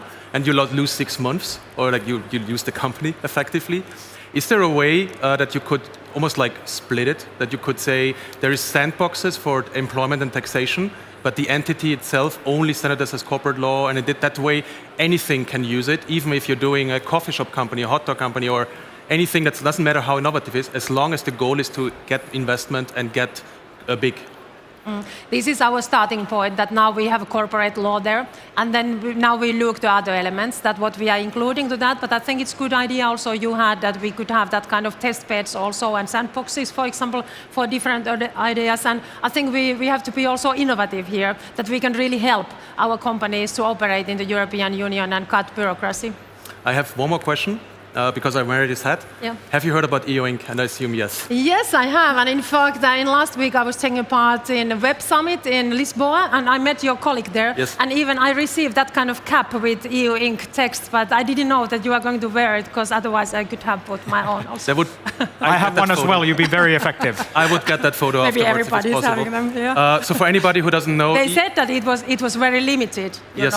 amount of these Yes. caps. But now I heard that several people are having. I'm a signatory of the initiative, so I guess highly like all of the appreciate. signatories got one. We are doing this completely voluntary. It's basically a project by the European startup ecosystem to do a complete legal proposal to show how this could work for startups, because startups by itself are extremely complicated. And we basically did with the best legal teams, Oric, Burden, but multiple others, and 100 plus open source contributors, like a legal proposal how this could be set up. And the main suggestion we have is standardized corporate law, so that incorporation is fully digital in a new registry online, that investments is like one standard click with a standard document, stock options would be fixed, but you keep employment and taxation locally, with the idea that then the countries do not have to limit who gets access. You can still consider doing regulatory sandboxes for like frontier tech or innovation or certain industries like food delivery or anything else, but those would be sandboxes. And if you join the sandbox, if you drop out of the sandbox, it doesn't affect your ability to raise and continue growing, and that's the whole idea behind EO Inc. Yeah, and I think your input is, of course, very important now, especially when we are finalizing our proposal on 28 regime. We have the plan that we should publish our proposal in the first quarter of next year, and of course now the next weeks will be very important now when we are finalizing also this work. Let's quickly repeat this. The idea for the 28th regime, for the standard legal entity, you want to propose Q1 next year. Yeah, our proposal. Which basically means now almost. Like you have to figure, like this is like... It's very soon. That's soon. Like there's a different kind of velocity it feels right now. Is this fair to say? Yes. So we really have to speed up the processes, because we see that, of course, the competition is very hard, and we have great potential in our startups, and we want to make sure that Europe is place for innovations and investments, and also for scaling up. Miki, you were one of our signers, actually one of our first signers, and I thank you again, among 18,000 other unicorn founders and unicorn investors, and every association, startup association in Europe. So thank us to everybody who supported the project. We get 28th regime, EO Inc, whatever it's called, and let's say it's perfect. check mark, we're done. Europe is now competitive. Is this a silver bullet? Everything's solved? Yeah, like in our business, we like to say that there are no silver bullets. Damn like, it. Oftentimes in life, people like to think that there's this one thing, and if we do this one thing, everything is going to be amazing. And like, very rarely is it like it is so. Like, and I think it's the same thing here. Like, we're going to need 1,000 things that are going to accumulate. And like, it's not just enough to make Europe the best continent in the world to start a company. We need to build these companies into really, really large companies. And like, I'll give you an example. Currently in Europe, there's over 100 telecom operators for 450 million people. In the US, there's 5 telecom operators for 340 million people. Why do we need over 100 telecom operators in Europe? Like, that also means that like, if there's something happening in the telecom industry on the global stage, all the European players are going to be really small compared to their like American and Chinese counterparts. So I think one thing is that like, we need to make Europe a better single market so that you have like organically built companies that are going to become bigger and be EU-wide. The other thing is that like, I think, if I look at like our competition laws and the fact that, if you want to have European companies merge and they have any overlap, it becomes way more complex for the two companies to do that than for like a company from the outside to acquire one of those companies, which is crazy because you should have like synergy, not dis-synergy from having two companies that have overlap. But the issue is like competition law and the fact that we have 27 different competition laws in Europe. And if you are operating in a pan-European like setup as a company, it's going to be very difficult to create like European champions. So I think like the general thing is that like, we need to make Europe better for creating European champions. Like, and it's not going to be enough. We need to fix the things related to the early stage and the startup phase, but like, there's still a lot of things that we need to do to be able to create companies that on the global stage are going to be some of the leading companies of their industries. I think that's the measure. If we had one KPI, the KPI would be how many of the most important companies of each of these industries come from Europe. I like this. Like, there was like a question like, when will we see the first $1 trillion company? It doesn't matter. The goal is within the top 10, top 25, whatever number pick, there needs to be a threshold of European companies, and those need to be the biggest in the world, because those will define our role globally. Those will make us as a place create all this premium life, premium quality of life, and everything like that. And you can only do this if you have a dynamic, large market that's actually operative. Agreed. So like, I think I said, we have a lot of work ahead of us, like whatever the case. I'm an optimist. Like, if I look at what I've seen in the tech industry in the last like 15 or so years that I've been a part of this industry, is that we've come a very long way. Like, in Europe, we used to talk about that there's no venture capital for companies being founded out of Europe. Like, then we started to get investment from like foreign venture investors, and then we started to actually get like domestic European like sizable venture investment funds. And like, I think of so many of these things. If someone came to tell me 15 years ago that this is where we are 15 years later, I would be like, that's an incredible development. It's not enough. It's not enough, but we've come a very, very long way already. Like, the thing is that we just need to continue to accelerate from here. What I like about the current proposal that we have in the current commission is that they feel almost like on the level of ambition as the euro. Like, if I would imagine like convincing every country to give up their local currency and agreeing that there's like now one standard for a currency, that's insane to imagine, But like, we made that happen, and now we have, for example, with the 20th regime, a similar discussion where the idea is to create like one standard legal entity in all of Europe, and that's on the level of Europe. Like, that's like Euro ambition almost, right? How do you think about this? Like, are we able to do this?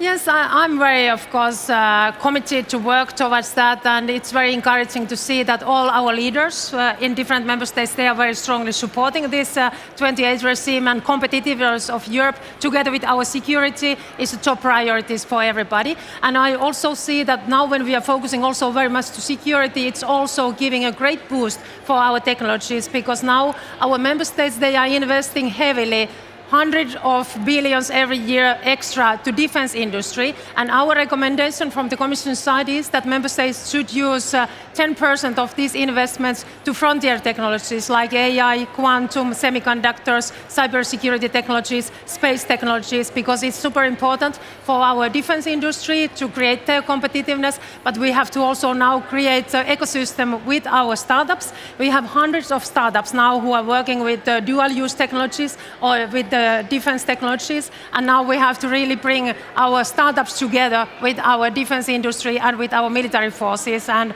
I think this is also giving a great boost for our technological competitiveness. Miki, Henna? Thank you very much for this discussion, and it's an honor to have you here. We hope to have you here next year as well, and thank you for answering all our questions. Thank you very Thank much. you.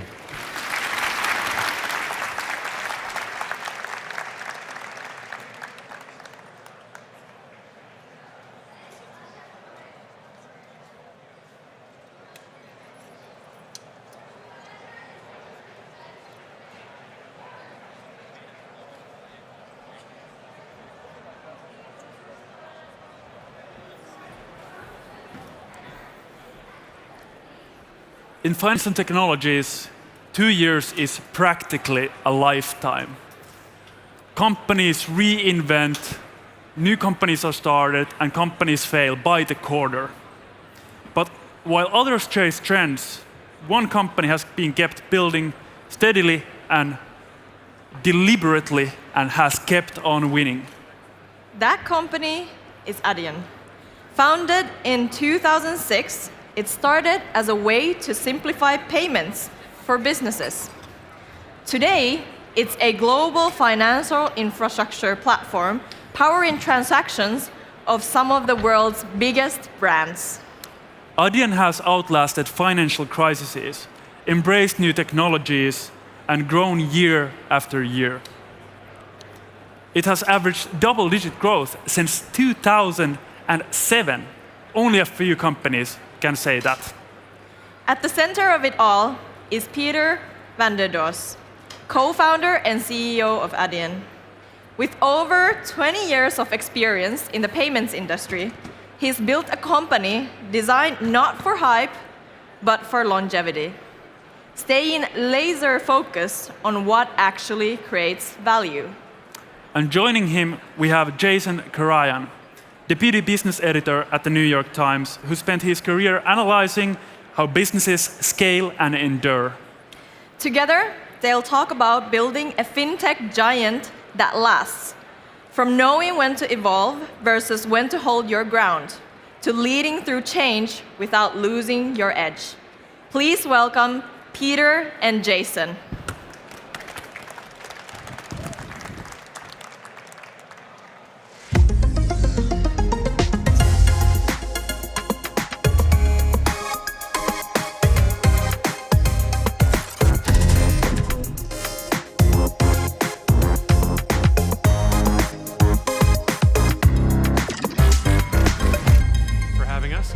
Flames. Okay, that's when we start.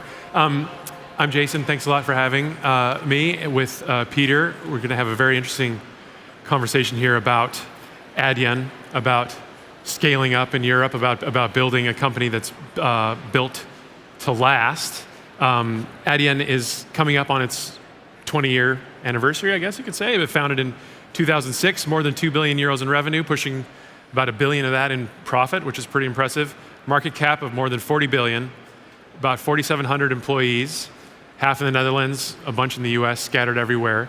It's a real, I'd say, we've been talking a lot about building companies in Europe here, and this is kind of a standard bearer of that. Peter, you were here in Slush 2 years ago.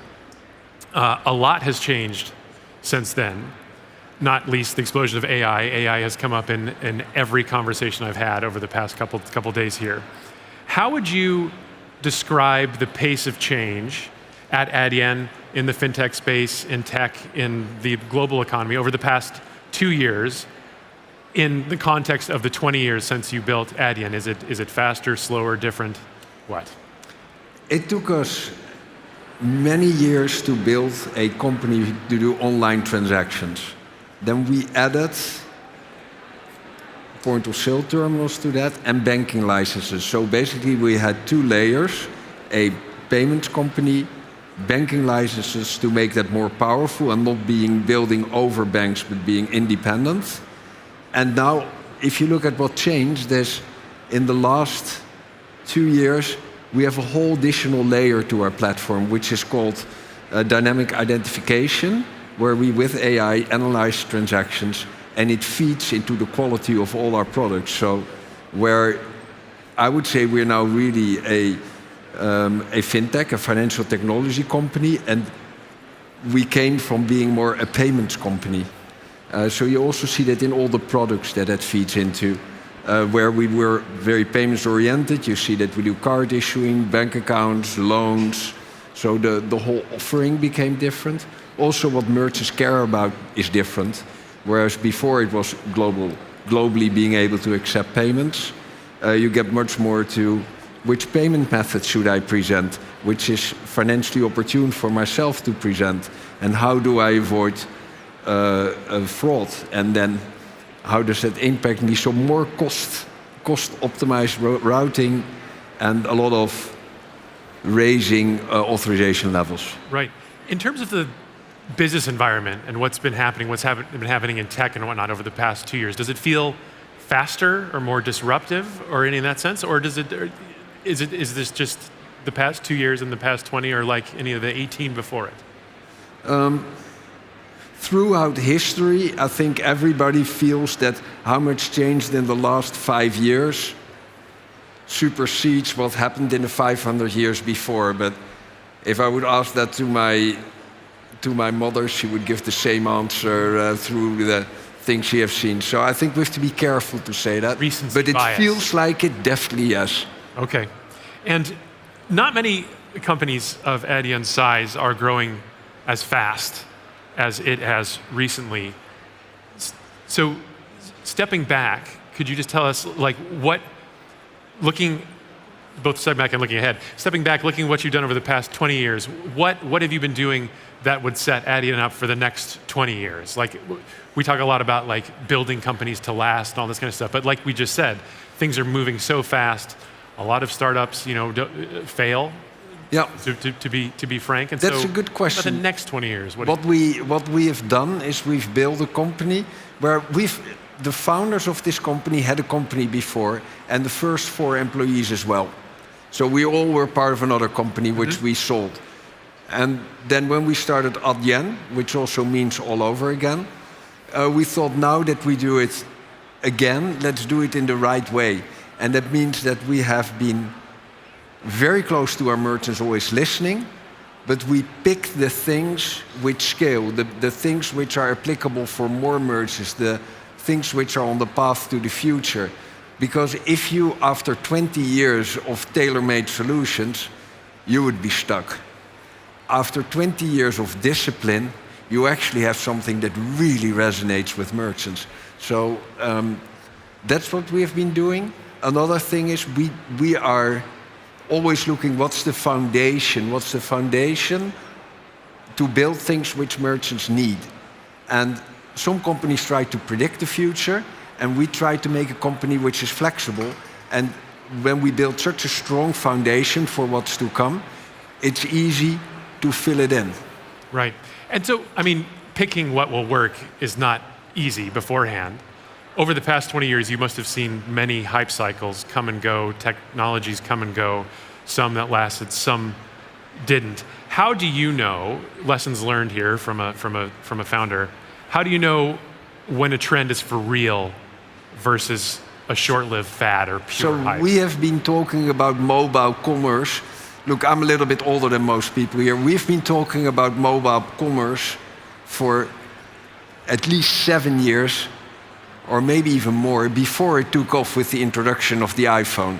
That's all the years before I was in payments, and all the years before we supported mobile payments, all the years before everybody was talking about it, and we were doing 3 transactions per week. And then overnight things can change. So it's very, very difficult to decide the timing. So that a certain trend is happening is something else than if you would have built a mobile payments company before the iPhone, it would have failed. Mm-hmm. So that's the most difficult part, and therefore I'm not a big fan of trying to say this trend is wrong and that one is right. It's like, okay, if that picks on, what's the impact and what should we then now develop rather than jump on the hype itself. So I've had phone calls from people at a conference in New York. I vividly remember, it's like, everything is going to the metaverse. We're going to the metaverse. Are you on top of it, Peter? And well, that's one that so far didn't materialize yet. It might. But I've seen many of those trends now over time, and constantly I don't try to judge the timing. I look at, do we have the right stack for that? Yeah, I want just to pick up on that a little bit more to get into some specifics.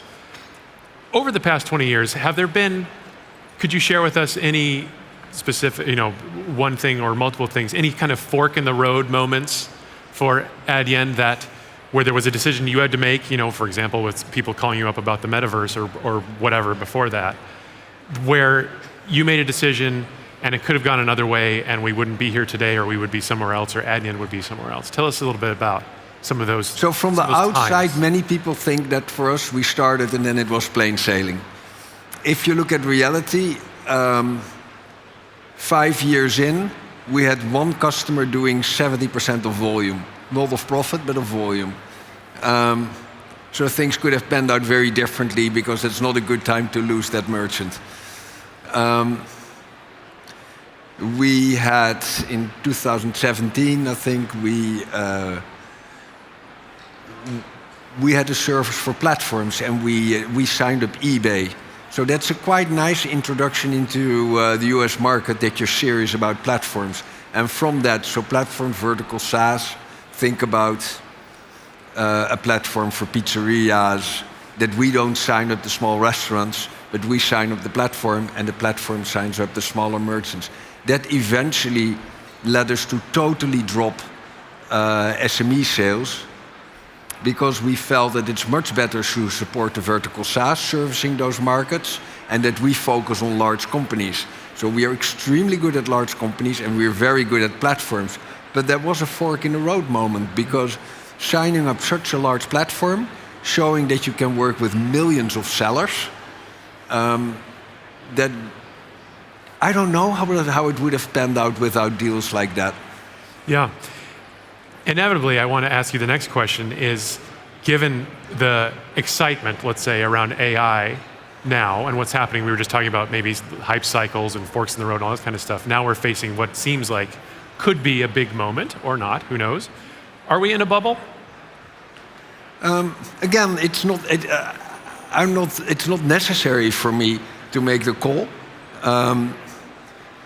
For Adyen, it's extremely important. All transactions run through AI.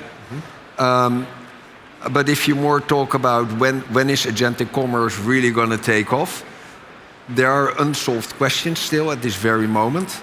But you know that Adyen will be the party where many merchants rely on for the payment identity. So where you get the payment details, but you need to have the contract and the identity of the shopper clear. That won't be us.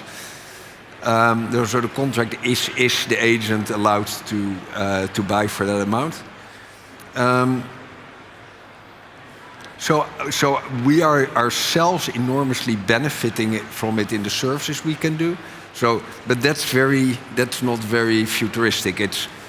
If you sign up as a merchant, it's easier because we look through our system with dynamic identification.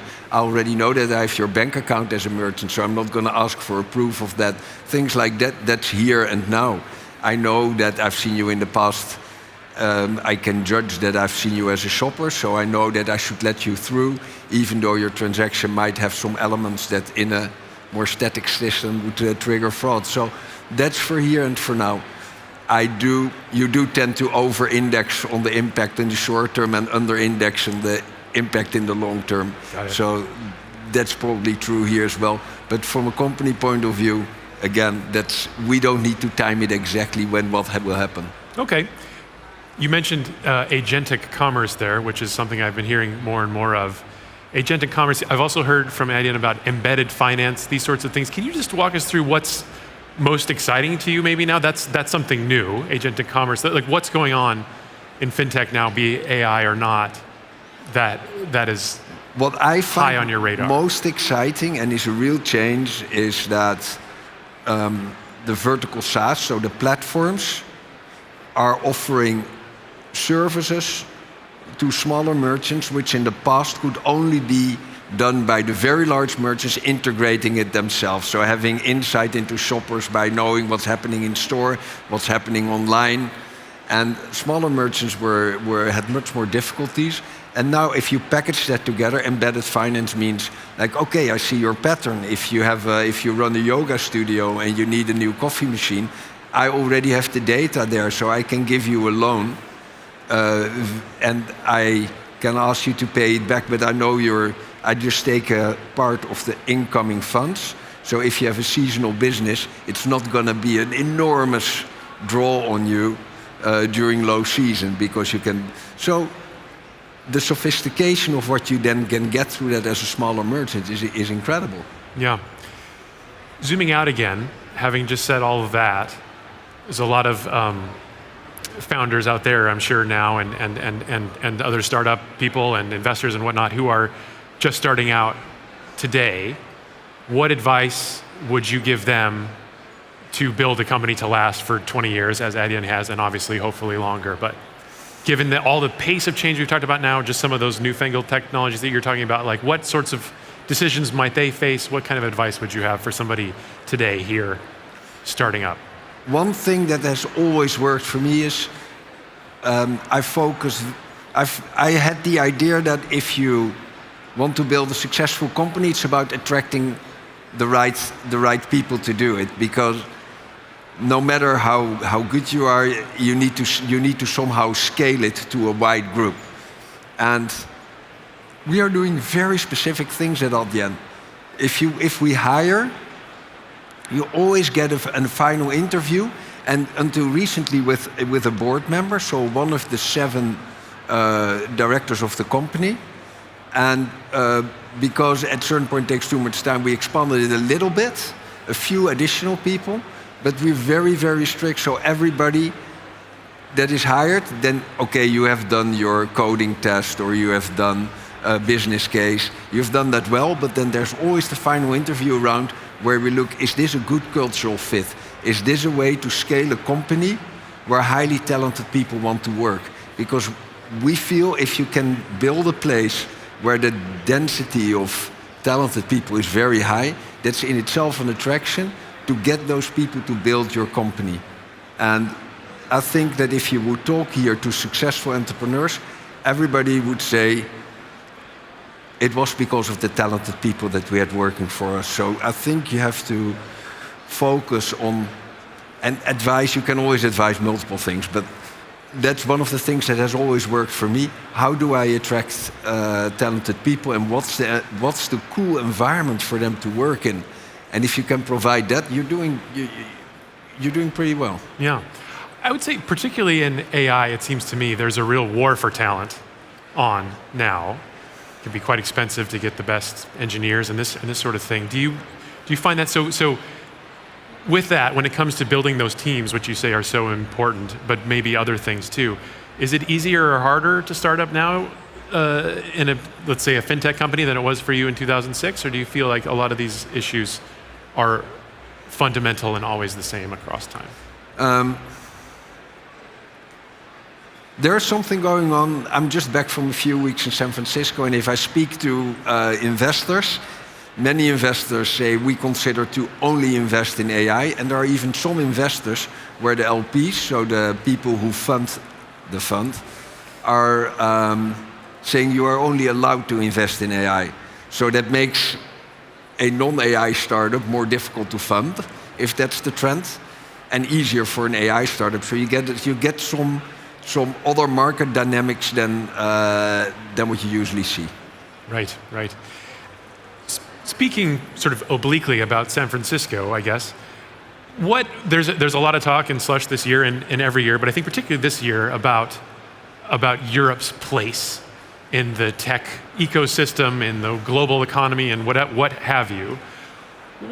As a company built, scaled, invested in, listed in Europe over so many years, from your perspective, what advantages, if any, what competitive advantages, if any, are there to building and growing a company here in Europe today versus obviously Silicon Valley or other places?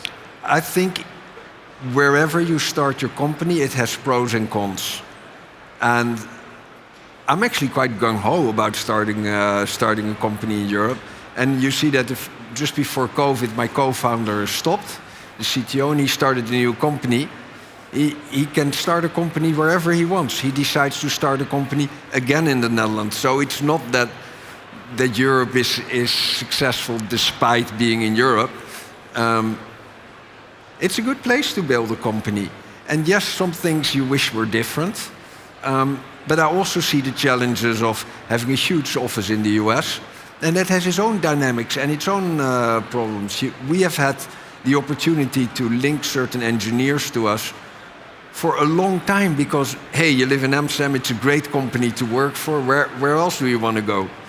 And that gave us the opportunity to go very deep into payments and to build a bank, to be directly connected to all payment methods. Now this dynamic identification layer, that could be very difficult if you're sitting in San Francisco, because that sort of long-term commitment to one company is less common there. Yeah. And so, what would make it easier or better to do business in Europe today? What's on your wish list there?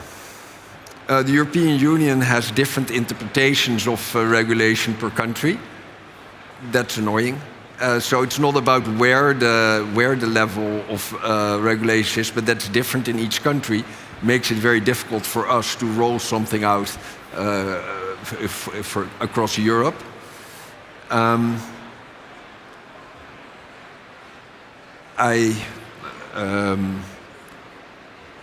I do think that sometimes we forget that the world is an open economy and that we all in this room are competing with the world and not so local.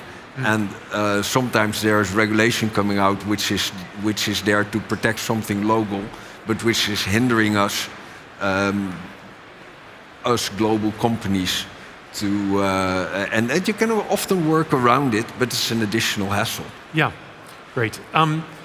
Let's zoom in now maybe a little bit more on fintech, on finance, on what Adyen does. To put to pull out your crystal ball, let's say, over the next 20 years, I mean 20 years from now, if, knock on wood, we're both here on stage talking about Adyen then, I mean, what would you want us to be talking about? What do you see in the future? What maybe aren't we talking about now that you think could be very important to Adyen, to the space, to Europe, to the economy? So the current part of the payment market, so the total addressable markets as investors would use, is that the current new players maybe together have, I think, single-digit percentage of the market. So the majority is still with the incumbents. So what I'm focused on is making sure that Adyen takes up a big part of that market that is still to come. So if you say, what does that look like in 20 years?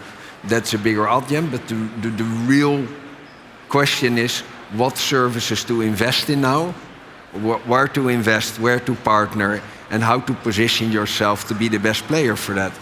And that's the decisions today will decide who is best in taking in that 90% of the market, which will migrate to more modern companies for sure. Right.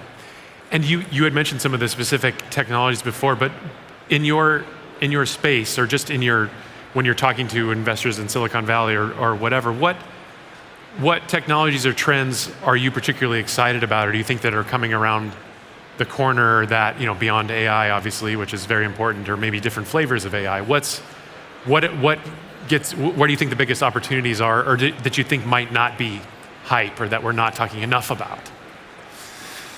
I find it a difficult question because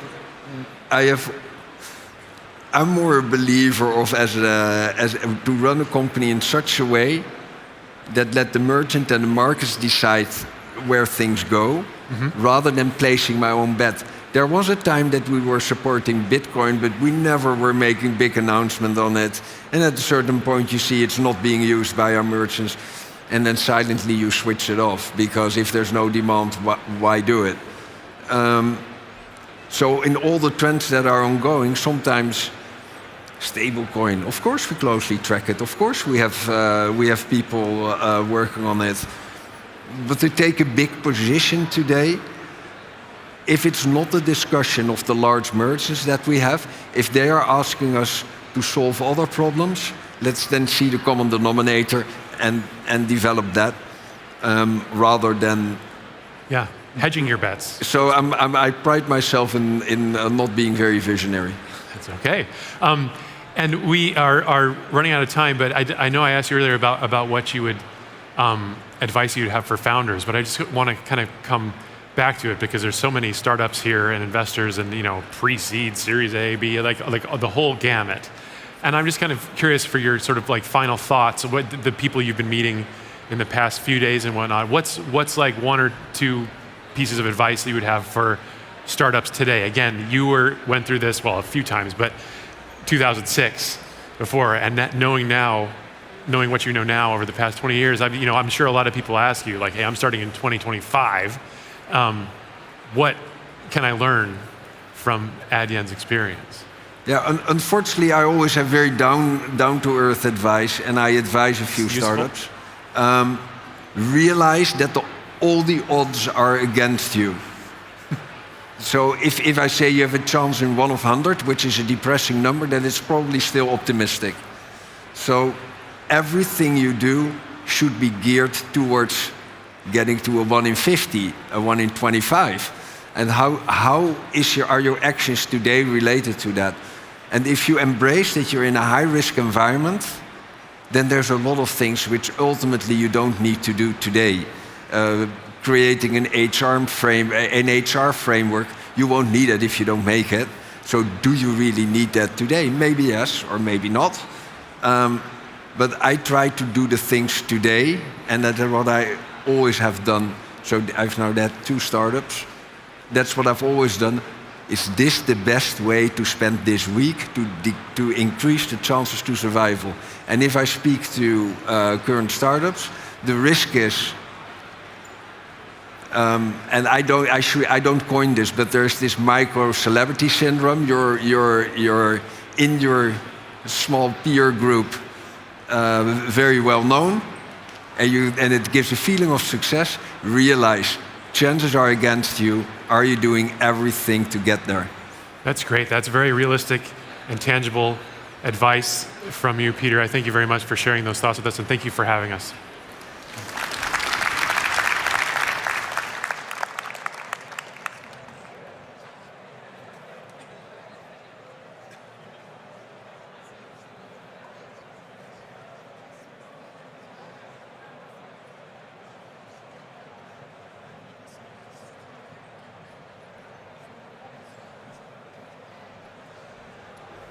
Imagine this. You're staring at a blank screen. Instead of typing, you just describe what you want. A design, a song, a whole world, and it appears. That's the dream of generative AI. But dreams are messy, they break, they lag, they don't really scale. That's where FAL comes in. Building the invisible systems that make creative AI actually work. Co-founded by Görkem Yurtseven, FAL started as a small creative experiment and grew into one of the most exciting companies shaping how AI powers design and media. He's a builder obsessed with making creativity faster and more accessible. And joining him is Jennifer Lee, general partner at Andersen Horowitz, one of the most influential voices in the global AI conversation. She has backed companies like 11 Labs and Ideogram. This is a story about what happens when creativity meets computation, when experiments become empires. Please welcome Görkem and Jennifer on stage.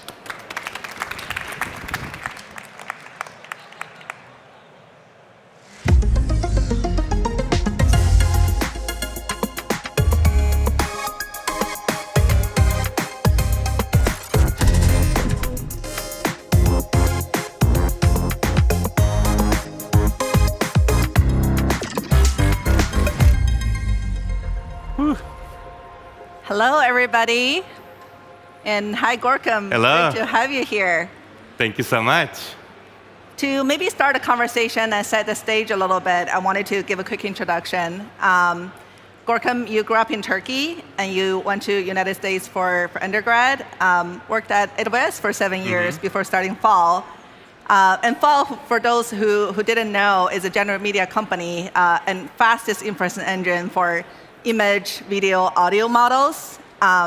And at this point, you have over 600 models on the platform and can still scale up to thousands of images generated per second. A lot of people know about Fall now, but you actually had relatively a different starting point. How did you start the company? What was the founding story? And how did you navigate from the data to generative AI pivot? Yeah, actually what inspired me to start the company was my relationship with my co-founder Burkay. I would say his decision to quit his job and start a company was one of the biggest catalysts for me to come and join him. And we had some ideas on what kind of spaces we want to explore. This was during COVID times, so we had rented a house in Palm Springs and tinkered on some ideas right before we decided to start a company. So we knew there was some chemistry between us. I would say before even deciding on an idea, I really believed in the founder chemistry, and that's why we decided to start a company together. And then in the beginning, we worked on the data space or traditional machine learning space. We tinkered around some ideas with data transformation. At the time, it was a very saturated market. Maybe there wasn't enough space for a small startup to come in and make a difference. And 1 year into our journey, basically everything changed. First, it was DALL-E, and then Stable Diffusion a couple months later, and then a couple months later, ChatGPT. AI kind of changed how developers interact with models. And the biggest difference, I would say, is before you had to work at big companies like Stripe, Airbnb, Spotify, to actually have enough user data to train a model yourself and actually use it in production. But with these big off-the-shelf models like Stable Diffusion, developers are, from day zero, can build a product on top of the pre-trained AI model. And we thought that was a huge paradigm shift. And there's going to be a lot of opportunities for startups to actually play a part in this ecosystem. And we pivoted from data transformation to inference. I was there during the pivot, and actually when I invested in Fall, it was a very different company in the data space. And actually, I would say you had early product market fit was the first idea, and it was open source, and you were able to build a community around that.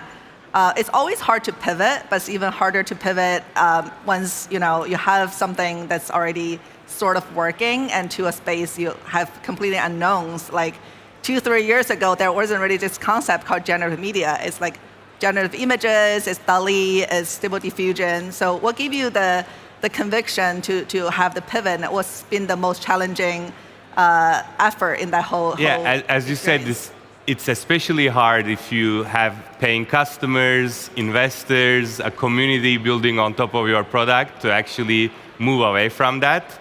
And I remember at the time we were trying to convince ourselves, okay, maybe this pivot is not as big of a pivot as we think it is. And we were trying to convince ourselves and our customers, our investors, that maybe this is more of a soft transition into a different market. And you remember you were trying to convince me. I was skeptical.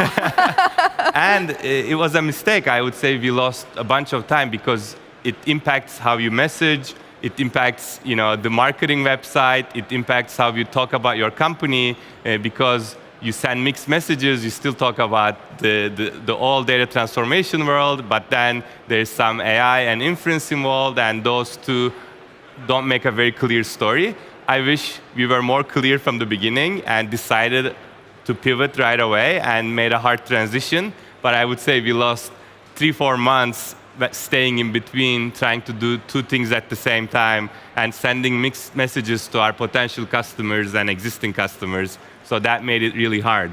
But what convinced us was some of our first customers were using Stable Diffusion. And we saw that they were doing the same thing over and over again, trying to productionize these models. And we identified that the models were running very, very slow, and we were able to actually dig in and optimize the inference speed for our customers. And we made a very easy-to-use API that is multi-tenant, that is much cheaper than hosting on your own. And we had great success with just a single API endpoint, and our revenue maybe was 10x bigger than, in 1 month, 10x bigger than the previous product.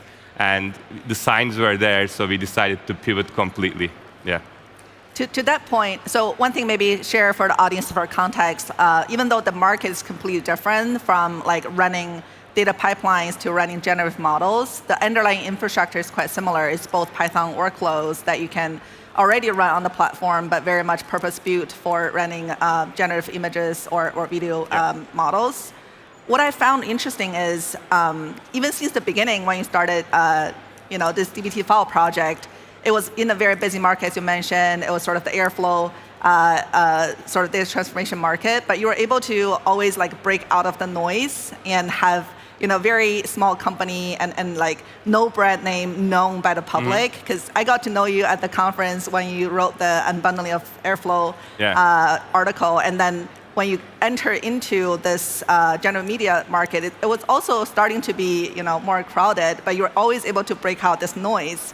Is it luck? Is it skill? Or is it just sheer amount of hustle to educate the market and the audience? Yeah, marketing for developers is extremely hard. A lot of the traditional marketing techniques don't work for developers because they find it cringe, they don't want to talk to you, they don't want to understand complicated messaging. It needs to be simple, but yet engaging. And you can only do that with deeply technical content, and unbundling of Airflow was one of those where it was technical, but it was general at the same time, so a lot of people resonated with it.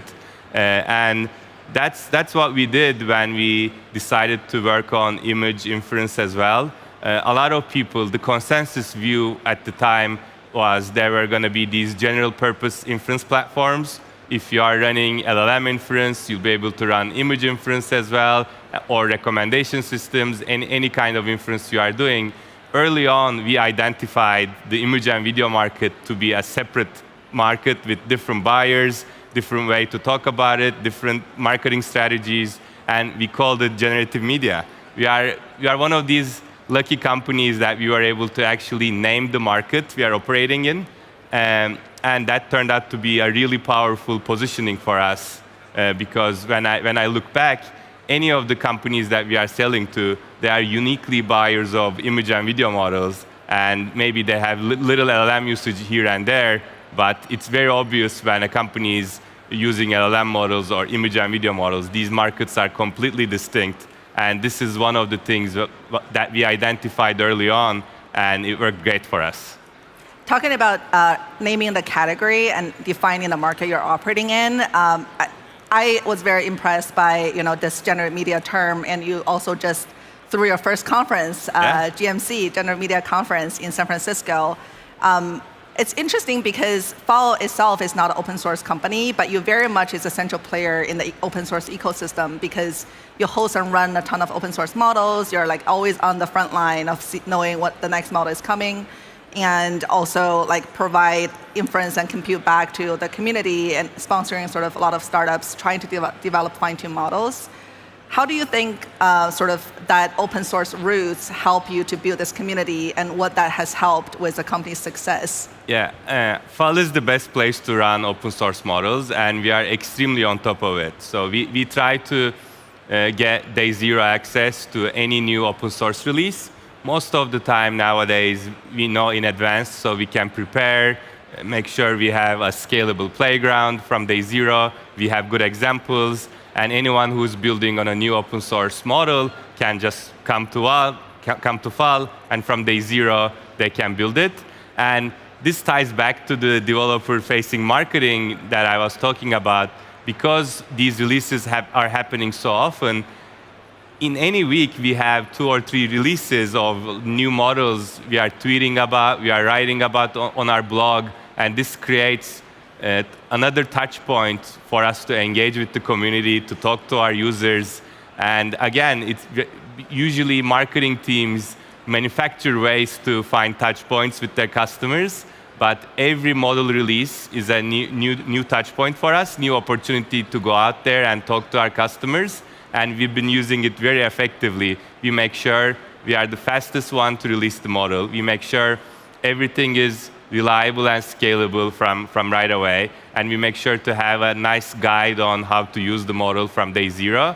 And these things have been resonating with the community. And it compounds, because next time a model is released, the model developers actually get in contact with us and tell us about their release, so we are more prepared, and developers expect that we will be the first one releasing it.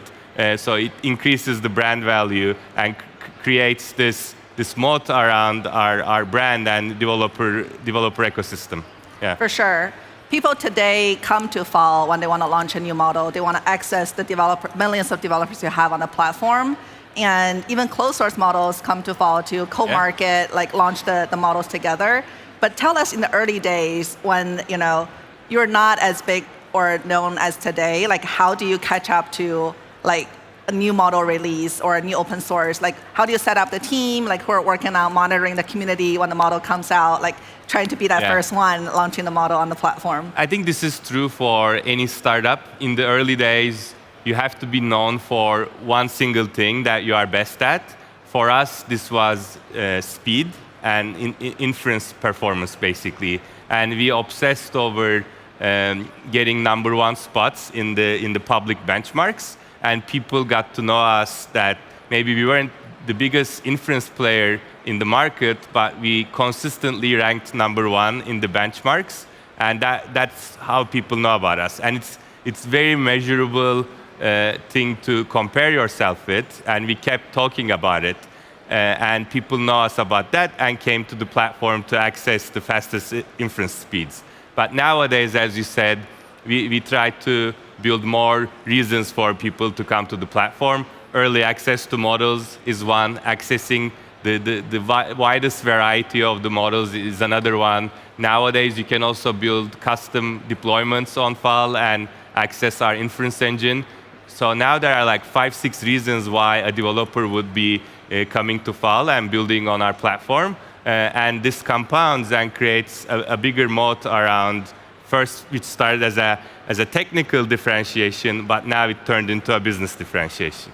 Definitely, definitely. And you have had some really great talent on the team, including a Fall guy in the audience, Batuan, that's able to make GPUs really run at its maximum, and that's how you get the best performance and inference time for very new and even challenging models. So I think that's also another very differentiated factor. And nowadays we have our own internal framework. When a new model comes out, if it's an architecture we know about, it usually takes us less than an hour to put an initial version of that model, and that's usually optimized, I would say, 80% to 90% of the way. And then we spend the latest, maybe rest of the day or maybe a couple days to get the latest 10% and optimize that.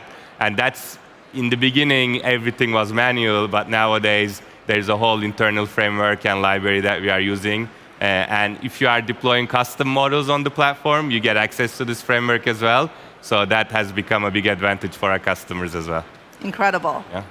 Awesome. Let's pivot the conversation into what we're seeing in the market, because I really think the general media market is such an interesting one because it's serving so many different audiences, from developers, from individual creators, because there's the workflow builder that individual creators use to generate sort of their own style of images and video. And there are enterprises now that's coming to Fall platform trying to use it for commerce purposes, for marketing, for advertising, and really, like 2025 was the year you guys called out of like the mainstream video going mainstream year. So tell us a bit more of like what are some of the interesting and new use cases or like iScale use cases you're seeing today? Yeah, I wouldn't take credit of identifying this perfectly when we first started, but I would say generative media was a perfect industry for a startup to actually make a difference. And it is a cliche advice to find a small but fast-growing market when you are starting a company. And generative media was truly one of those. When it first started, people thought, all right, is this a toy? Are they going to be enterprise use cases? People were skeptical, but very soon it was very clear that people are going to use it for marketing, for filmmaking, for advertising, for fashion, for design and creativity. All of a sudden, the use cases and the surface area of the industry exploded. One of the other reasons why it was a perfect fit for a startup like ours was because there is no clear incumbent. We are not going against Google or anyone who's clearly losing market share in this. But also, we were... Everyone's pie is growing. Yes, everyone's pie is growing. It's a greenfield market where we are defining the market as the company grows. But also, there's an uncertainty. It's not very clear what are the use cases are going to be in a year. Models are improving so fast that we might be leapfrogging very established, for example, photography and filmmaking use cases, right? We might end up at a point where we are past filmmaking as we know of, and all of this is happening extremely fast, and there's a lot of uncertainty around it. So we are very nimble. We are able to change direction and listen to our customers very fast, but some of the more established players, it takes them more time to realize where the industry is going. Definitely. That's the benefit of being a startup, is you can pivot where the wind is blowing, and as long as you can execute, you can go there much faster. So some of the, actually yesterday was the first time that I knowingly have watched like an 8-minute fully generated cartoon video. I've seen many of those like at a much shorter time, and that's like one of the use cases I know some customers are using about today. And the virtual try-ons, like I used to use Warby Parker to try on glasses, but that was just not like realistic. It didn't feel real, Right, exactly. But now the virtual try-ons looks, very much fitting to like your body shape, your style. Those are some use cases I know that people are using Fall for. Is that sort of the biggest use cases you're seeing, or there are other ones too? Yeah, so you mentioned our conference, which was 2 weeks ago. I got to interview Jeffrey Katzenberg, the ex-CEO of DreamWorks and Disney Studios. And one thing really stuck with me. He compared the current landscape of AI filmmaking with computer animation in the mid-90s. He got a lot of heat because he was pushing computer animation back in the day, but it turned out now like some of my favorite movies are animated movies like Shrek, Toy Story, How to Train Your Dragon, and there was a lot of backlash from the creatives at the time. They tried to resist technology, but he put it in a way that like there's no way resisting technology. This is gonna happen either way. And he thought it's very similar to that time. And now, like computer animated films, there's 1 or 2 films every year that is ranked #1 in the rankings. So we can expect something similar with AI as well. It's going to blend into filmmaking, and we are going to look back in a couple of years, and it's going to all feel normal. Yeah, I love How to Train Your Dragon so much that I even named my daughter after the princess. And I wish there are more How to Train Your Dragons out. There's only like two movies. Hopefully with the generative media and a lot of the video models, we can make these type of movies faster. And animation is a great avenue for AI to make a difference, because I don't see a point of making realistic movies with AI. Like, we already have very, very good cameras. We already have filmmaking techniques that we are able to do emotion and realism very well. But animation adds another layer of storytelling on top of it. And I think that's the reason why people love animated movies so much, because it's not realistic.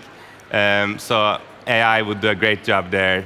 Right. Animation, or it can even be something else that we don't have a definition for, that's interactive, but also animated. Yeah, maybe not fan fiction, but fan movies. Fan movies, Yes. Yeah. So I want to ask, given you see pretty much all the models coming out and like pushing the limits on the capabilities, like, are we at the peak of the model capabilities yet for image and videos? And if not, what are still missing in the current landscape? One thing that's happening in the market in the past 2 years is everything is extremely fragmented. I would say the best video model changes month to month. Best image model changes maybe even shorter periods. And even defining the best video model is hard because models are good at different things. It's very surprising to me that the best image model is not even the best image editing model. So people have a lot of different models for a lot of different use cases. We had this very surprising statistic. In the top 100 users on FAL, on average, they are using 14 different models meaningfully. 14 different models. 14 different models. So this is multiple image editing models, multiple video models, upscalers, background removers. So because the problem space is very general, models haven't been able to generalize as well as it generalized on the LLM side. So there's a lot of fragmentation and diversity in the model space. And the most high-performing models keep changing. It's good for us because we are always on top of it, and a lot of people come to us to access all of these at the same time, but also makes it challenging to keep up with all the developments. And you asked about, like, okay, is this the top? How fast things are improving? It looks like things are going to keep improving. And I have two reasons for it. Number one, we have a lot of data available for us. I think we have more video data than compute to train on this. So we are not running out of video data to create bigger, better models. But also, so far, researchers have done like the simplest thing possible. They captioned images or captioned video and trained models with the captioner. And now they are doing more complicated stuff that requires more data transformation, more engineering with the editing models. And the capabilities of those models, there's a lot of room for improvement. So a lot of engineering resources will go into it. So I expect those models to improve greatly in the next year or so. I definitely agree with that. We like to use this analogy that for media models or creative models, it's more like walking into a bookstore. You have different genres, just like you watch movies. Some people like more action, like more anime, and the model's trained with a specific style going into it. So there's more of a distinction of which model is good for what. And even like for the workflow you're talking about, there's like the best upscaler models. There's like the best, again, like facial expression. Like you just want to have as much expressiveness from each different models and like really tailor it towards that use case for. And on the cost side, there's very varying different models as well. People usually like to work with the most expensive, best model, but they also prefer good enough, cheap model as well. And these models keep changing, but they always prefer a couple different cost structures in terms of which models they are building products with. And sometimes, let's say, for example, if they like one of the good enough but cheap model, they don't change it, they just add on top of it because they like the personality of that model, because they have so many workflows, for example, working. So some of these old models are sticking around and new ones are being added into the products. Definitely, definitely. I want to end the chat with a little bit of advice, given at the core and center, FAL is still like a developer platform, and you do a great job in tailoring and targeting developers and technical audience. Yeah. So what advice do you have for the audience if they're building for developers, building for technical audience? Like how do they find a market, launch into it, grow in that? From very early on, me and my co-founder, we wanted to build for developers because that's how we increase our impact and amplify it. We build for developers, other very smart developers build products on top of what we build, and that's how our impact is amplified. And in the age of AI, I would say it's very easy to fall into this trap of thinking what might happen in 2 years or 3 years with the model advancements. But usually people get stuck there, and it's hard to get out of that mentality. I would recommend working on something that works right now. And because you get these short windows of opportunity where the models are good enough, there is enough space in the market that you can come in and really make a difference as a startup. So I would recommend people to focus on things that works right now and build right away on those ideas. I love that. We always talk about finding a wedge as an investor. So find your wedge and then start from there. Yeah. Thank you so much, Gorkam. Thank you so much. Yeah. Thank you all.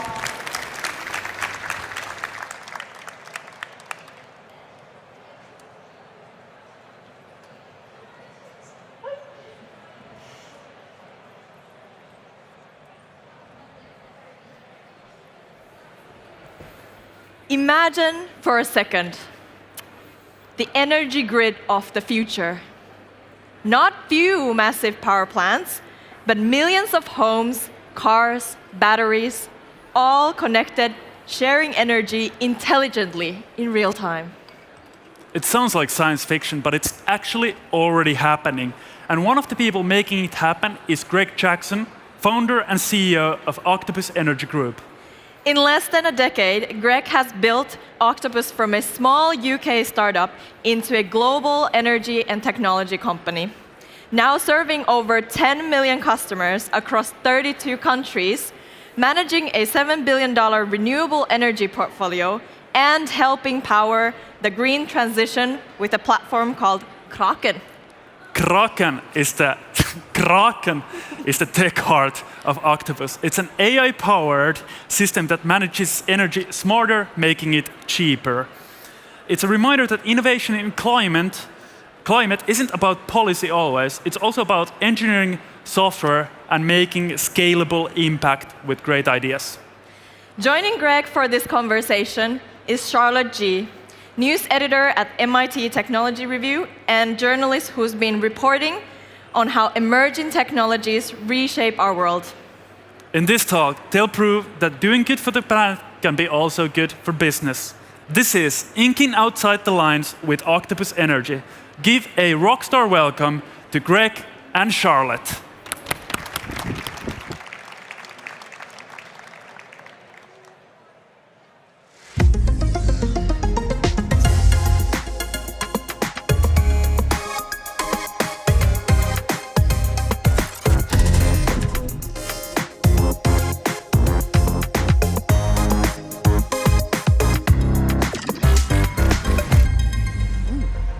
Wow, it's very Rammstein. I love Rammstein, by the way. No, so do I. That's no dissing.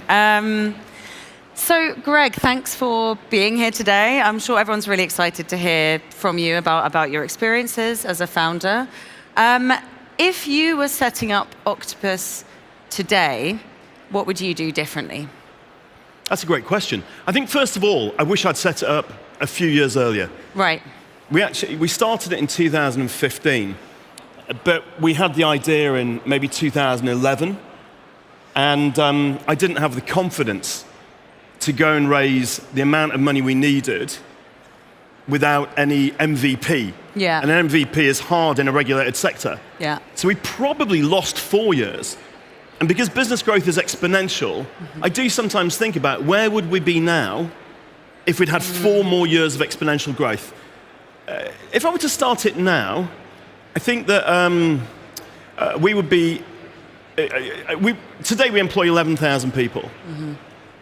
We're a digital native business. I think we build an AI native business, and by this scale we might employ 1,000. So I think we'd be starting with AI at the core. Yeah. In a way that we couldn't 10 years ago. Yeah, and that would enable things to be... I was talking with a friend the other day about, obviously that enables you to create entirely new workflows rather than just slotting it into your existing stack. Yeah, I think that... So part of the founding idea for us, there were many founding ideas, but one of them was that large enterprises essentially have grown up with every function building or buying its own software. So they're very siloized. Yeah. And so in a digital native business, you could build a piece of software that every function would use, and it would make it more efficient. So when we provided Kraken to one large company, it reduced the number of employees from 10,000 to 3,000. I think if you do it AI native, it might be 300. And we've got to be preparing now for that world. Yeah, absolutely. So I believe that Octopus is now the UK's biggest household energy provider. Yeah. And to be honest, when I was researching for this panel, I asked among friends, do you use Octopus? What do you think? You're quite a popular company. Your customers quite like you. Why do you think that is? Well, you know what? The original insight was that energy companies around the world, utilities around the world, are terrible at customer service. They provide very bad value, and they're not agile. And that's because they're running on outdated systems, and their incumbency is their main competitive edge. I think that we thought that we could use technology to fix those 3 problems. But actually, my very first view was we could be hyper efficient if our customer service was Ryanair. Yeah. Right? So Ryanair is unbelievably efficient because you have to do what they tell you. Yeah, yeah. And so the original idea is we were not going to have a phone line. You're going to have to do everything, via our app or digitally. And in return, we would give you the cheapest energy in the world, right? But our first investor said, look, I love everything on a business plan, except the customer service. I think you should give the best service in the world. And he convinced me. And I think what's amazing is I've discovered, first of all, you can never be the cheapest energy company because the way pricing works, someone's always going to be cheaper because they're willing to lose money for a period or because of the market volatility. Yeah. And especially during the energy crisis in Europe, price suddenly became, we were not in control of price, but we were in control of service. Yeah. And actually, despite the fact that our prices during the energy crisis increased by 150% very quickly, and it was very stressful for households, our customer ratings improved. And they improved because the service during that period was even more important, because helping them through a difficult period really mattered. And so I think actually it was one of those examples where the investor brought an insight which we did not because we wanted the money, but because they convinced us, and I'm so glad we took their advice. Yeah. Well, while you're mentioning investors, I mean, obviously, Slush is like a bit of a feeding frenzy. Lots of investors, lots of startups, lots of people trying to meet each other and get or give investment. If you were going to give, yourself some advice when you were starting out and dealing with investors, you've gone through lots of funding raises. What would be your main kind of tips for dealing with investors?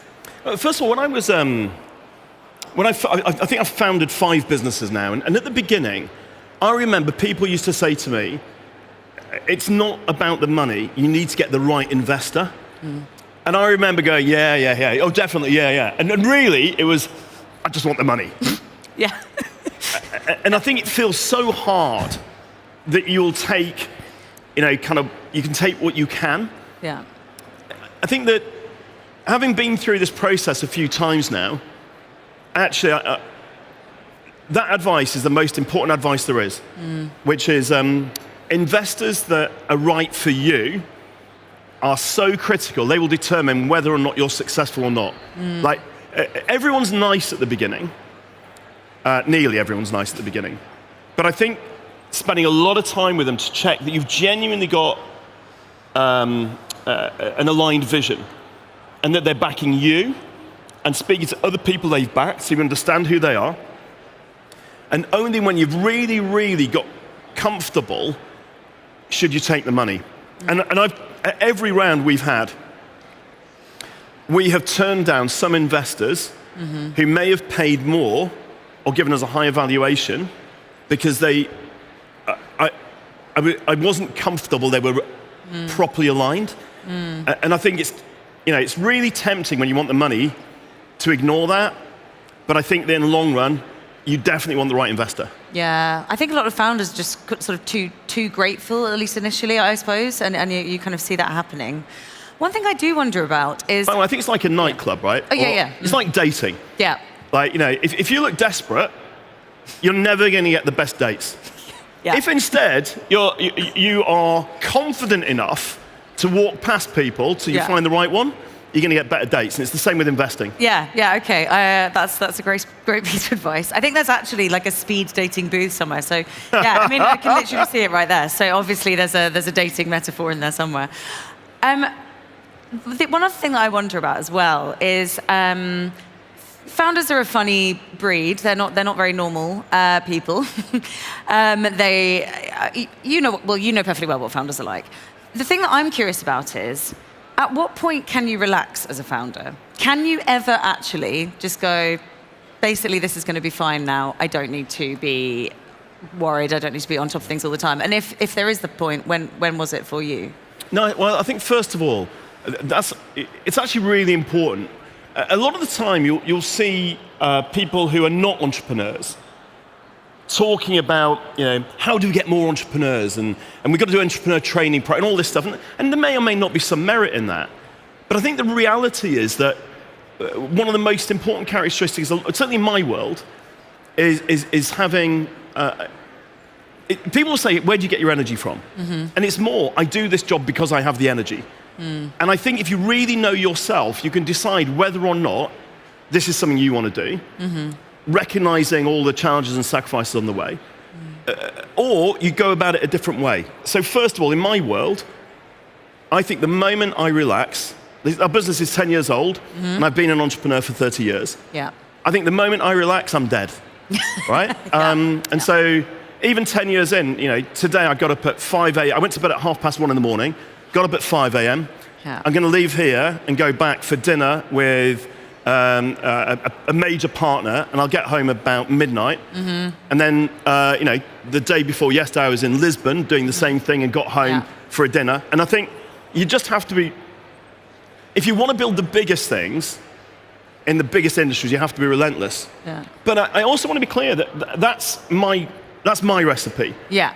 I actually, at the same time as we started Octopus, I co-founded another business. Yeah.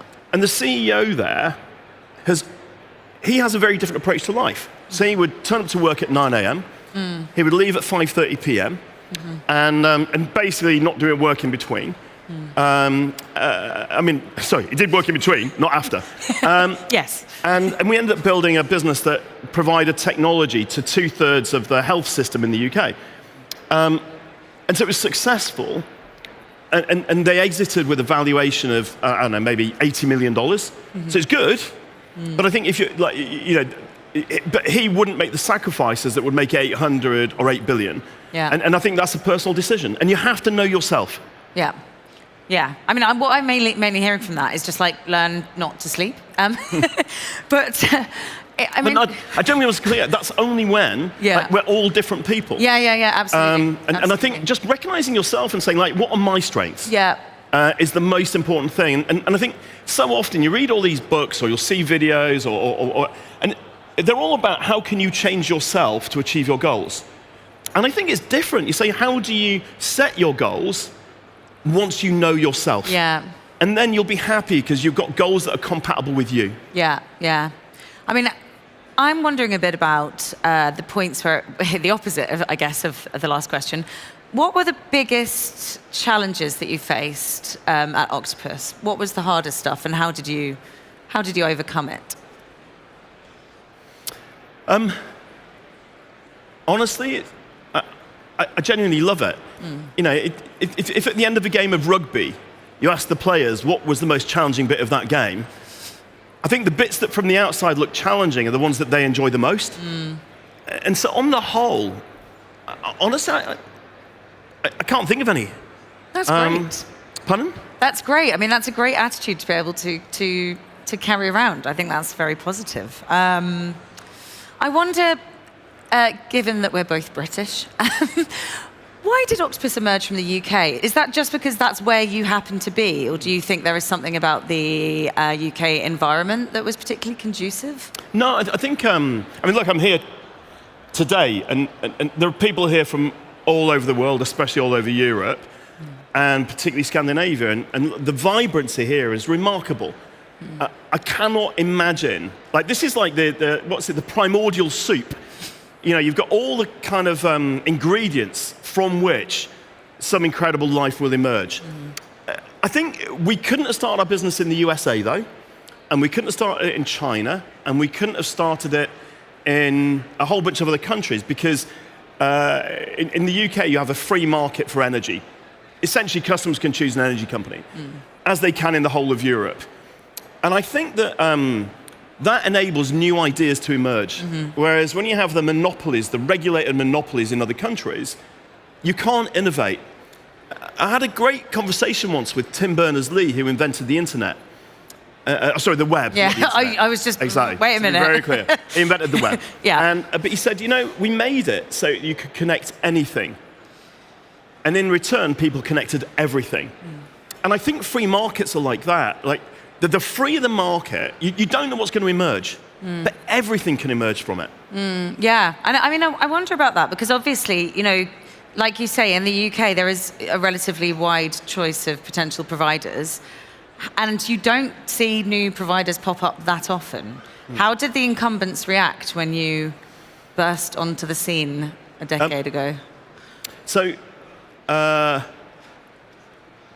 think, first of all, we never set out to be an energy provider. Right. We wanted to build a very big business and a big customer base to give us a route to market for the technology we wanted to build. Mm-hmm. And then we wanted to sell that technology to other companies. Mm-hmm. And so, really, I think as a lesson I've always learned is that the quicker you can start delivering a real valuable service to real customers, the quicker you can find product market fit, you can build the revenues and get the investment to keep on innovating. And so from our perspective, I love being an energy provider. I think I was delighted the experiences you described earlier, but that was really our entry point. I think that there's an important bit about that, which is, if you've got your eyes set on something on the horizon, then all of the challenges, if you like, of the short-term stuff feel a lot easier.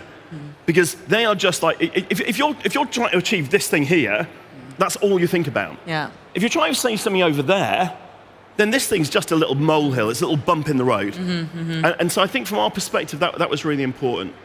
I think the other bit was that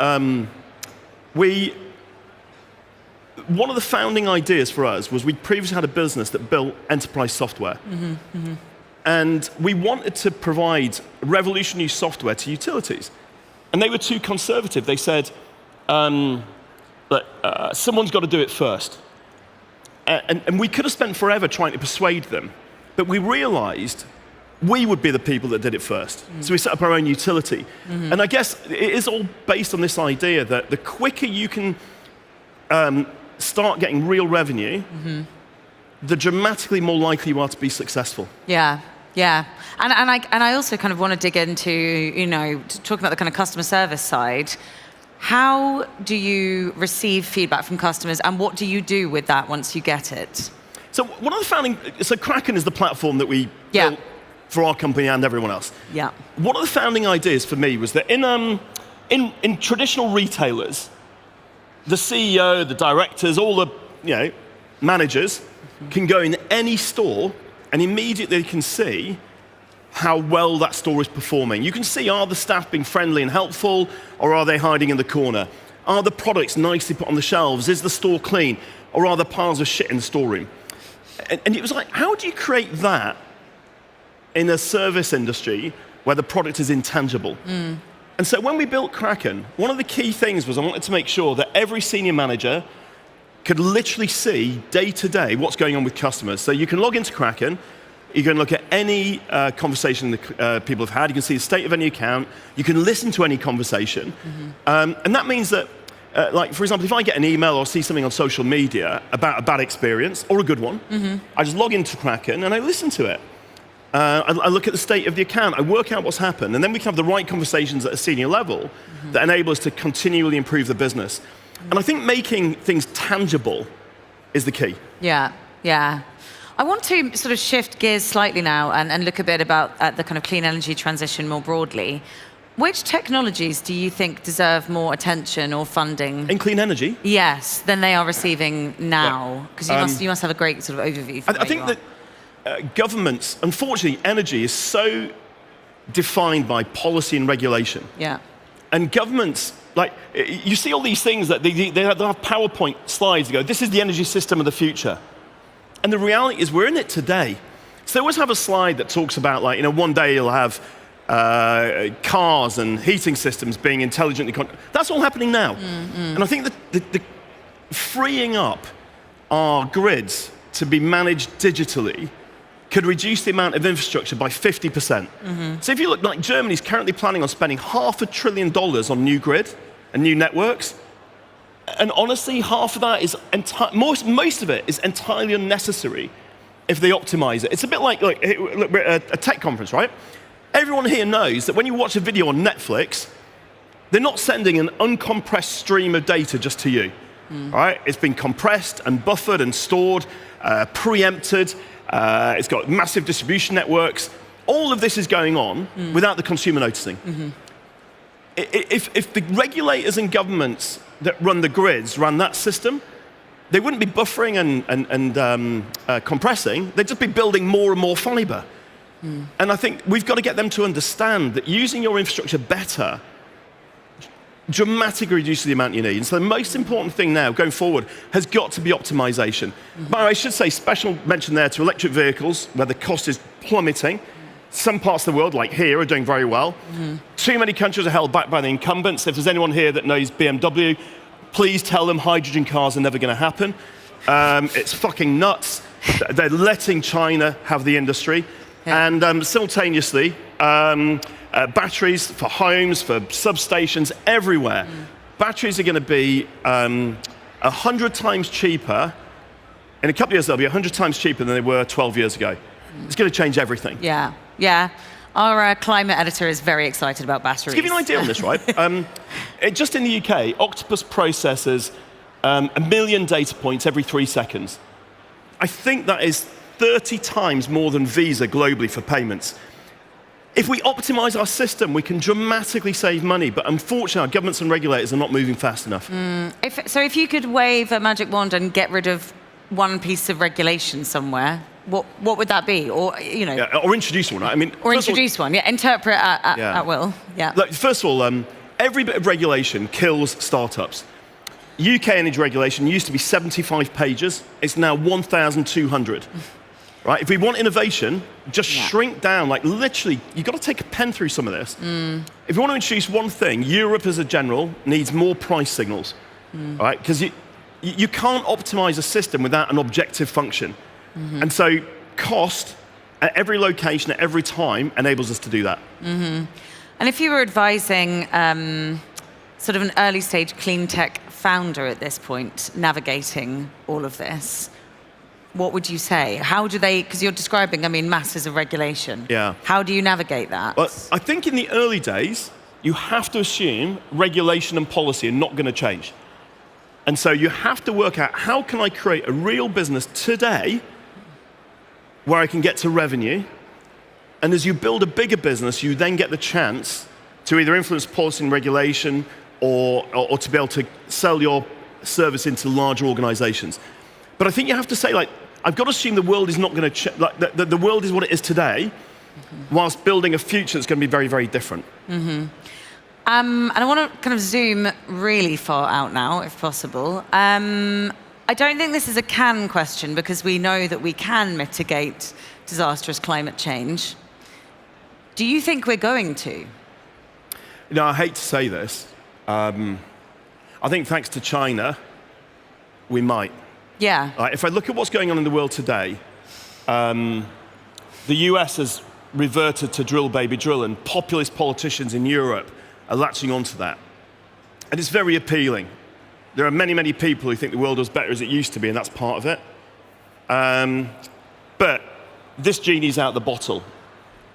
The cost of clean energy, of solar and of battery in particular, coming out of China, not driven by state subsidies, not driven by low wages, but driven by relentless innovation. What's going to happen over the next few years is that fossil fuel technologies are mature. They're not going to get much better. The technology of electrification are improving exponentially. And there's going to be an economic gap that opens between the countries that grab this future and run with it and the countries that go back to fossil fuels. And there is a real, like, I recently flew from Beijing to New York via the UK, and it was, for the first time ever, it was like going back in time. Oh, really? God, that's quite the signal. I wonder what you would like to see next. I mean, we've just had the G20. I mean, just sticking with this topic for the last little bit, if you don't mind. What actions could... Well, I don't want to talk about individual actions, because I just think that's generally a kind of complete waste of time. What actions would you like to see at a government level happening now? Yeah, we need cheap electricity. Like, Europe is about 20 to 25% electric. US is the same. China used to be 10% electric. It's now 33% and growing. Electrification is the most important trend you can back. And to do that, you want cheap electricity. And look, as much of that as we am from clean sources is great. And the more we electrify, the more we can build clean sources. But amazingly, an electric car powered by electricity generated from gas still has lower emissions than a petrol car. Right? So electrifying is the most important thing. By the way, it's also the technology for everything. If you look at the tragic war in Ukraine, electrification of, for example, ground-based autonomous vehicles, electrification of drones and electrified technology.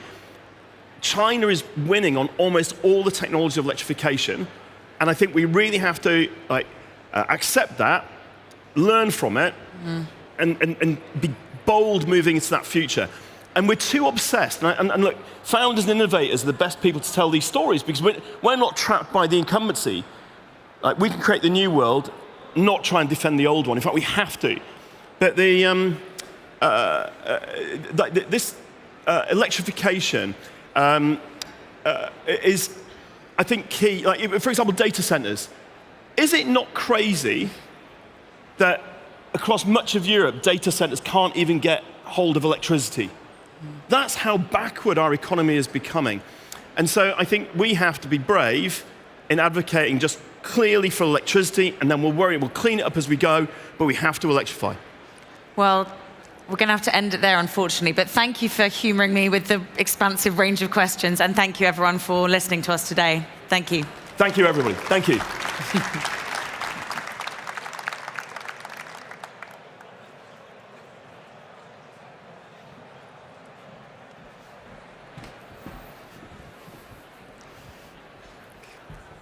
"10 to 15 years on average. That's how long it takes to bring a drug to market. And $2 billion is the average cost of that. And even then, after all that time, all that money, about 90% of new drug candidates fail before they ever reach any patients. Biotech is one of the slowest, riskiest, yet most crucial industries on Earth." That's crazy. But new tools like AI, data, and automation could help us run a bit faster inside the system that's built to be slow. That's what this next conversation is about. Behind every breakthrough are people who have belief and faith before the data. One of those people is Daniel V., CEO at Enveda. It's an AI drug discovery company mapping the chemistry of life into new medicines. He helped grow Enveda from before the seed round into a clinical stage unicorn. Joining him is Sam Sihvonen, co-founder and CEO of Solu, a company that prevents epidemics with genomics. In just 1 year, Solu has grown from 0 to some users in 90 countries. Together, Daniel and Sam will talk about conviction, patience, and what it takes to build the biotech companies. Give them some loud applause.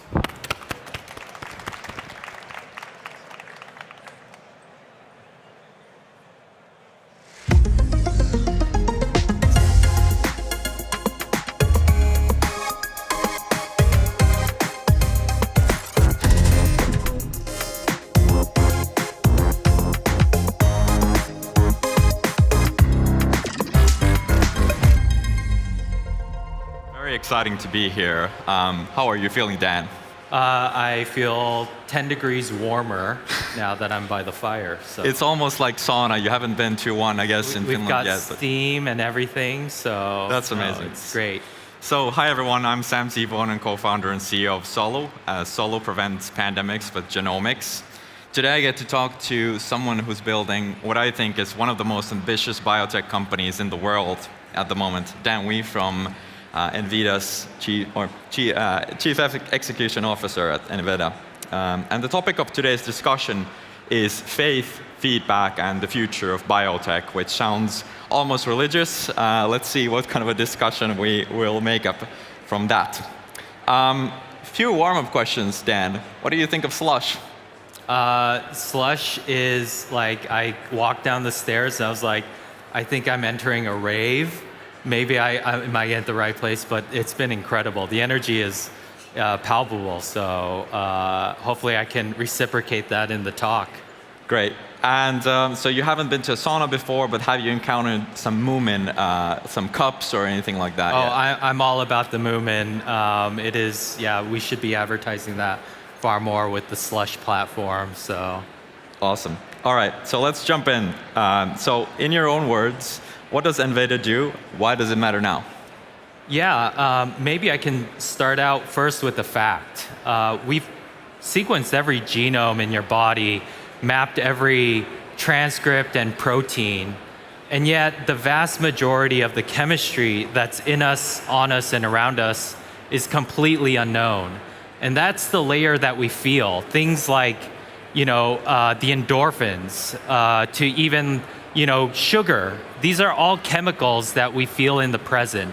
And for us to not know so many of them is really an absence of understanding what life is. And that is what Enveda has done, is built the world's first scaled sequencer for life to unlock this layer of knowledge within biology. And we're turning those insights of things from nature into the drugs that are affecting us most today, things like inflammation or obesity. As the world's changing, our biology isn't. And so how do we learn from life in order to restore health? Super. So basically you're taking the entire molecular universe inside of plants and find the ones that are useful for potential medicines with AI and then actually help them turn into medicines. Not just plants, but even within our own bodies. There's things that you experience on a day-to-day basis that are represented in that chemical layer that relate to things like performance or whatever else it may be that we can unlock and drive further potential for what we can be as a species. That's super inspiring. So let's jump into the faith section of our talk. In our previous discussions, you brought up faith as a topic when you're building in biotech, so having this kind of a clear North Star. Could you elaborate your thoughts on what did you mean by that, and maybe share it to the audience? Why is faith and believing in the steps that you're going to have to take along the way? So everyone here, as this is a startup founder-led community, is building something truly transformative. But I often find that in that long journey, we get lost sometimes in what we're trying to achieve. And in many cases, that may end up masking itself as the next funding round, right? And what you initially set off to accomplishing was big and bold, right? But how would you have operated differently if you didn't think that fundraising was the biggest challenge? Right? As an example, we are out to not just make better medicines, we're out to change the entirety of what is considered a medicine, in fact, right? Where do we find these medicines? And getting those to patients as fast as possible. And if I were to just remove all the constraints and think, how would I operate differently? What changes would I make in not just the team that I build and the financing that I would need, but across the entire spectrum? Just to give you one example of this is, I think it's often a thought within our industry that we need validation through some sort of a pharma partnership, right? But if we held true to that North Star, if we held true to the belief that actually we will find and have the best medicines out there and need to get them as fast as possible, why would we dilute our attention to someone else's projects? And so we purposefully changed our tactics to not actually seek a partnership. We devoted all of our resources, all of our operational intent onto making progress on the drugs as fast as we could. That's super cool. So what about when you were getting started with Enveda? How did you start getting the first data and kind of ideas for potential drugs? How did you start pushing them towards the pipeline? I think it's rather interesting that we're all here and there's some presumed game that we're playing, right? That's like maybe dogma from our industries. Like there's a certain path that one needs to take. There's a certain kind of, bowl of innovation that you like reach in and grab out and find what that opportunity is. But really where the magic is finding stuff that's truly new and novel that no one else has thought about. The funny thing about Inveda, though, is that what we're doing is essentially taking something that is observable and known.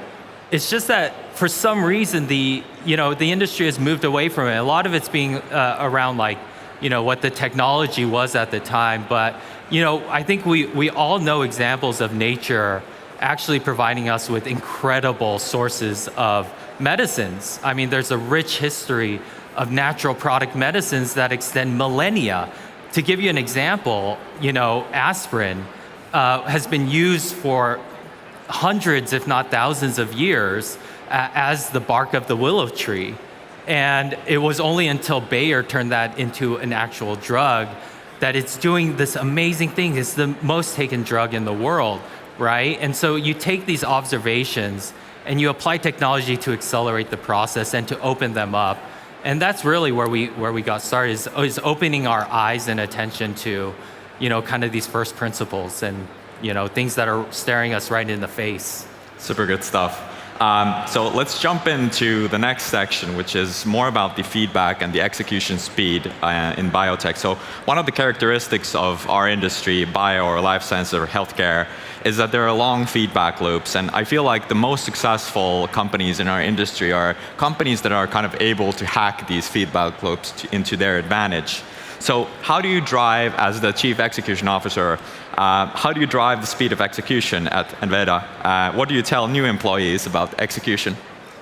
Yeah, boy, we have all these tactics and strategies, but at the end of the day, for how long the process is of building a company, it's really more philosophical more than anything.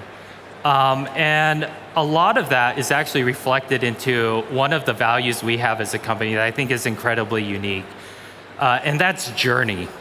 The sad fact of it is that it's really hard. Most drugs that you think you enter into the pipeline and start investigating will fail, right? And so how do you deal with that level of uncertainty? Even if we radically change the discovery rate of drug discovery by 100%, more than half of our drugs, the things that we actually try are going to fail, right? And so how do you keep persisting? How do you still kind of shoot for the best? And really, like, the best answer that I could come up with is living in the moment, right? Not indexing your success on what the end is going to come out, because so much of that is actually out of your control at the end of the day, right? And I think it was Novak Djokovic. I'm not a tennis fan, but so please, you feel free to reprimand me after if this wasn't from Novak. But he was talking about winning, being so prolific in winning as a tennis player. And in his interview, he said, honestly, I just like hitting the ball, right? And I would argue, like for all of you here, is you're already successful.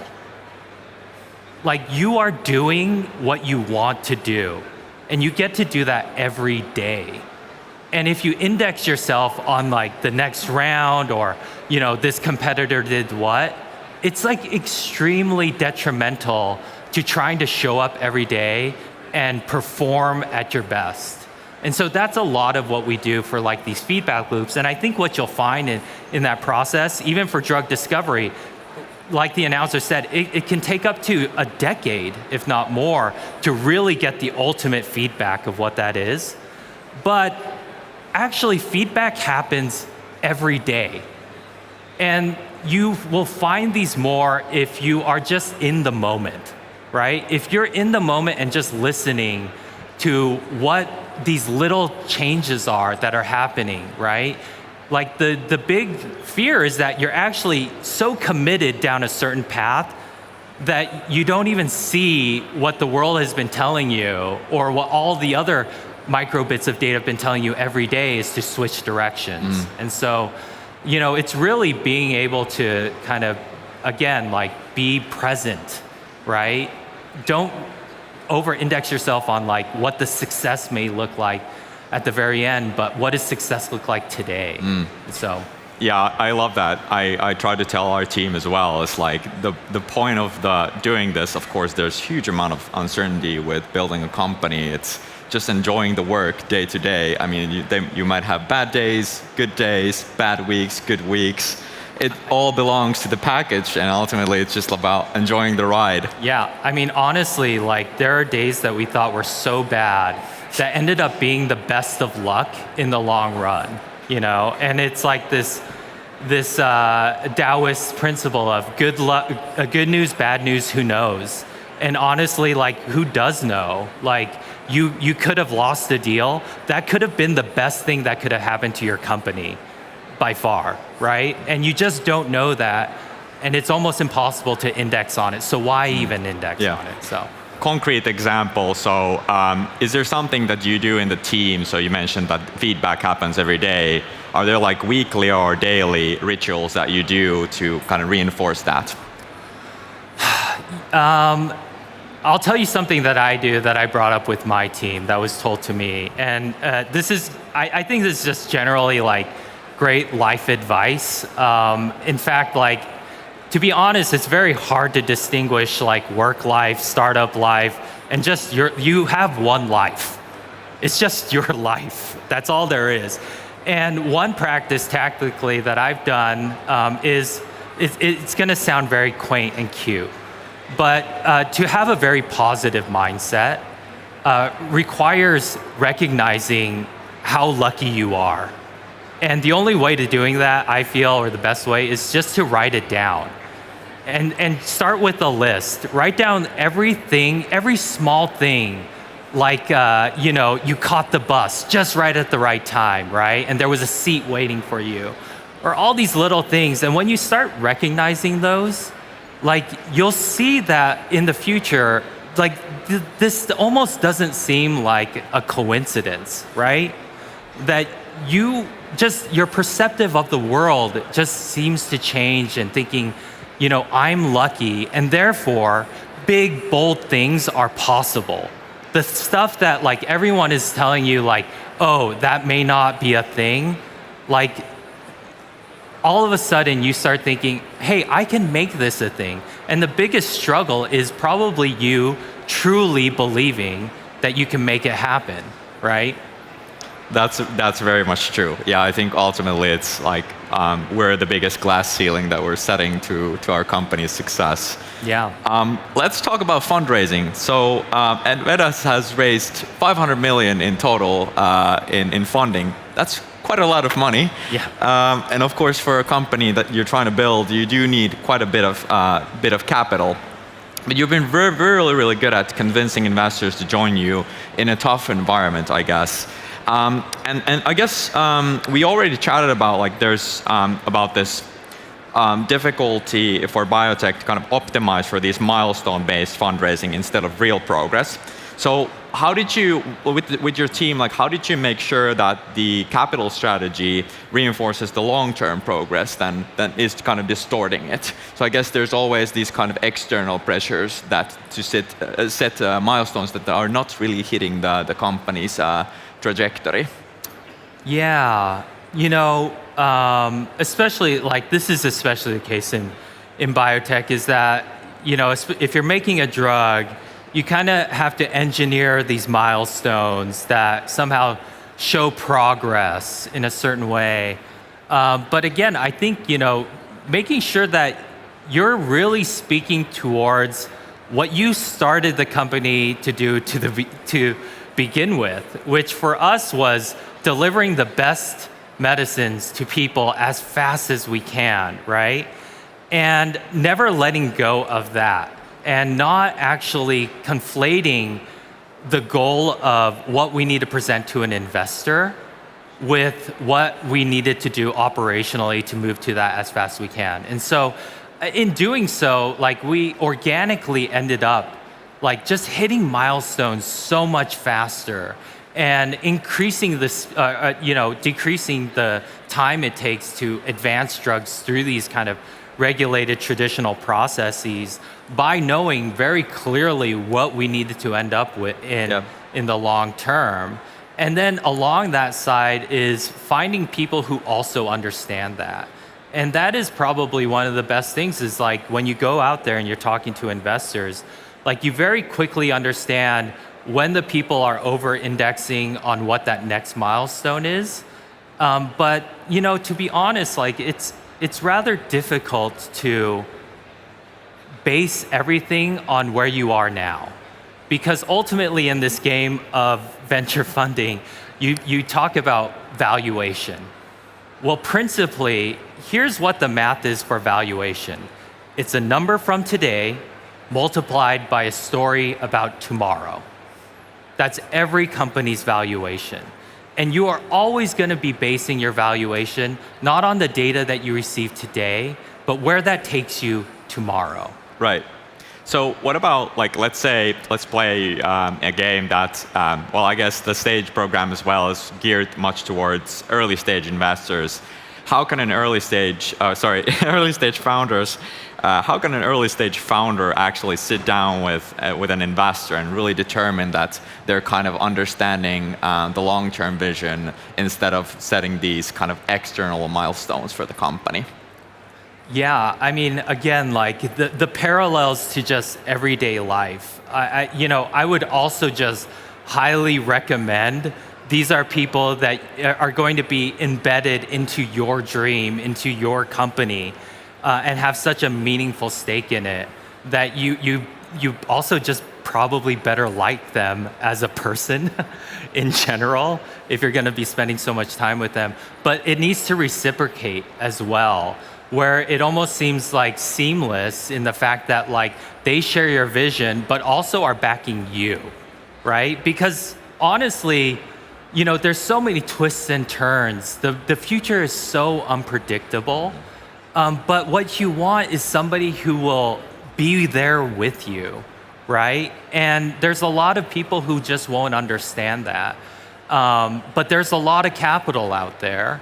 And it just takes a lot of meeting people, putting yourself out there, being incredibly generous, being incredibly open with what your dream is. And maybe also just not trying to speak towards this potential like algorithm that we think that people want to hear, things of like asymmetric downsides and, all of these things. Like the truth of the matter is if you have an incredible product, like the market cap really has no ceiling.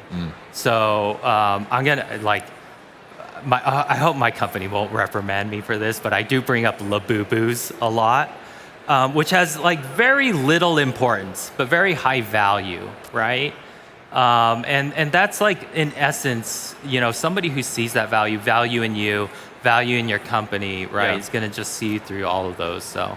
Quick question before we jump into the last section. So how have the fundraising, how has it become different over the rounds? So I guess the last round was 150 million, something like that, lifted you to a unicorn status. So how have they changed over the course of time? I guess you've proven yourself in a way, but how have they shifted?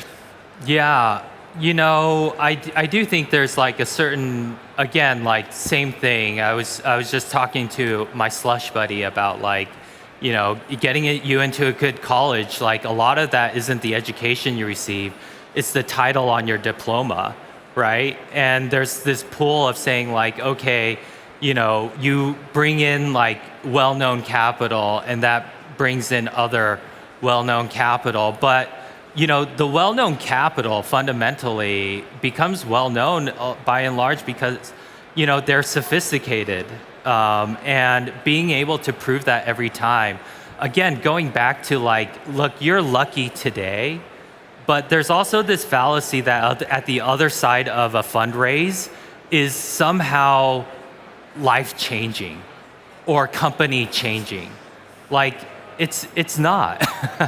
You know, there's like, in some ways, there's no break to this because, like, really, where does the dream end, right? Does the dream end like once you've commercialized? Does the dream end after you raise a certain amount of money? I mean, ultimately, if the point is to enjoy the daily work, there's no, like, it's an infinite game. So fundraising doesn't change the nature of the company or building Exactly. the company. And so when you go and approach investors, it's really, you know, no matter what stage you're at, seed to D, like, it's that same hunger, that same drive, you know, the same arguments that you made about what the future can hold from there that you present, and you have a lot more credibility, sure, but the fundamentals are simply like, you are today as hungry as you were before. Absolutely. All right, last section about future. So healthcare is one of the biggest markets in the world. But there's no $1 trillion companies in this industry. Maybe Eli Lilly is close. We might be, actually, I haven't checked the market cap today. We'll we were looking at it yesterday. Hours, So it might be there, but anyway, why is there no NVIDIA of the life sciences or biotech? Yeah, it is a huge question. Like, you know, many of the people here in tech and like even like semiconductors, you know, healthcare is a multi-trillion-dollar industry. We spend more on healthcare than we do just about any other industry, including real estate. So why isn't there a company out there? Well, I think you're starting to see that shift with groups like Eli Lilly, and you know what's really driving that is obesity. Their GLP-1 drugs that have come out. And what's interesting is, on the contrary to Labubus, which have very little importance but very high value, it's hard to ascribe the same thing to pharmaceuticals, where you have extreme importance, right? But very little value, right? And drugs like the GLP-1s are maybe somewhat shifting that, where you're seeing people see that value and drive towards that. And that is like, in essence, Enveda is really trying to drive that value to people in everyday things that you deal with from a health perspective, whether it's, you know, obesity or, you know, inflammation. One example is our lead molecule, which is for atopic dermatitis. They have the same quality of life metric as somebody with dialysis, right? Where you have to take your blood out and filter it. Yeah. And so providing meaningful value, again, I think you'll just see more and more, like, the market caps is really just determined by how valuable your product can be. Absolutely.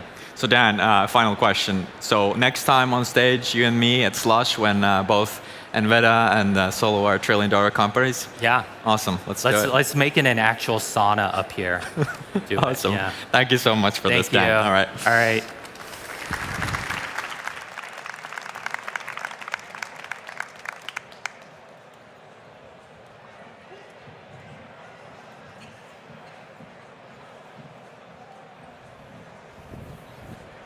Every time you stream a video, check a dashboard, or track a metric in real time, there's data racing through the systems behind the scenes. In a world where milliseconds can mean millions, the tools that process the data quietly shape how the modern internet works. One of the most powerful tools doing this is ClickHouse. It's an open source database built for real-time analytics. A side project in 2009 is now a global company redefining how developers, businesses think about performance and the future of data infrastructure. At the center of it all is Alexey Milovidov, co-founder and CTO of ClickHouse. He began building the system himself, released it open source in 2016, and now leads the company's mission to push the limits of what data processing can do. Joining him is Avery Clemmer, investor at Thrive Capital, one of the top venture funds. Here, all the way from New York, Thrive has invested in companies like OpenAI, Cursor, and Isomorphic Labs. This is building ClickHouse from open source to global scales. Please welcome Alexey and Avery.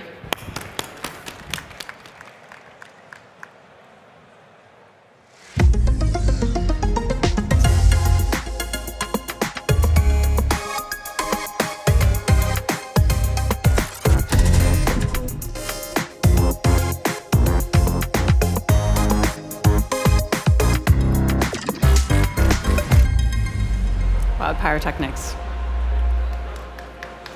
Hi, everyone. Great welcome. I'm Avery. I'm an investor at Thrive Capital, and today I have the pleasure of speaking with Alexei, who is the co-founder, creator, and CTO of ClickHouse. So thank you for being with us. I actually wanted to start with a quick poll. Who in the audience knows what ClickHouse is already? Oh, so many people. Happy to see you. How many people are actually using ClickHouse? Okay, we have a handful. You are my friends. We might have our work cut out for us. So maybe we can kick it off there. For those who are unfamiliar, can you help just explain ClickHouse as you would to a 12-year-old? So ClickHouse is a real-time analytical database. But if you are like 12 years old, let me say by a certain analogy. What is a database and what is a database management system? A database, maybe we can imagine it like a library with books, with a lot of bookshelves. And database management system is something or someone like a librarian that is able to organize all this information. And ClickHouse is a special kind of database, analytical database.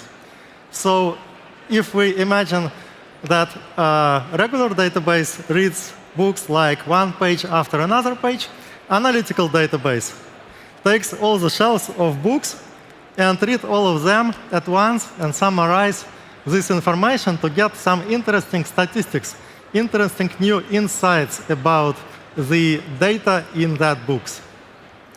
And among even just other analytical databases, what makes ClickHouse special? ClickHouse is fast, resource efficient, and it is open source. Today, ClickHouse is the most popular open source analytical database. So if you need analytics, the first and the obvious and probably the only choice is to use ClickHouse. Love it. So it was alluded to in the intro, but ClickHouse has a very rich backstory. You started building it in 2009. It got open sourced. You invested behind the open source, and then ultimately decided in 2021 to spin it out as an independent company. And you were the original creator. I think the last time I checked, you were still writing it. You were the majority of commits. I think you were committing as early as this morning, or as recently. What was maybe the original need that you were trying to solve, and why did you have to write a new database when you actually created the software? Mm-hmm. It started back in 2009. I was working on a system to do analytics for websites. It had to collect page views from the internet, a lot of page views, like about 10% of all the internet. Hundreds of billions of records about page views every day. The same for websites and the same for mobile applications. And it had, at the same time, get all of these events in real time and also be able to generate custom reports. So something that end user will define. Like end user will define, I want to reports by countries, but only for users that have been on this website for at least a week. And it has to do these reports interactively, so in less than a second. And I was testing many different databases, many different technologies. So maybe you would not believe, but the first version of the product, it used MySQL. But when it approached about 50 terabytes, it stopped working well, and it cannot generate custom reports. I started to test other solutions, analytical databases. It is not a new thing. They exist since like 80s. But some of them did not support compression as well as we needed. Some of them were not cost efficient and would cost too much for this particular task. Some of them would just bankrupt our company if we try to pay for them on our scale with petabytes of data. And I decided to try to make a small prototype just to experiment, to write some code in C++, because I know C++, and I can write code. So I started experimenting and made a prototype. And also, I thought that maybe I can generalize this prototype a little bit, so it will be applicable to more broad use cases. Not just like page views, but also for e-commerce, business intelligence, a lot of different use cases.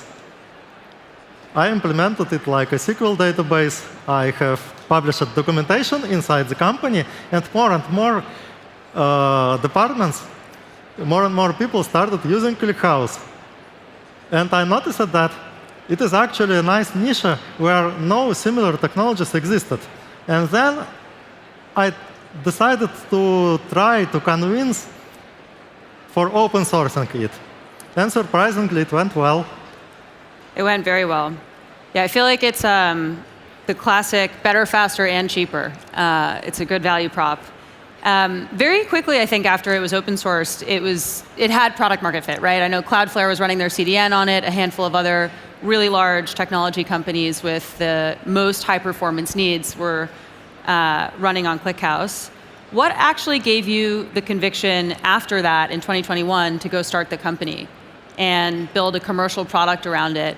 And was that kind of an interesting moment for you from going from a creator of a very successful open source project to actually the founder of a new technology company? It was not hard, actually. So we had this open source product since 2016. And in 2020, we already had records about thousands of companies using this product. And many of those companies would use the service for ClickHouse if it existed. But it did not exist. And in late 2020 and 2021, we literally had potential investors knocking my door and asking, am I going to do anything with ClickHouse because I'm sitting on this treasure and we should do something. And eventually I met my co-founders and they found good partners, good investors. So it was quite obvious. I remember, I think there were many stories of people flying to meet you to try to give you money, but I think, yeah, the team actually coming together seemed like it was a necessary precursor and prerequisite for it to actually take off and for you to go all in on it. Well, evidently it was the right choice. The company has been very successful. After launching the product in 2022, you've already reached over 100 million of ARR. You raised a $350 million Series C this year, more than 2,000 customers, and logos that most people would be very jealous of. Microsoft, Sony, Spotify, Cursor, Anthropic, and it's just working extremely well. When things work that well, I think a lot of things break. And so I'm curious to hear a little bit of your reflections on, company journey so far. What have been some of the challenges on scaling it, not just as a technology, but actually as an entire company? One of the main challenges is to keep the focus in the product development, because there are so many things that we can potentially do. And we have to choose between like thousands of different tracks. But if we choose the wrong one, we can lose the attention to details in the core product. We can lose like the opportunity to polish it enough and to make a reliable product. And there are many different ways to package the product, like fully managed cloud service, or a cloud service running in your account, or a service for on-premise customers, or commercial support. And it's actually a non-obvious choice. Every time you hear, you have to do this, you have to do that. And it's a hard decision every time. And sometimes there are a lot of uncertainty, a lot of thoughts that maybe mistakes were made, maybe we are on the right track, maybe not. Yeah, the packaging is very challenging. Everyone wants it on their own cloud in a BYOC, very demanding customers. On the focus point, I'm curious, what has worked in terms of driving the product roadmap in the right direction and not getting spread too thin? Do you listen to customers mostly? Do you listen to the open source community? Is it a little bit of your own intuition? I always say that we are a customer-focused company, and we do listen to the customers, but it is not easy because there are a lot of feature requests, and many of them look quite random. And if we accept all the feature requests, maybe we will lose the consistency in the architecture of ClickHouse database. So what I have to do, I have to listen to all the customer feedback. I have to also take into account the feedback from the open source users. I have to monitor all these open source feature requests and try to generalize. And sometimes try to explain the customers that probably this particular feature is not the best way to solve the problem, but we can do that particular feature that will take a little bit more time. But we will do it for you, and you will be happy. I talk to customers a lot. This is also my work, not the primary work, but I do it frequently. So I listen to all the feedback, and I can evaluate the complexity from different standpoints. I can evaluate the complexity of the implementation in the code, in the design of the database system, but also I can estimate it from the people perspective. We have particular teams, and everyone is focused on a particular thing. And I'm thinking, okay, this probably will distract that people and also will distract that engineers and product people, and maybe it will worth it, maybe it will not worth it. Maybe we will align the sequence of features in a way that it will be a natural progression for a particular engineering team. I want to talk about kind of open source and where you choose to release features, but maybe before that, I think probably an underrated element that is driving ClickHouse's success is you, Alexei's, obsession with performance. And I know that whenever a new open source database comes out that claims to be faster than ClickHouse, you guys have a benchmark up immediately. I'm curious just like where that comes from for you, and then how you actually drive the team around always not just like maintaining your performance in terms of query time, latency, all of that, but also driving it to be even faster and better. First of all, I'm very greedy. I want ClickHouse to be the best database. That's simple. So whenever I find that we are doing something not good enough, I'm trying to use it as an opportunity for improvement. But also it is attention to details. So if I can understand the particular reasons, the particular interaction between the software and the hardware, between the code and the way how it is written, how it is, what is compiled to, how it works on different CPUs, different architectures, it makes obvious what to improve. And then I'm trying to either do it sometimes just by myself. Sometimes I prefer to skip a night of sleep, but instead implement something that was my dream in that particular moment. Maybe it's not a reasonable approach, but I do it. It seems to be working.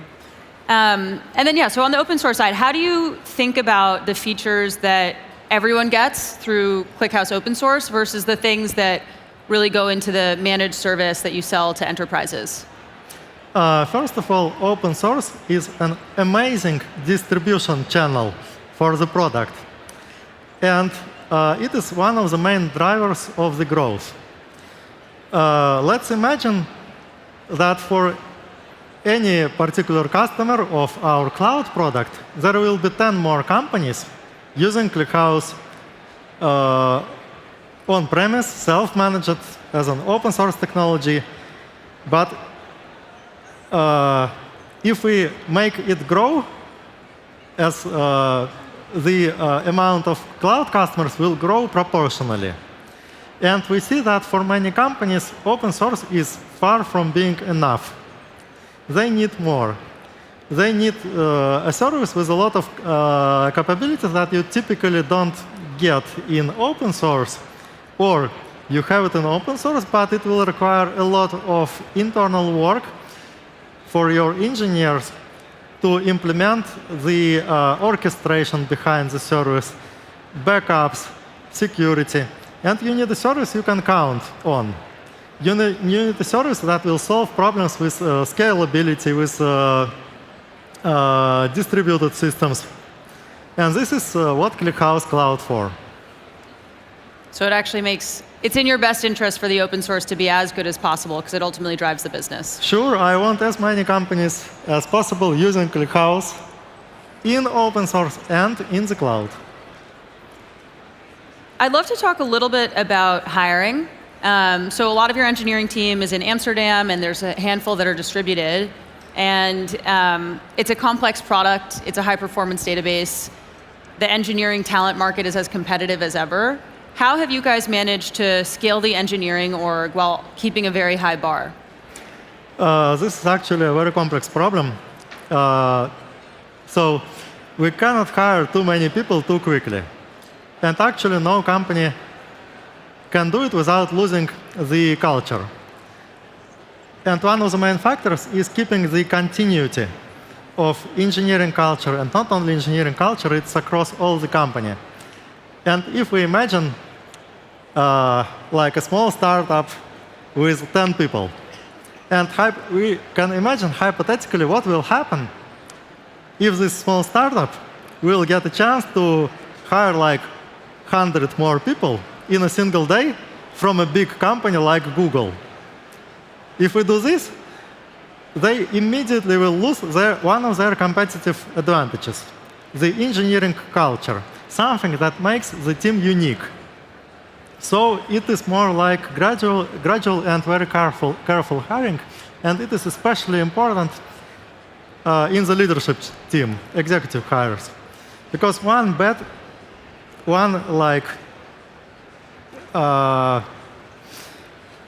suboptimal hire. Let's say suboptimal hire, it will just contaminate the company and it will be over. So my approach when I interview people, even if they are not engineers, I ask them to try our product, to test it during 2 weeks and share the feedback. Tell me why my product is not good. How can it be even better? And people do this exercise successfully. And by the way, for my co-founder, Aaron, I even made him to write the code. He does. He has a commit in the open source. I think probably most folks up here today were talking about AI at some point, so we probably should too. In many ways, it feels like the performance and capabilities of ClickHouse, the core bet on the technology was really there's going to be a lot more data over time. It's going to matter more, and businesses are going to need to extract value out of it at a faster and faster rate to stay competitive. That was probably a safe bet no matter what, the way that the world was going. But I think AI has poured fuel on that fire, really accelerated that insight. There's a handful of customers that are using it in really unique ways, but maybe you could just talk about how AI is changing the use cases that are showing up in the ClickHouse funnel for your customers.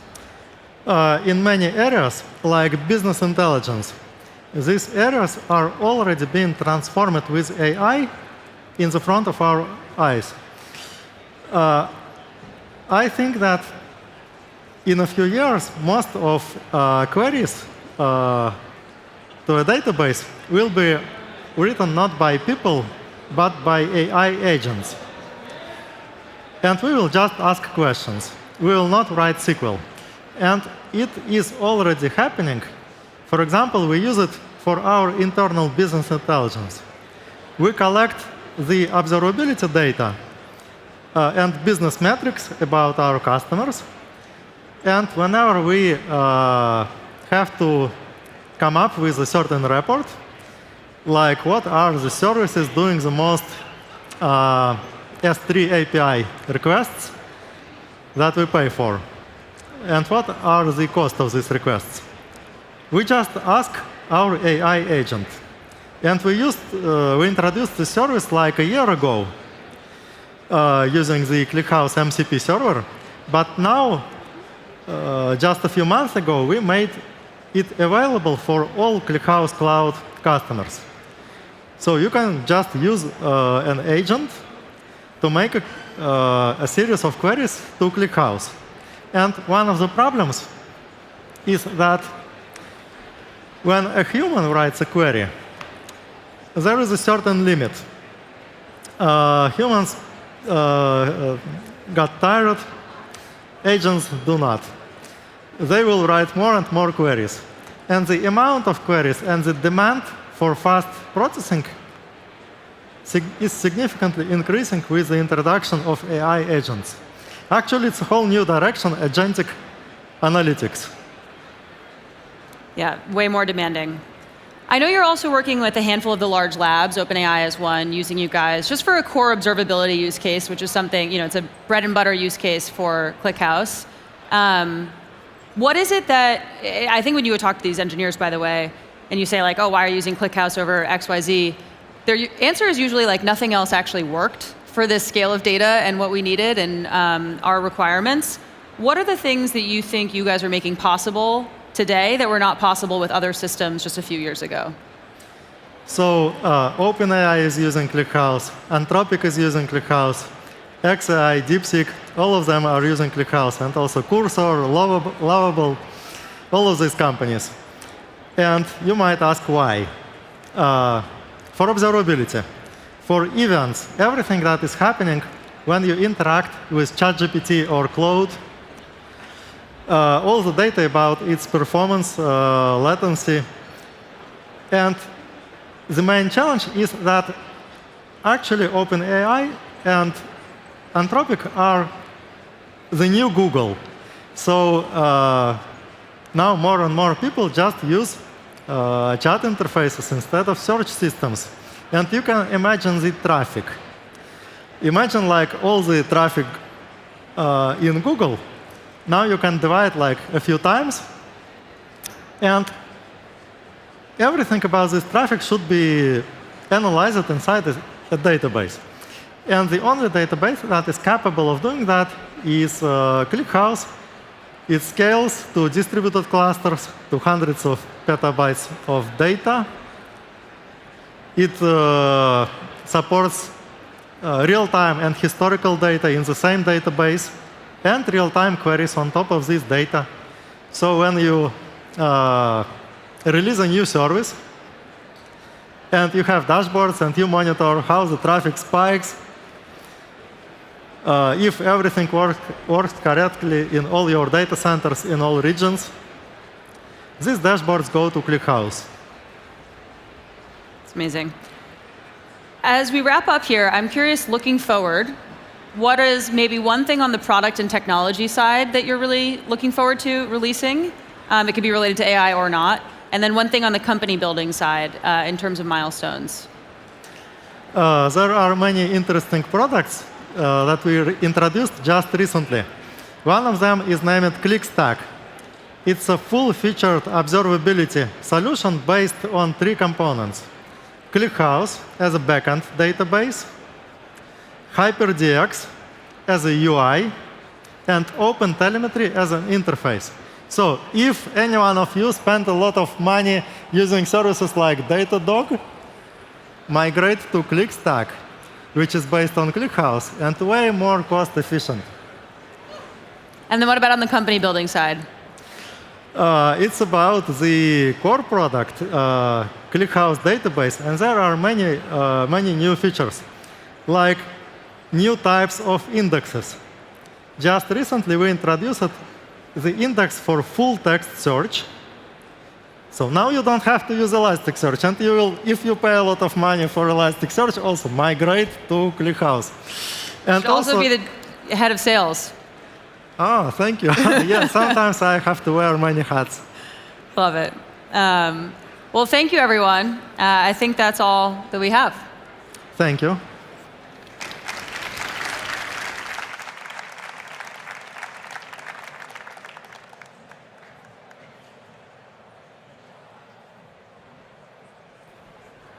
OpenAI and Slack. That's what's up next here on the founder stage. I assume I don't need to tell you about the companies, so let's talk about what they're here for. They are going to be talking about how AI is reshaping the way we build and the kind of founders that the next decade will belong to.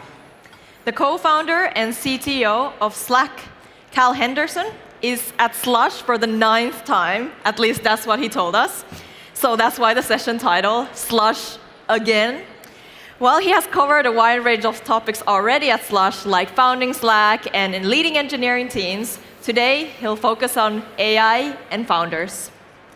With Cal, Laura Modiano, startup lead EMEA at OpenAI. She works with VCs, accelerators, startups, and developers, and is also an active angel investor. You better buckle up for the last talk. Let's give a fiery welcome to Cal and Laura.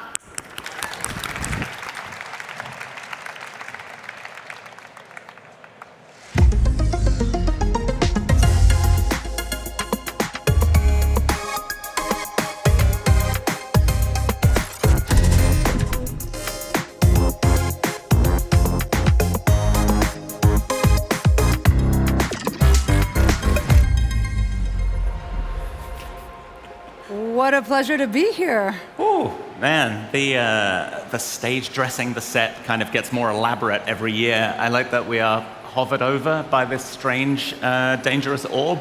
And if this thing drops on us, I feel like it's a reasonable way to go.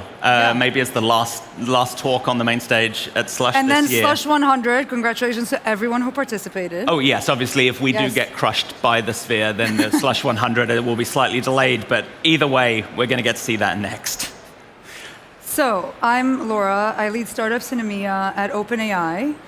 And Cal Henderson, previously co-founder and CTO of Slack, the workplace messaging software, which I co-founded and then left a year and a half ago after our sale to Salesforce.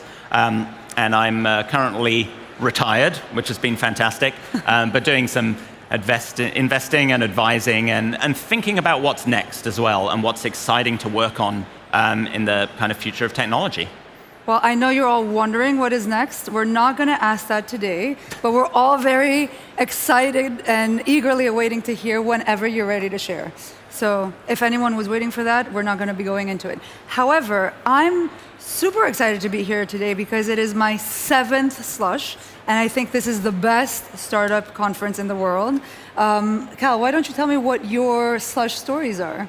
Yeah, I'm a long-time And attendee. this is which Slush of yours? Either my 8th or my 9th. It's kind of hard to figure out. I've been here many times, and I think what really sets Slush apart for me as an event is it is so incredibly founder-focused. Because it's a non-profit, it's run by volunteers, it's run by students. It just has a very different energy. It is very much a conference for founders and about founders, and it's kind of incredible to see what people are able to get out of an event like this compared to a lot of other industry conferences which feel much more transactional and are about pitching and broadcasting and selling your startup. I see a lot of value that people are able to get out of Slush and have over the years, and I see that myself, but I see that in people attending for the first time. And Laura, this is. You've been here many times. What excites you and attracts you to Slush, and what makes you keep coming back? So I entirely agree. I think this is one of the conferences that truly allows for idea exchange. It's not one where the speakers come and go, but actually builds community and an ecosystem. I see some of the best founders and investors who come on stage and share true knowledge and what their path is, some of the learnings that I've had and how I've thought about what the startup industry looks like is because of the open and honest discussions people have here. It also is, I really truly believe in the power of network. And I've met a lot of people when I was starting out years ago who then became my mentors or advisors or founders that I ended up doing a lot of work with.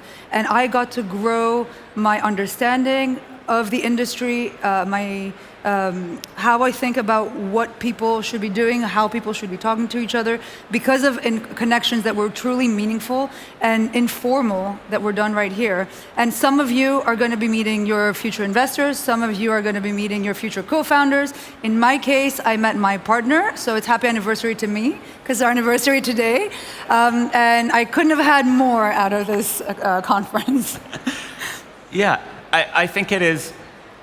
When I look back over my early career, I think 20 years ago, there was when people were first kind of building things at scale, a true scale on the web. A lot of the culture change that happened about 20 years ago was people starting to share stories about how they were doing it. 25 years ago, it was a company that has the secret sauce, that knows how to build something and doesn't talk about it. But I think I've seen over the last 20 years, people become more and more open and sharing with what they've learned, and especially the most valuable way to do that is to talk about things that have gone wrong, mistakes that they've made, lessons that they've learned the real hard way, whether that's because their company failed or they just made a major misstep and strategic mistakes. And I think it's the amalgamation of all of those learnings from mistakes that people are so happy to share at conferences, or a conference just like Slush. I've seen today more than ever many people in the audience taking notes at different sessions where they're learning practical, useful advice from people who have been in the trenches and gone through it, and are maybe on their second or third startup, and are sharing the lessons that they've learned. And a lot of what we want to talk about today, I think, is what it's like to be a founder or to be starting a company now versus last year versus the year before, and how that's changed. And I think a lot of that is that there's so much that people have learned and shared, and mistakes that we don't need to make all over again. And we can, to free up our time so that we can make fresh and exciting new mistakes that the generation after us can learn from. And I think, maybe we should probably talk about AI, because that's something that's happened a lot in the last couple of years as well. But going off what you just said, you built an enduring company that has, in my work experience, made a lot of our lives a lot better in how we operate in the enterprise, how we communicate with each other, how we all come together and collaborate through Slack.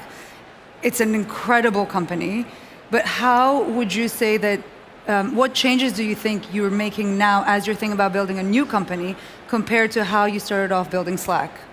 I think that's a great question. That's very much how I'm thinking about it as I think about what I do in the future. It's like my entire career have been a software engineer. I love making software. That's why I do it. I can't imagine doing anything else. But when I think about the parameters around what I want to do in the future, it's a lot of what do I want to spend time on and what don't I want to spend time on. And there's more.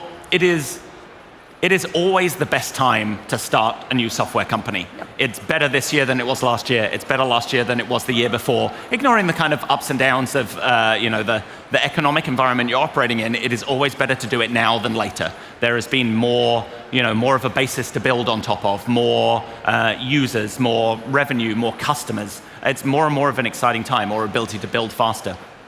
But I think what I've learned through all of the different companies that I've worked at is what I love and what I don't love. And I think the thing that I'm most excited about going from a large, successful public company to starting something new is working in a small team. And I think one of the big advantages of the changes over the last couple of years is you can get a lot more done with fewer and fewer people. I think one of the general lessons from startups that's been true for a long time is that I have this general challenge as an engineer that I see every problem and I think, I could fix that by making some software. And it's an easy trap to fall into, thinking I could do a better version of the way we do recruiting, or the way we're doing planning seems stupid, I could solve that with a new piece of software. And yeah, maybe you could, but you can't boil the ocean. I'm sure you could, by the way. I shouldn't. Don't encourage me. The best way to be effective as a startup, as a leader, is to find the few things that matter and focus as much time as possible on those few things. And I think one of the big changes that I've seen over the last few years is greater leverage, because you're able to take all of the other things that are required for running a company, you know, like raising money and doing payroll and having an office and, you know, doing all of the kind of administrative back-end things which are important but undifferentiated, and more automation there. You need to spend less time on these things and spend as much time as possible on the thing that is unique about what you're doing. You know, unique to the problem that you're solving, to the industry and a challenge that you're going after, and being able to focus. And I think that is, more than ever, it's possible to be very narrowly focused and put all of your effort with a small group of people into solving that challenge. I entirely agree. Yeah. I think the other thing that is maybe more unique to me and my experience, and it is one of the biggest impacts on my life for sure over the last decade has been having kids, as it often is when people have kids. And it's changed my perspective a bit on certainly how I spend my time, and it's made me a lot better manager of my time. But it's also made me realize that whatever it is I do next, I want it to be something that doesn't encourage people to spend more time on their phones, that allows people to get out into the real world or makes them more productive so they're able to spend time on other things. And I think, you know, that feels like a shift for me from 20 years ago, where it was, how can we get people to use software more? How can we get people to use the web when it was nascent? Yeah. And I think, you know, that's a turning point for me of how can we make people have better lives? And that probably isn't pressing buttons in their hands. Well, what I love about this, first of all, I love to see the young generation that are, first of all, growing up digitally native and are using the tools at a very young age. So a lot of the founders that I speak to, especially in Europe, whether it is in Spain, in the Nordics, or in Greece, where I grew up in, they're starting to code from like age 10, 12. And then by 17, they're really ready to start a company. And then we're seeing everything from YC batches to all the investors across Europe talking about really young founders who understand technology, they understand their audience, they know how to create content, they're very technical. And so I'm super excited about the next generation that is starting from technology first. And in my opinion, starting from not just go-to-market specialists and technical people coming together, but a great go-to-market engine that starts from technology and being more technical as a founder for AI native companies is actually essential right now. You think it's more important than ever to be technical? I would have thought your position would be somewhat the opposite, given that, you know, with tools like Lovable, that you can build prototypes and build, Replit, that you could build prototypes faster than ever without needing to be technical. So do you think founders need to be more technical now? I think this is the beauty of the world that we're in, that the tools that are being created, whether it is Codex on OpenAI or Lovable or any of the other coding agents, it allows everyone to do a lot more with code, everyone to have access to the technical tools, and then the people who are the most technical to build generational companies that can democratize that. And how do you take the technology and build application layer on top? It is great to see the people who truly understand the technology and how to bring it to everyone else who isn't. And our job is to create incredible models. I often say my number one job, more important than anything else, is to listen to feedback, is to listen to all of you who are founders about what it is that you want to build, how it is that you want to use the models, and then tell us what the use cases are, where you're reaching the bleeding edge of the model, and where we should be going further. And that is your most important job as well, to actually use this. And by the way, I have to say this over and over again. I have the best job in the world. I could not be luckier, because my job is A, to work with incredible people, and my team is just magnificent. We could not have been luckier with the people we have in the team. They're extremely mission aligned and oriented, and we work first and foremost by what it is that people want to build on the startup side. But also, we just go out in the field, we spend all day with founders, and we listen to what works, what doesn't work, and then we take that back in the roadmap to make sure we build it so that you can create value, economic value, real value, so that people can solve problems every day in their lives. And these technical solutions, AI products, need to have a technical founder who understands how to leverage that technology, how to push it further, how to make us go further and build it for them. And then sometimes I even see some of the sales teams actually be more technical than ever before because they're selling a technical problem to non-technical users. So if you're building a company, be technical. And if you're bringing that to people who aren't, good on you. Yeah, that makes sense. I'd like to go back to something you said earlier about younger founders. Yes. I met yesterday with a 14-year-old founder here at the conference, probably one of the youngest here. And I'd say that one of the shifts that I have seen over the last few years is more founders who are kind of entrepreneurs first and are looking for problems to solve. Versus the kind of older archetype of somebody who has worked in an industry and sees a way that it could be improved and then builds a company around it. And I think that is, for me, that's a very positive shift in just letting people know that being an entrepreneur is a choice earlier on. You know, it's something I stumbled into later in my career that I never thought I would do, but I just love to see that enthusiasm. And given that for more or less anybody who's had any success, it has been a bumpy road with a bunch of failures beforehand, whether that's, you know, failed companies or just a, you know, a bumpy path to success with the companies that are successful. I think the earlier you start that process, the quicker that you can learn. And so, you know, the getting people who are young and motivated, I'd love to get my kids, you know, as motivated as some of the founders that I've met here this week, that early to be able to start iterating and start learning. And you know, doing a startup isn't for everybody, but it's probably for a lot more people than have ever been exposed to it. And I mean, again, this is one of the beauties of working at OpenAI. I think we take to heart our mission, which is building AGI that benefits everyone. And it's a very serious mission that we have. We know that it will benefit everyone by people building things that matter. So I've seen a lot more people go to hackathons because they're getting their hands on the models. They're trying things out. And you can do that so much faster now. And a lot of the work that we've done is to make sure that we're shipping a lot, we're shipping fast, and we're doing it based on feedback and what people are saying matters to them. B, we're saying that we are making sure that as people try things out, it is accessible. And that lowers the risk because if you are, and obviously C, we're decreasing the prices continuously. So if you look at the prices of the models a year or two ago, it's orders of magnitude cheaper. So now with, as you were saying earlier, with a smaller team, you have your coworkers who are other team members, but also tools like Codex and other AI tools, whatever on the application layer you might be using, who are now working with you. It is a lot faster to go from idea to prototype to shipping. It is a lot cheaper. It is lower risk. So whether you're younger or older, whether you're a new founder or a repeat founder, you can do it with a speed that we have never seen before. And prototyping things, whether it's in a hackathon, and all of you should be going to hackathons, we welcome you and we'll give you credits, or it is because you're building it in a team, in a co-working space, in your garage, whatever it is, and then you're showing up to us or to investors or angel investors, which I want to ask you about, then go out and try it, because it is so exciting to see what is possible.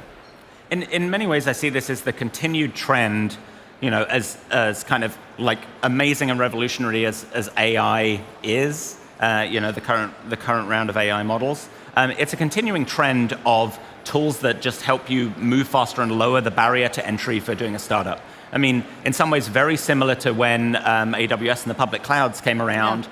Prior to that, it was a huge capital cost upfront to be able to start anything of scale. And that just like removed that barrier and enabled a whole class of companies that were riskier and were more speculative at the start, but with lowering that bar to get started, you just enable a class of companies that would have been too risky to invest in to get to that, you know, proof point of, can this be a business?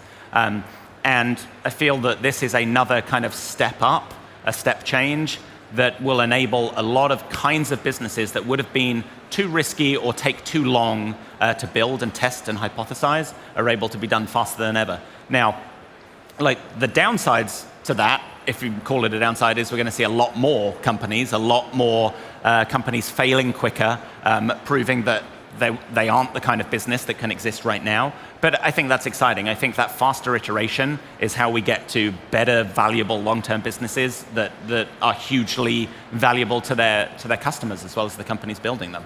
But this is what's incredible, that at least internally, we've surveyed our customers, and we've seen that on the tools that people are using to develop, Codex, which we launched in the latest Codex model, which we launched in the summer, has had 10x growth since August. So a lot more people are actually trying out things. There's 70% more pull requests. So people are shipping faster, are solving problems faster. They're patching issues that they find. And there's a lot more job satisfaction because they can complete tasks in a time that wasn't possible before. So you're meeting deadlines, and it leaves you more time to actually do stuff that matters to you and you want to try, whether you're just a developer starting out or sitting in a very large enterprise and you're working on 15 things at the same time.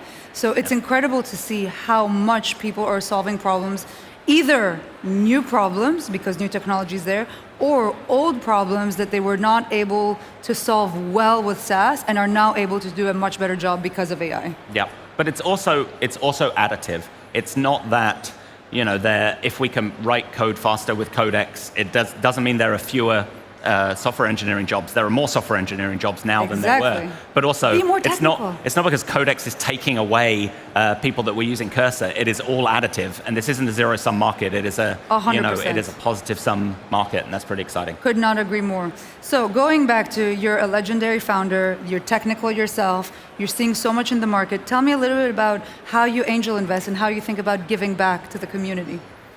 Yeah, it's interesting. I spoke on the founder stage, the Founders Day a couple of days ago with Otto, founder of Swarmia, who I angel invested in, having met at Slush 7 or 8 years ago. See, you can and I meet think amazing people here. There are a lot of stories like that of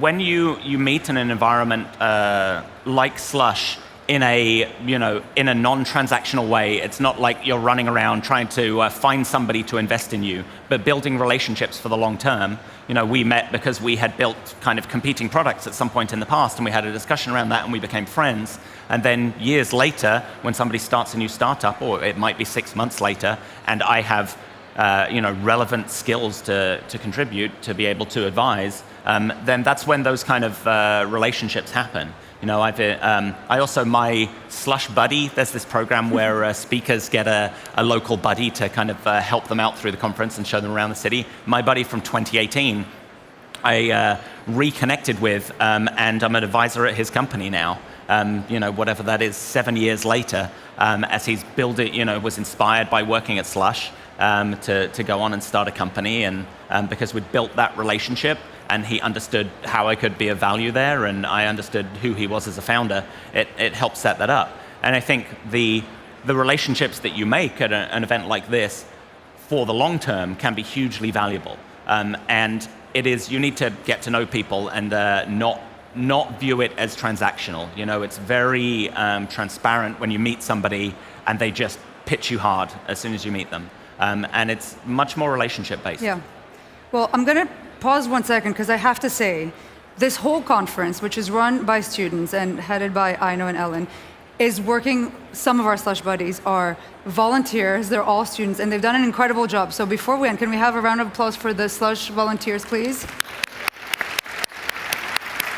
I mean, I've never seen a better run conference ever in the world, so thank you all. It is the best run conference I've ever been to, and I've been to a lot of conferences. And speaking of students, again, I run startups in EMEA at OpenAI, and I'm so proud of what is coming out of Europe, and specifically because of universities, because people keep talking about, America and American founders and everyone has to go to San Francisco. I'm here to tell you, actually, we have incredibly technical talent right here in Europe and unbelievable companies that are built here in consumer, in enterprise, in gaming, in everything in between. So the companies I see here are now competing in a global scale and stage, and investors from around the world are coming here. Companies around the world are trying to hire technical talent right here in Europe. And we have more STEM graduates in the amazing universities here in Europe than either the US or China. So I'm expecting that next year, when we come back on the stage, we're going to be hearing a lot more about fantastic, technical European founders building right here in Europe. Do you agree? I agree. I think, there is the caliber of the talent, the founders, engineers, product designers, marketers, salespeople that I meet here at Slush is exactly the same as in San Francisco. I'm based in San Francisco. It is the same talent is here, and I think we'll lure you to Europe at some the point. opportunity is there is greater than ever. I think I'd just like to leave with like maybe a little bit of advice for people. Yes, please. Laura? Oh, I was going to ask you for your advice. Well, my advice is to dream big, not to solve very specific problems, but actually look at how problems are fitting into a value chain and try to impact outcomes and solve things that are really leading to results. Thinking big, iterate fast, ship fast, continuously ask for feedback. Don't just give it, but use everyone around you and the ecosystem you build of advisors. Use our models in a way that actually is advancing your technology and have advocacy and agency, because the job you're doing is for someone else, so make sure you're doing the best job for your customers. What's your advice? I think the most important thing, the most important skill for any founder is storytelling, is the ability to tell your story to potential customers, to potential investors, to your employees, to yourself. The most important thing you can do is explain why what you're doing is important, why it's exciting, and why people should believe in you and join you on your mission. It is a skill that you develop by practicing it, by doing it again and again. It is difficult to start out. I'm originally British. We don't like to talk about ourselves, especially in like a way that we do anything good. That seems disgusting. But it is really important as a founder to learn to talk about what you're doing, to sell people on your vision. Because if you can get people to believe in what you're doing, then you can accomplish anything. Best advice from one of the best founders ever. Thank you so much, and thank you, Slush. Thank you for having us, Slush.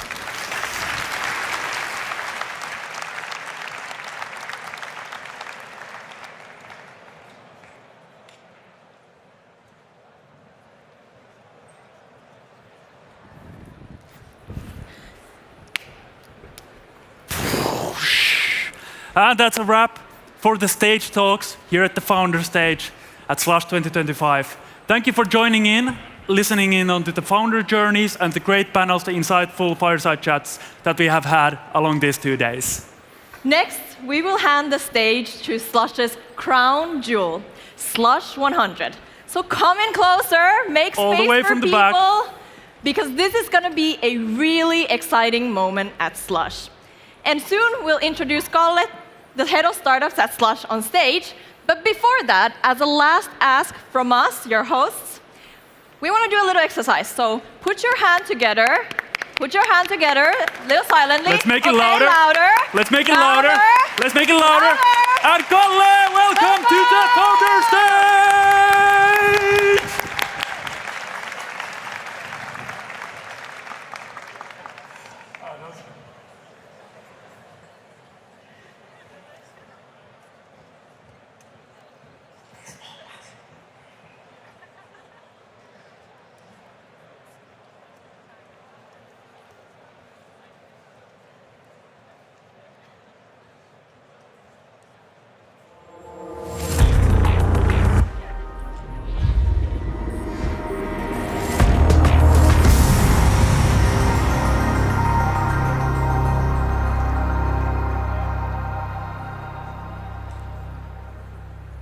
Slush, how are we feeling tonight? Let me hear it. I know it's been 2 long days, but I hope you still have some energy left in you, as we're gonna need it. My name is Kalle, and I'm the head of startups at Slush. It is my absolute honor to welcome you to the Slush 100 final. This is my favorite moment of the year, when the grit, vision, and ambition of thousands of founders come together on this stage. Over the past months, we've watched ideas evolve, momentum build, and founders pushing themselves to the limit. And tonight, we get to celebrate the very best of them, right here with all of you.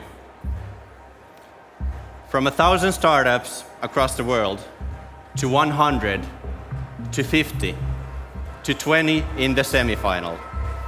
and now only 3 remain.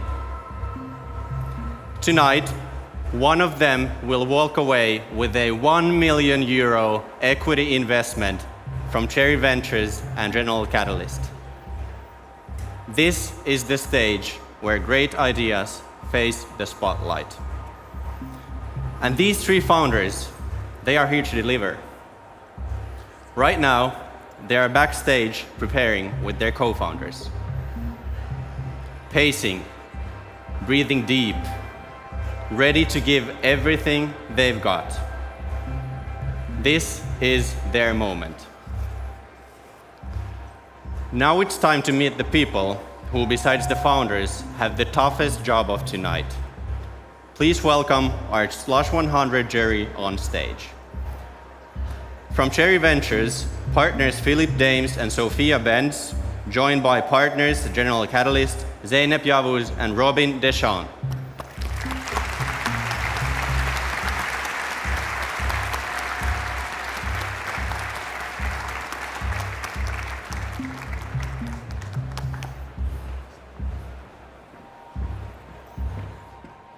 Welcome.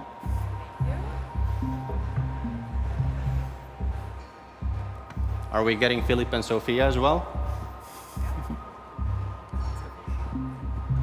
Please, Philip and Sophia. Let's give a hand. Welcome.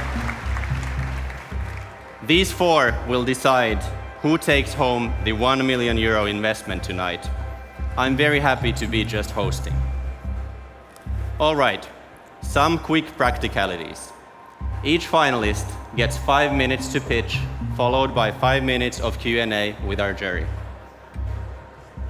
So let's make sure every founder who steps on this stage feels the full power of this crowd. 3 founders, 3 stories. Now it's time to see who rises to it. Slush, it is time to bring out our first finalist. Imagine cameras that can see 20 times farther than anything on the market and interpret what they see 1,000 times faster. Now imagine launching them into space at less than 1% of today's satellite cost. Diffraction isn't just building hardware. They are reimagining how humanity observes the Earth and beyond. Their ultra-high resolution camera system feeds into what will become the largest Earth and space observation satellite network ever built. It's bold, it's ambitious, and it could reshape entire industries, from climate monitoring to global logistics. Please welcome on stage Johannes from Diffraction.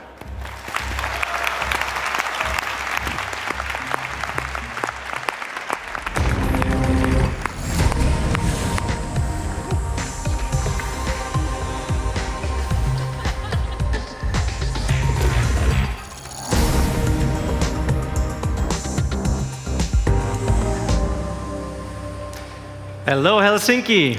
Good evening. My name is Johannes. I'm CEO, co-founder of Diffraction. And I'm here to tell you how we see further and think faster. If you ever caught something and when it dropped, and that was actually your eye doing this instinctive movement and catching it, and it was not your brain. Your eye is an astounding organ that can actually instinctively think faster than the brain can. And we use this principle to build the first visual sensing and processing unit that is based on quantum technology, based on research from MIT and University of Maryland. This replaces your conventional camera and GPU, and you can see 20 times further than any camera today, and you can think 1,000 times faster than any GPU that is available today. And I'll show you now how it works. The human eye is a masterpiece of evolution. Fast, intelligent, and brilliantly complex. The retina doesn't just capture images, it quickly reacts to shapes and movement, triggering split-second responses faster than the brain. Diffraction's technology computes light like the retina, achieving 20 times the resolution and 1,000 times the speed of a conventional camera.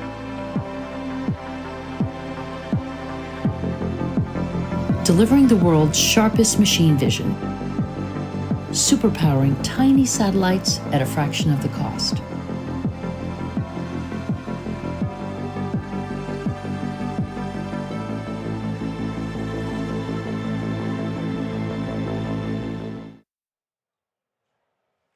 So how does this work? We, instead of capturing the light with the normal camera and then processing it, we directly process the light with photonic elements and photonic processors we can reprogram. So this research came out of NASA, DARPA, and MIT research for the last 7 years.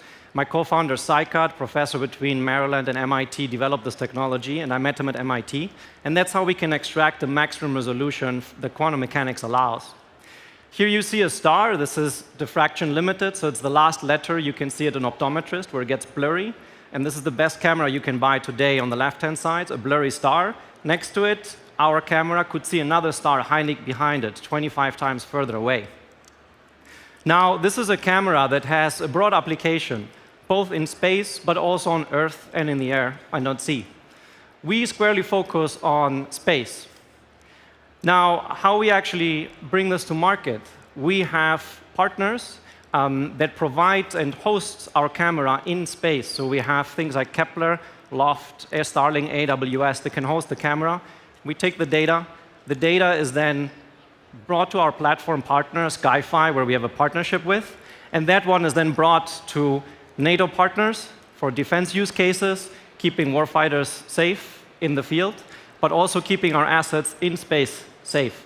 But also commercial customers like hedge funds, agriculture companies, farms, but also predicting forest fires. Governments that want to prevent illegal fishing can profit from this camera.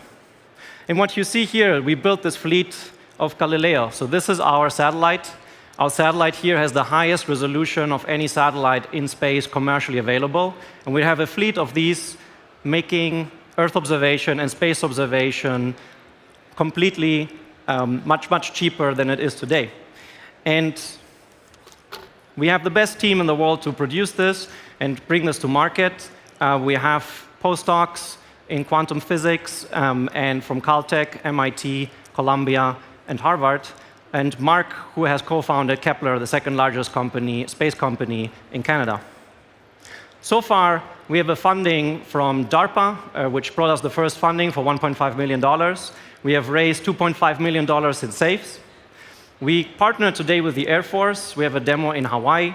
The Space Force, we have, as we speak today, a demo in Colorado Springs at the headquarters of the Space Force. With US SOCOM, we won the first award for best innovation, space innovation in the US.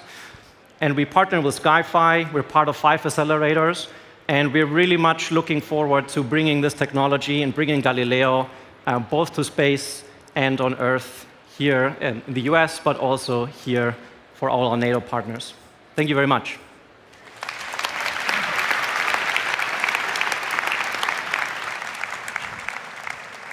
We stay here. All right. Thank you, Johannes. Just come here next to me, please. So let's start the Q&A. Robin, do you want to go first? Sure. So first of all, thank you, Johannes. Also, thanks for coming from the US here. Thank you. Very excited about space becoming a key critical component of the modern defense stack.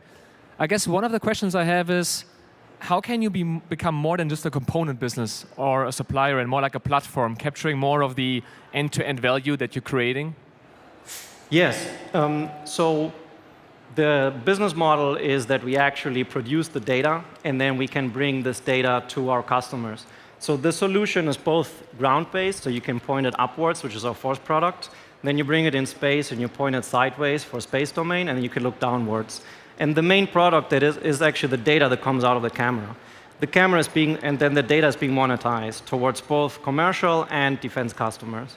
And that allows us to become also a data platform for this camera.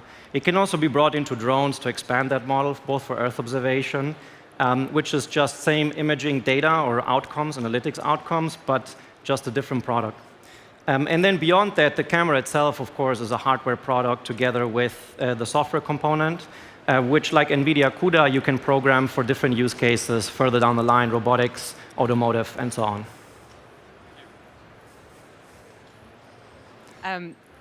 It's incredible to see all the research that you've done with the universities and the strong IP that you've developed for your products. Yes. How do you think about defending this IP and protecting it in the near term, as well as adding more IP in the coming years? Yes, of course. So this is proprietary IP developed that we have the exclusive license from the university that Sycad worked at. Beyond that, we have developed and now filed our own patents at Diffraction. But still, this is a TRL 4 technology, so technical readiness level 4, which means it's still early in the development. And there's still a lot of work to do to bring this into space, make it space ready and radiation ready. So with that, we need an excellent team that can build both IP, but more importantly, also proprietary information. So once we bring this out, we collect proprietary data that helps make these models even better. So even when others were reproducing this, the camera is quite finicky and would be very tricky to operate without the software and the hardware. And the software is a lot of proprietary information that we can keep away from competitors and keep an advantage. Thank you, Johannes, for a great presentation. Can you guys hear me? Yeah. Excellent. So we haven't been able to meet your co-founders, and we were a bit curious about them. So maybe if you can spend 1 minute or two on how did you all come together, and Yes. what are some of their superpowers? Of course, yeah. So Sycad, actually, when I first met Sycad, he told me he's looking for aliens. And that was pretty cool. So he had this camera working with NASA and looking for life on exoplanets. And then I told him, I met him because I worked at the Center for Quantum Networks at MIT, and he is the director of the Center for Quantum Networks. That's the largest center for quantum technologies in the world. So I told him, hey, let's take this camera and point it somewhere else. So we started the DARPA SBIR for 1.5 million together. And Christine, my CTO, joined at the same time, where Christine, I actually went on LinkedIn and put in 10 skills, which are very specific to this. And there was only 10 people in the world that had this. She was number one. I didn't think she would join, but we had a common friend from MIT. Turns out she did her PhD together with Sycad at the same year. She at Harvard, he at MIT. And we met her, and she fell in love with the technology. And actually, the little logo here, I'm not sure you can see it, this is our mission patch. I always wear it here, called Galileo. Galileo is actually her dog. And it's not named after the scientist, but the dog. And the whole point was that if we point this, and the dog is in Helsinki downtown, we could see it. So that's how we met there. And maybe Mark, honorable mention, he was our judge, similar like this, a competition at MIT. And he loved us so much that he joined the company. Awesome. Thank you. We have 50 seconds left. Maybe we have time for a quick one. So let's talk about timelines. Yes. When is this going to market? When do you think it will fly in space? Yeah. Or do you think the first use case is going to be on Earth pointing up?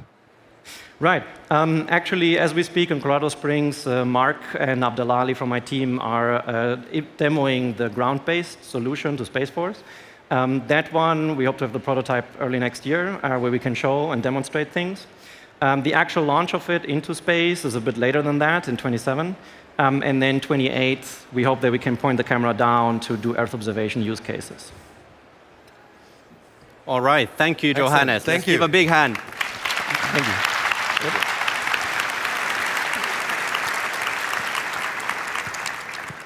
On to the next one. We all know email works, but it hasn't really evolved in 20 years. Kinetic is about to make it feel new again. Their platform lets brands embed live, interactive components directly into an email. Product browsing, reviews, surveys, cart recovery, even checkout. No clicks, no loading, no friction. And the best part? It plugs into Shopify and Klaviyo with zero migration. If customer engagement had a turbo mode, this would be it. Let's give a rockstar welcome to our second finalist, Lucas.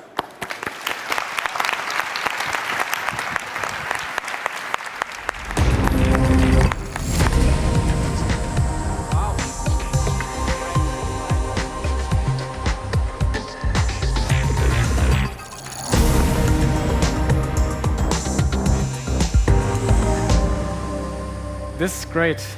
Hi. Email drives 30% of all e-commerce revenue. Yet, the channel powering a third of revenue hasn't fundamentally changed in 50 years. Every time you want a customer to do something, you send them away from the inbox.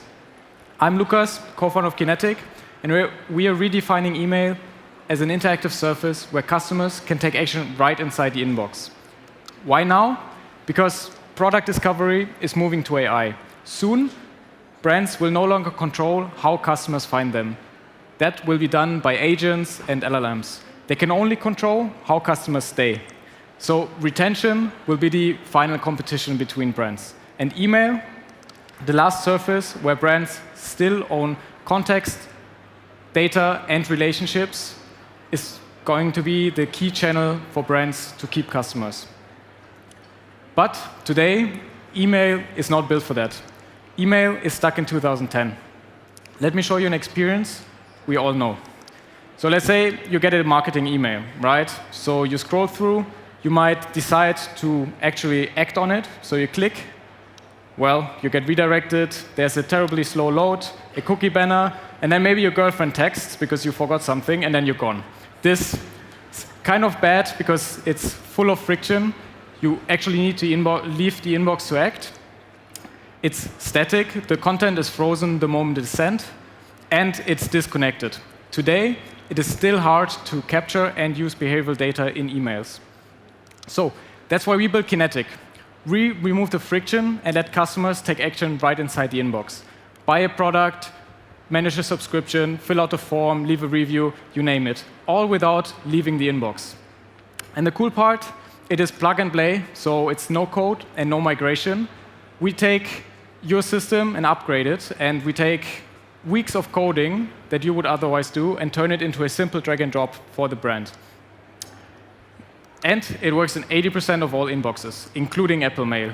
But most importantly, what we focus on is data, revenue, and retention, and not gimmicks and funny gamification. So the thing is, frictionless emails for us is only step one. We are rebuilding email from the ground up across 3 phases. After solving friction by making emails actionable, we will solve stasis and make email content adapt in real time. And in the long run, Kinetic will enable truly behavior-driven one-to-one personalization at scale. So in other words, we are turning email into a living surface, as dynamic as a website, but owned by the brand. And we, as a team, are the right people to build this, because we've lived this pain from every angle. There's Dave, who spent 14 years in e-commerce and marketing. He went from building marketing emails to leading whole teams and markets. There's Philip, who built products for 10 plus years, and his last big project was actually an email marketing system powering a 1 billion plus GMV shop in Germany. And then there's me. I've set up growth and CRM at multiple startups, always bridging tech and go-to-market. We've seen this pain for years and tried to solve it, and finally did. So the big question now is, does it work? Let's take a look at one of our customers, Dr. Amy Upperskin. For card recovery, our interactive emails led to an uplift of 160% on the placed orders, as well as 93% more revenue per recipient versus the static email. For segmentation, our in-email form led to 71% more data points, as well as 165% higher response rates versus just linking to a web-only form. So more revenue, more data from the same inbox. We launched Kinetic in July, and since then, 15 plus leading e-commerce brands, as well as agencies, have adopted Kinetic.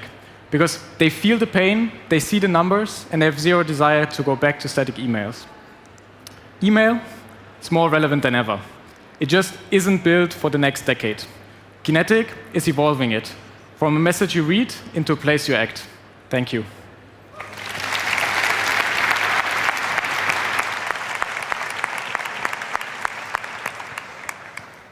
Thank you, Lukas. Thank you. Should we start from Sophia this time? Happy to. So I had a question. There's so many people building in MarTech these days, and your product, I mean, the numbers are showing that you're proving great value, but when you only have like 1 or 2 sentences, how do you explain how you stand out compared to the other MarTech companies? Yeah, so the big thing in MarTech right now is going omni-channel. Are you guys here? Yeah. So the big thing right now in marketing that everyone does is go very broad and try to become the CDP, the CRM, and own every single channel. What we do is we go very vertically into email, and we redefine the UX email does, and that's something no one else does because everyone tries to be broad, but we are maximizing this specific channel, and that is our differentiator.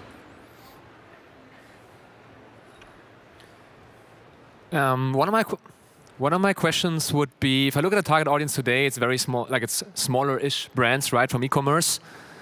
Like long term, one of my concerns would be the annual contract value for these customers is like usually relatively small, like a few, maybe 10, 20, 30K. How do you think long term, how you can increase the ACV to like 100K or more? Yeah, so I mean, our biggest customer is around 100 million GMV, which is relatively small, but for us it's big. So I think because we are usage-based with our pricing, we will just grow with usage in terms of customers. And the bigger the customer base, the bigger our impact is, because the more customers you have, the more you need data, the more impact conversion rate optimization has. And hence, we can charge simply more. So we still need to figure out enterprise pricing up to like this like 100K plus ACV, but definitely there's impact, so we can charge for it. Yeah, so first of all, I think we would have loved to have this product at Zalando because it's adding value, and I think your first wedge to go into e-commerce where you deliver sort of clear ROI on checkout optimization and conversion rate improvements, I think it makes a lot of sense.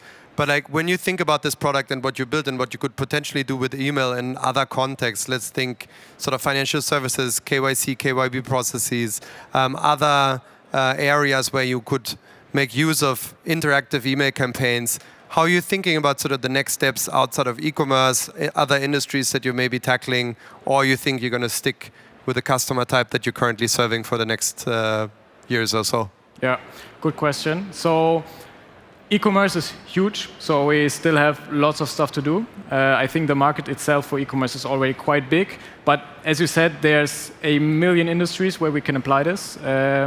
My background, my last startup I worked for was actually a fintech, so it's also something when my co-founders and I discussed this idea, we talked about, okay, hey, what was actually the problem? And in that case, it was friction inside the KYC process. And I thought, okay, hey, why not continue it inside the email, for example? So for sure, we can expand this. You could see that, right? You know, you didn't finish the form, and then the email goes out, hey, I still need your date of birth or whatever. Exactly. So one thing right now that we're also building for e-commerce is something that we call progressive profiling, where you have a set of data questions that you ask, and we can then play out the ones that the customer has not answered yet, because maybe you don't know the dog's name or stuff like that, and then we just do that programmatically.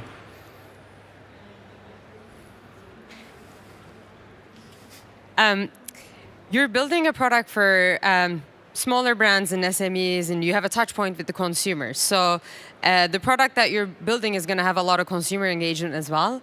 And in this, both the feeling that you have for those consumers, the product nature is very important, but also the brand you build.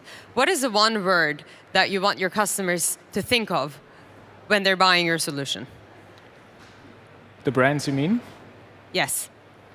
We want to be bold. Because we're redefining email. It's like 50 years old, and we want to update something that's important but needs an update. Thank you. Cool. Awesome. Thank you. We have time for one more, or we got 46. 46. What are you going to do with the money? So for us, the money helps us to hire more key talent. That's the biggest thing.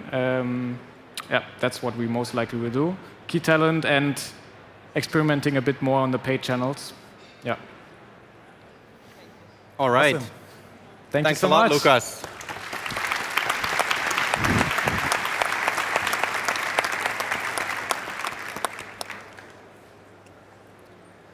Inconsistencies in documents can tank major decisions, and fixing them often means hours of manual review. Parsewise turns document chaos into clarity. Users can upload materials, define topics of interest, detect inconsistencies, and rely on trusted data to evaluate opportunities automatically. It's a system built for anyone who's ever wished their documents could check themselves.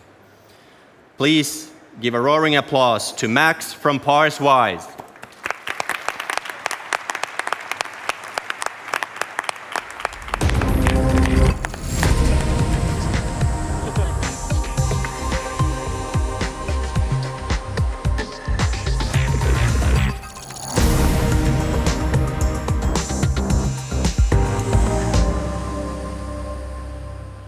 Hello, Slush. I'm Max, CEO and co-founder of Parswise, and I'm really excited to be here on stage today. Parswise is a data platform that automates investing and underwriting decisions by turning large-scale, complex document packages into ready-to-use ontologies without requiring any engineering. We've built an LLM-native data platform for large-scale unstructured documents. And since we launched in May this year, we've grown to over $200,000 in ARR, with global customers across investment management, underwriting, and insurance. And this is all enabled by our proprietary Parswise data engine. Earlier this year, we were part of YC's first X25 batch. The founding team consists of Palantir and Bain alumni who met studying computer science at the University of Oxford. I ran my first business at the age of 12 and later founded a successful data science consultancy while completing my PhD in machine learning. Greg has been winning maths and computer science competitions from a very early age and later closed more than $50 million in revenue while at Palantir. Underwriting and investment decisions today are really slow and error-prone, as a lot of people in the audience probably know. Think of private equity investments, loan underwriting decisions, or portfolio monitoring decisions. These decisions require large document packages that you find in data rooms, loan application documents, and reporting documentation. Until now, companies really had three bad options. First, you could just do it manually, which is very slow and error-prone. Second, you could use chat-based tools, but they're still slow because of the validation tax. And third, you can engineer your own solutions, but those are typically very expensive and brittle. So that's a pretty bad state. Parswise is solving that with an end-to-end platform that allows non-technical users to go from complex document packages to a ready-to-use ontology. We've developed a purpose-built product that's easy to use. On the left-hand side, you see how for every value that we extract, we show you with full auditability and control where this value was extracted from and how all the matches were resolved to a single answer. On the right-hand side, you see an example how business experts can add their guidance at any step of the pipeline. All of this is powered by what we call Parswise Labs, our applied research unit, with a singular mission, namely to transform how businesses work with unstructured documents at large scale. Our first research output is what we call the Parswise Data Engine, or PDE, which is our proprietary modeling framework for going from document packages to ready-to-use ontologies without requiring any engineering. It's differentiated across a few dimensions compared to ChatGPT and RAG-style approaches, including our own exhaustive cross-document attention layer, continuous feedback that we use to improve and specialize extractions for customers. Third, using the best available models for every particular task in our pipeline.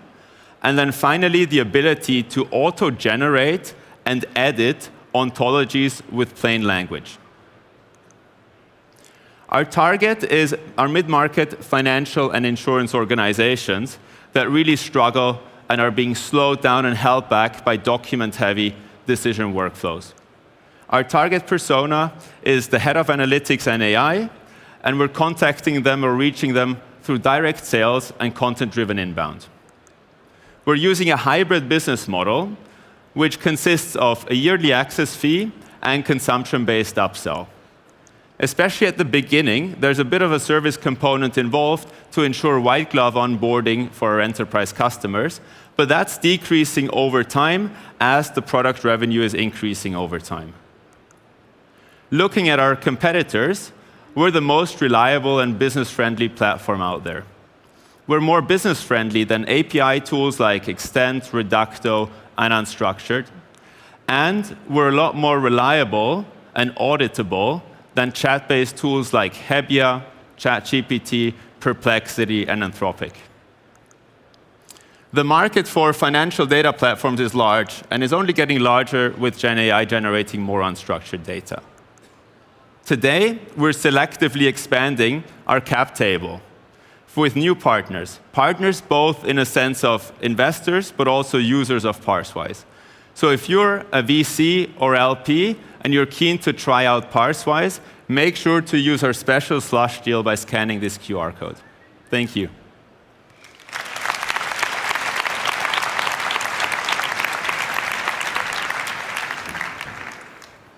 Thank you, Max. Who's going to start this time? I'm happy to start. Thank you for a great presentation. Let's talk about your market positioning for a little bit. So as frontier models like Anthropic are starting to focus more on financial services, and you're seeing a lot more applied AI companies also having vertical focus in legal, in consultancy, in financial services, how are you going to be building a moat against these competitive companies? Right. So there, at the core, it's really quite simple. It's two parts. The first part is that because we're systematically tracking and storing user interactions and user behavior on a KPI level, we can make really specific improvements and, so for example, fine-tune models to specific KPIs for specific customers. So that's part number one. And then part number two is we have a dedicated purpose-built UI. And so that allows really customers to reuse agent definitions across different projects, reuse data that they've extracted previously, and use that in a more programmatic and systematic fashion than chat-based solutions would. Yeah, so next question. First, cool presentation, and I think ABC, always be closing. I think you're the only founder that sells the product on stage. So good. Let's talk about the product a little bit. LLMs can do a lot, but they hallucinate, and your customers are basing very, very important decisions on your recommendations. And do I underwrite this loan? Do I invest in this asset? Yeah. If you give me the wrong answer, I'm losing potentially a lot of money. So how do you deal with model hallucinations, and then also how do you provide traceability across the product that you understand? Okay, this data point that is being outputted here, and then I'm basing my decision on, I can trace back to a particular document or part of the due diligence report that I've sort of interacted with when ingesting the data. Yeah, this is really at the core of what we do. It's this auditability on the one hand, but to answer your question in a more general way, it's really this idea that you've got the workflow. So for a user, all they need to do is upload a bunch of documents and then define their ontology once, and that's it. But what's happening in the back end is that we're breaking down that seemingly simple user interaction into a lot of very, very small steps, which reduces hallucinations, because all the LLM has to do is a very simple task that's very well contained. So that helps a lot on the technical side. And then we can expose those steps to the user.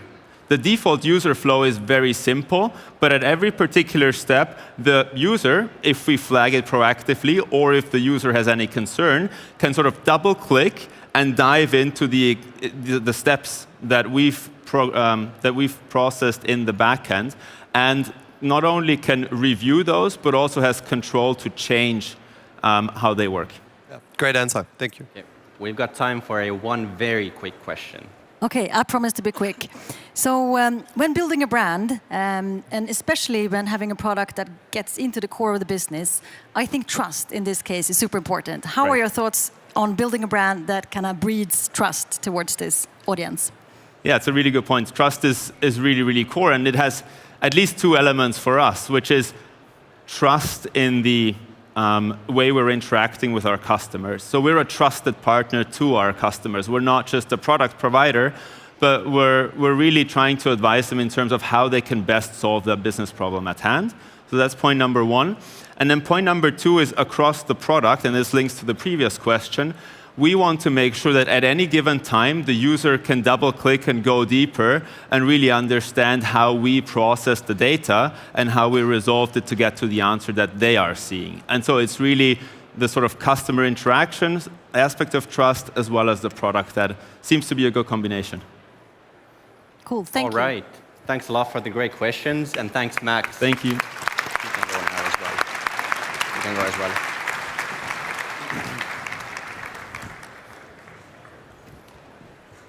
What a round of pitches. Each founder walked on this stage and left nothing behind. Months of work, tough decisions, late nights, all compressed into a few minutes of pure conviction. And very soon, we will know who claims the Slush 100 crown. But first, a moment of appreciation for our jury, who just headed backstage to make the final decision. Their questions were sharp, insights were real, and they pushed every founder to bring their absolute best. And this competition is stronger because of them, so let's give them a big round of applause.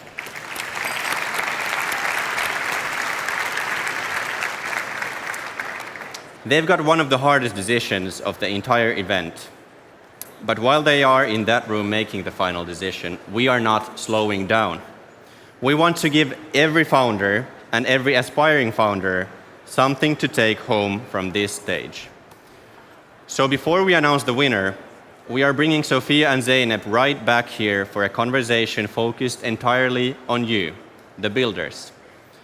They will dive into what makes an early stage founder truly stand out, the most common mistakes in first round fundraising, how to find the right VC, and what separates a pass from a yes at pre-seed and seed.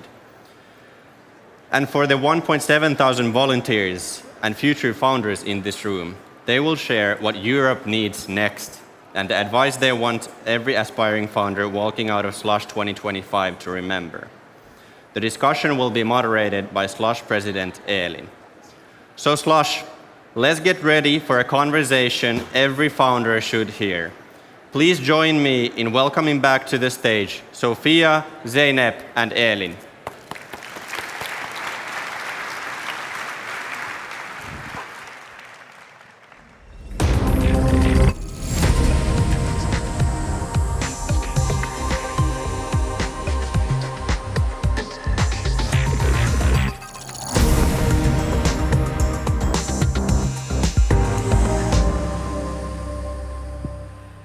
It's great to be here with you, Sophia and Zeynep. How are you feeling? Very good, thank you. It's always exciting to come to Slush, and this was, thrilling with the competition. So very good, thanks. Well, we'll keep the suspense up still for 15 more minutes before we announce the winner. And we're here to talk a little bit about early stage company building in Europe, and for you to share your lessons with the thousands of founders here in the audience. So yeah, let's jump right into it. More than 80% of companies at Slush are in the kind of pre-seed to seed stages, so where you focus on as early stage investors. What is it that makes a founder stand out to you at this stage? Well, I can start. For me, I think it's crucial that the founder has this deep passion and knowledge and conviction about what they're building, because it is going to be a very long and hard journey. So if you're not incredibly determined and enjoy what you're doing, it's going to be too hard. So I think passion is number one.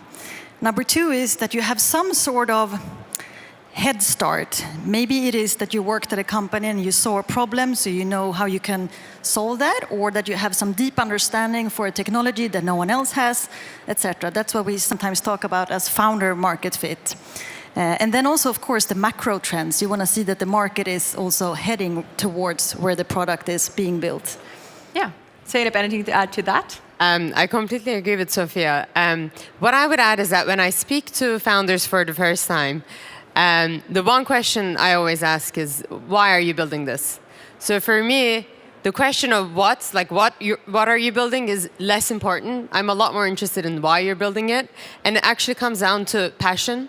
Because if you have that authentic reason on why you're building a business, that will give you the passion. And that passion combined with clarity of thought is incredibly powerful for you to move mountains. So that's exactly what I'm looking for. And maybe to add to that, that passion is infectious. So we, as investors, we get excited when you are excited. I also think it's infectious when you hire top talent, which is super important, and when you have investor conversations, selling, partner conversations, etc. So I think that is a key ingredient. Zeynep, you mentioned clarity of thought. It's actually something that we also have as one of our values at Slush. How do you evaluate that? How does that show in a founder? You have clarity of thought when you've thought a lot about something. And you only really think a lot about something. One, maybe you were exposed to it. So this is what kind of comes down to what Sophia was talking about having unique insights about something. You've had a life experience that made you come up with that unique insight. You've had a working experience that made you come up with that unique insight.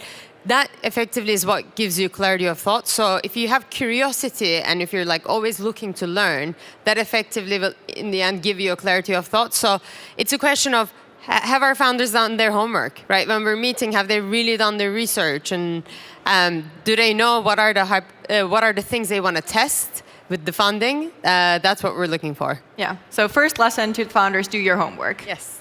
What are some of the most common mistakes you see founders making when raising their first round? And talking to VCs for the first time, it's really nerve-wracking. So how could they also avoid those? I would say one simple thing is do the research on who is it that you're meeting. What is their background and what is the investment strategy for their fund? I think surprisingly many people reach out over email and they're pitching something that is not a good match for our investment strategy. So I think that is number one. Understand who you talk to, and then, of course, kind of try and tell your story in an authentic way so that passion comes through, and then know your numbers. Anything to add? One of the things that I've recently been observing is that the idea has become a means to capital. So I'm now often meeting founders who want to build. It's an exciting time to build, but they don't have an idea. And they will be speaking to investors to try to understand what are the things investors would invest in. And then that idea, the business idea, becomes a means to raising capital. And I think that's a huge mistake because the idea is the building block of a company, and the capital should be the means to the idea for you to make your vision into reality, not the other way around. So this is why I go back to the question of why quite a lot. I quite often ask founders, take me to the moment when you made the decision to start a company, and specifically this company. How you came up with that. And that's how I assess the authenticity of how they came up with the idea. And I would just urge them to take their time on what to build, and don't speak to investors about what to build. Please speak to other product people and builders to understand the solutions. We have a lot of future builders in the audience who want to build something and might not know, again, what the idea is going to be yet. So what would your advice be for them? Speak to potential customers, trying to identify the problems. Speak to other builders, like build your community of other technical people and engineers. That would be my advice. Yeah, so second advice is don't speak to the investors, speak to the customers. Yes. And I think I would add to that, talk to yourself a bit about what is the things that bother you the most in the world. Because where you find big problems, there needs to be big solutions. And if you can be the person who comes up with one of those solutions, I think then you'll have a journey of your lifetime building that company. You already, Zeynep, talked a little bit about founders coming to talk to you who, again, might not know what they're building yet. If a founder is good, but they're not the right fit for you, how would you advise them to find the right VC for their company? Zeynep, do you want to start? This actually goes back to Sophia's point. When we invest in a company, or if a founder accepts our offer, that's a very long-term commitment. As General Catalyst, when we invest from the idea stage all the way up to pre-IPO and sometimes even after. So we're going to be with you for 10 years, 20 years, a long time. And therefore, the decision is actually quite personal as well. So I think it's good to have the time to get to know each other and looking for that personal fit with not just like the partner who's doing the investment, but also with the firm and the ideals of the firm. Sophia? Yeah, I would add to that, and maybe go to like who are other people that are thinking about this problem, that are in this field where I'm operating. And at times, a fund can pass because they have potentially a competitive company in the portfolio, but that doesn't mean that you're not a good fit for them. And then you can ask, all right, do you have any other people that you recommend me talking to? So I would also just encourage people to ask for feedback and then ask for, do you have anyone else in mind that could be a good match for me? And then, of course, go abroad. Like if you don't find anyone in the US, come to Europe, etc. So go abroad and ask for advice to find the right people. As I said in the opening speech, we need more founders in Europe, and we have over 1,700 volunteers here in the audience, many of whom are dreaming about founding their own company. So what advice would you have for the aspiring founders in the audience who are thinking about it, but maybe a bit unsure still if they're really going to take the leap? I mean, I would encourage people to go for it. Sounds very basic, but just do it. And I would also just sort of wish to send this thought, like everyone starts somewhere. So I was fortunate enough to join Spotify back in 2007. And today, yes, Spotify looks like a great success. But back then, we were just 10 people in a small flat with no product built and no licensing deals done. Everybody told us that was impossible. You can't build this. So go for it. Everybody has been a new beginner at one point. So people that look super accomplished and successful, they have also started out somewhere. And just remember that it's about kind of the long run and not the sprint. So find your mission and then go for it. Dare to jump. It's an incredible time to build right now. And I have to say my one advice is that build in Europe. I think it's an amazing time right now to build in Europe. If you look at it from a talent perspective and with AI coming into play, there's not that much AI native talent in the world. You're actually looking for people who have complete beginner's minds when they're building new products. A lot of that talent is actually coming out of universities, and in Europe we have amazing universities. So if you are a new technology company emerging in Europe today, you might think that you're not in the best talent pool, and the best talent pool is actually in the US. That is not true. You're looking for people who are tinkerers and people who have beginner minds. So go and recruit from the universities and use your advantage being in Europe, being in a slightly less competitive market for this talent. And I can also add that now when technology is developing so fast, it's like no one has a head start. Like you have the same starting field. And I work out of something called Founders House in Stockholm, Sweden, where a lot of young AI founders sit together. And it's almost on a weekly basis that you learn new things. So I think the other thing that I also want to mention is like stay curious and be on top of how you can utilize the new technology. And kind of nurture relationships with those who have already cracked that code and understand how you can. And, kind of just dive into the new chapter of innovation that is out there. Going back to what you said earlier, Sophia, when you started Spotify, it was basically nothing. And while there are lots of potential future founders in the audience, there are also many potential operators who want to join, a company that will become what Spotify is today eventually. So what is your advice for how do you evaluate those early stage opportunities when it's just, 10 people in an apartment somewhere and not much else? Yeah, I think again it comes back to even though we didn't have anything built, we had a lot when it came to vision and boldness and energy. So the founder, Daniel Ek and Martin Lorentzon, who founded Spotify, they were so good at communicating their vision for this product and why we were the right team to kind of change the way people consume music and why we should create this product that would give everyone access to all the world's music across the globe. And it was so inspiring and mind-blowing and slightly terrifying and daunting at the same time. So I felt incredibly excited and thinking can I do this? Probably not, but it's too exciting not to try it out. So Again, I think it comes back to what we spoke about with the infectious energy and passion and like determination that this is a product that needs to be created and no one else is doing it, so why don't we? So it comes down to kind of the founder passion and that infectious energy and having a big vision. Yeah. And then you, if you want to join that company, you just have to believe in that. Yeah, that's how it was for me at least. Yeah. Finally, this is going to be the last stage talk of the year. So what would you want all of the founders to take home from Slush 2025? Any final pieces of advice?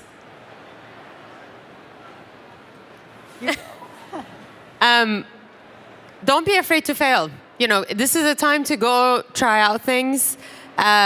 This is the time to be, you know, meeting very interesting people, being curious. I would encourage everyone to go do that. And every experience that you have trying to do that, even if it doesn't work, will make you effectively stronger. So just be bold and just like have Sophia said, try it out. I 100% agree. And then build relationships and sort of get to know people, understand what made them join a company or build a company, and share your lessons learned, because when you give, you receive a lot. So when you find what you want to do, go out there and talk to people about it and share your knowledge, because then you'll receive back. And then continue to come to Slush. I think you learn a lot and you can meet a lot of people here. Continue to build and reach out to us when you need funding. Exactly. What do you think is the role of Slush in this whole ecosystem? The role of Slush? Yeah. I mean, I'm super proud that I've been kind of invited for many years now. I think the role of Slush has been... Sophia has been coming for... This is her 10th year at Slush. 10th year? That's pretty impressive. Let's give her a round of applause.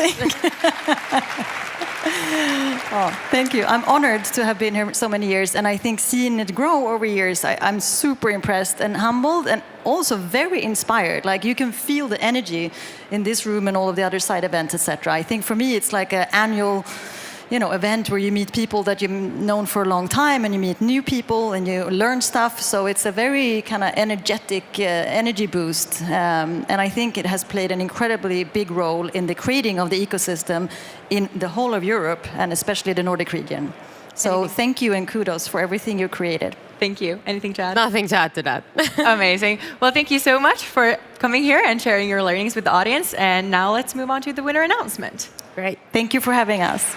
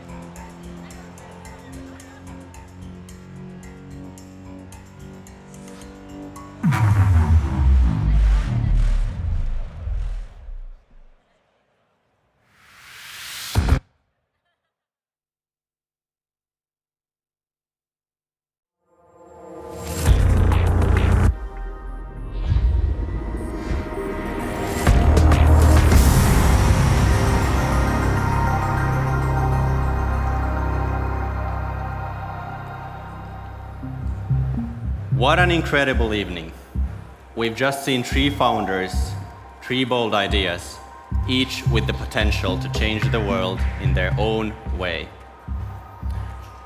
Let's walk down a short memory lane. This journey started months ago. 1,000 startups applied to be part of Slush 100. From there, 100 were selected to compete. Then 50 advanced, 20 reached the semifinals. And finally, 3 took this stage tonight.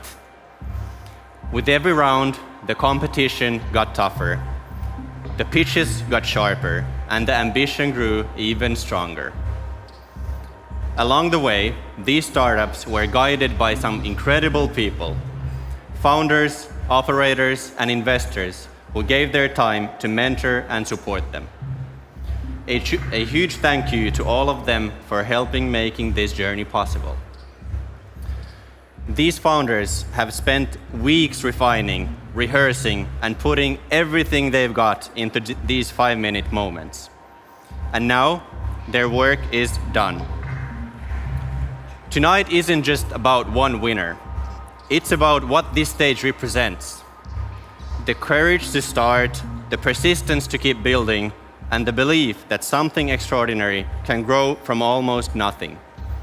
And now, we have arrived at the peak of it all. Slush, this is what we've been building towards. The winner of Slush 100 will be revealed very soon. I promise. But first, let's get some more people back on stage. Let's start with the stars of tonight, our finalists and their co-founders. First, please welcome Johannes from Diffraction.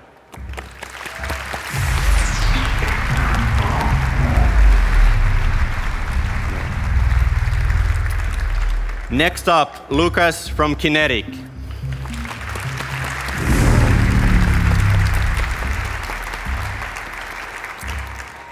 Completing the trio, Max from Parswise.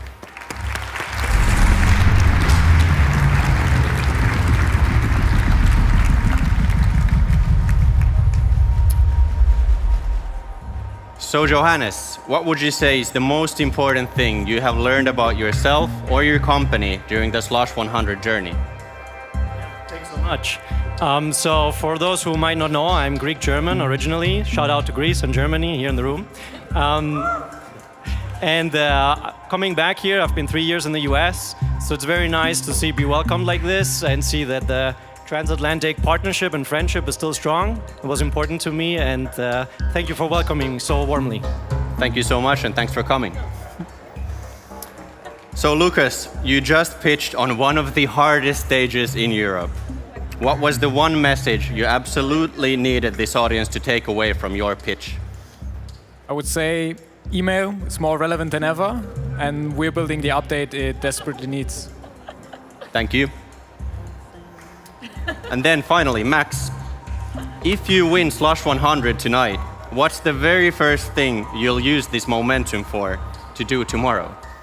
We'll get back to business ASAP and make sure that everyone who signed up has the best white glove onboarding they've ever experienced. Sounds perfect. That's a big promise. Slush, the excitement is getting real. Let's welcome our jury back on stage one last time. From Cherry, Philip Dames and Sophia Benz, and from General Catalyst, Zeynep Yavuz and Robin Deschamps.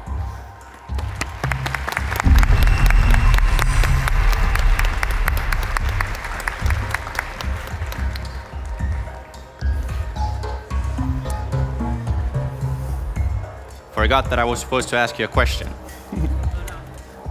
So, Philip, what stood out to you most about the founders pitching in Slush 100 this year? So, you guys on your panel, you talked about passion. And I think that is also what stood out, not just with the finalists, but generally with everyone in the top 100. I think we've seen a lot of passion, and I think that's important. We want to have a feeling on why it's you. Why are you building this, and why do you think you can succeed at becoming an important company? And I think the second thing that we saw across the board was ambition level. I think every year we come to Slush, every time I think the cohort gets a little bit more ambitious, slightly harder problems that are being solved, and I think it's something that we're seeing in Europe in general, which is what makes us excited to be here and what makes us very, very excited about Europe. Thank you, Philip. And Robin, what do you think this year's Slush 100 tells us about where early stage company building in Europe is heading? I think just what Philip mentioned, we saw a lot of companies now going after critical industries where Europe has a lot of challenges right now, be it manufacturing, space, defense, robotics, and so on.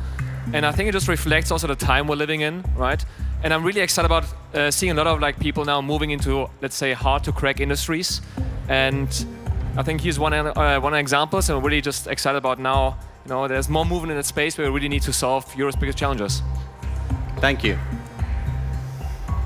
All right, Slush. Finally, what would Slush 100 be without the legendary check for 1 million euros? Let's bring it out.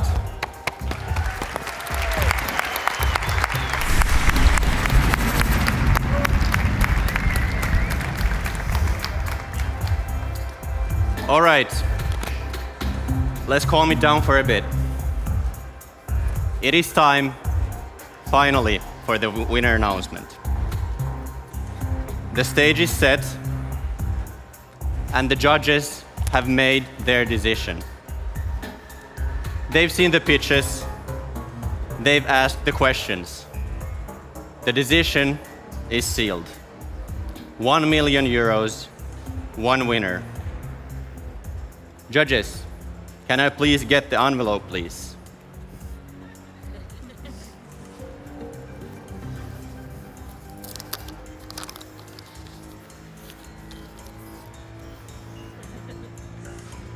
This is finally it. The winner of Slush 100 in 2025 is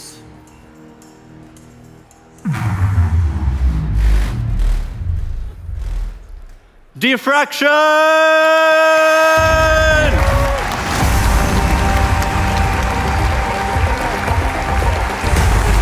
Congrats. Thank you.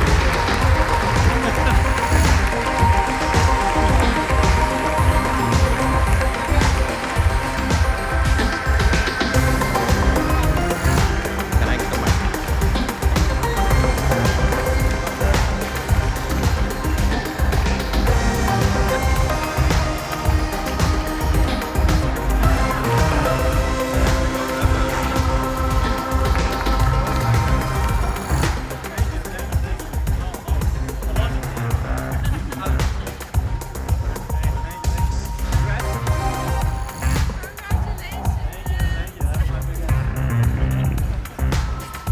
All right, Johannes.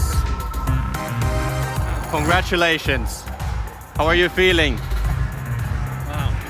Elated, elevated, and ready to go to space. Fantastic. What a journey. Congrats once again. Let's hear it one more time for the winner of Slush 100 in 2025. Diffraction. Let's take one photo here. Come here. Or if the photographer's already left, then we're gonna leave as well. Wow. Every year, Very good. this is Let's one of go. my favorite moments at Slush. This is it. Seeing the winner of Slush 100 crowned here in front of all of you, 13,000 people on the founder stage. Unfortunately, this also means that Slush 2025 is coming to an end. It's been an absolutely fantastic 2 days here with you, and I'm so thrilled that you all made it out to Helsinki in cold and dark November. I also want to give one final massive thank you to all of the volunteers who made this all happen. So let's give them one final round of applause.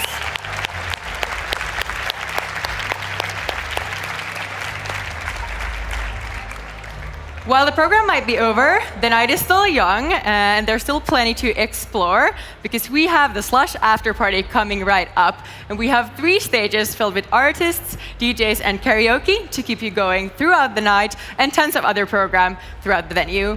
So please stay and enjoy the Slush magic because soon it'll all be gone.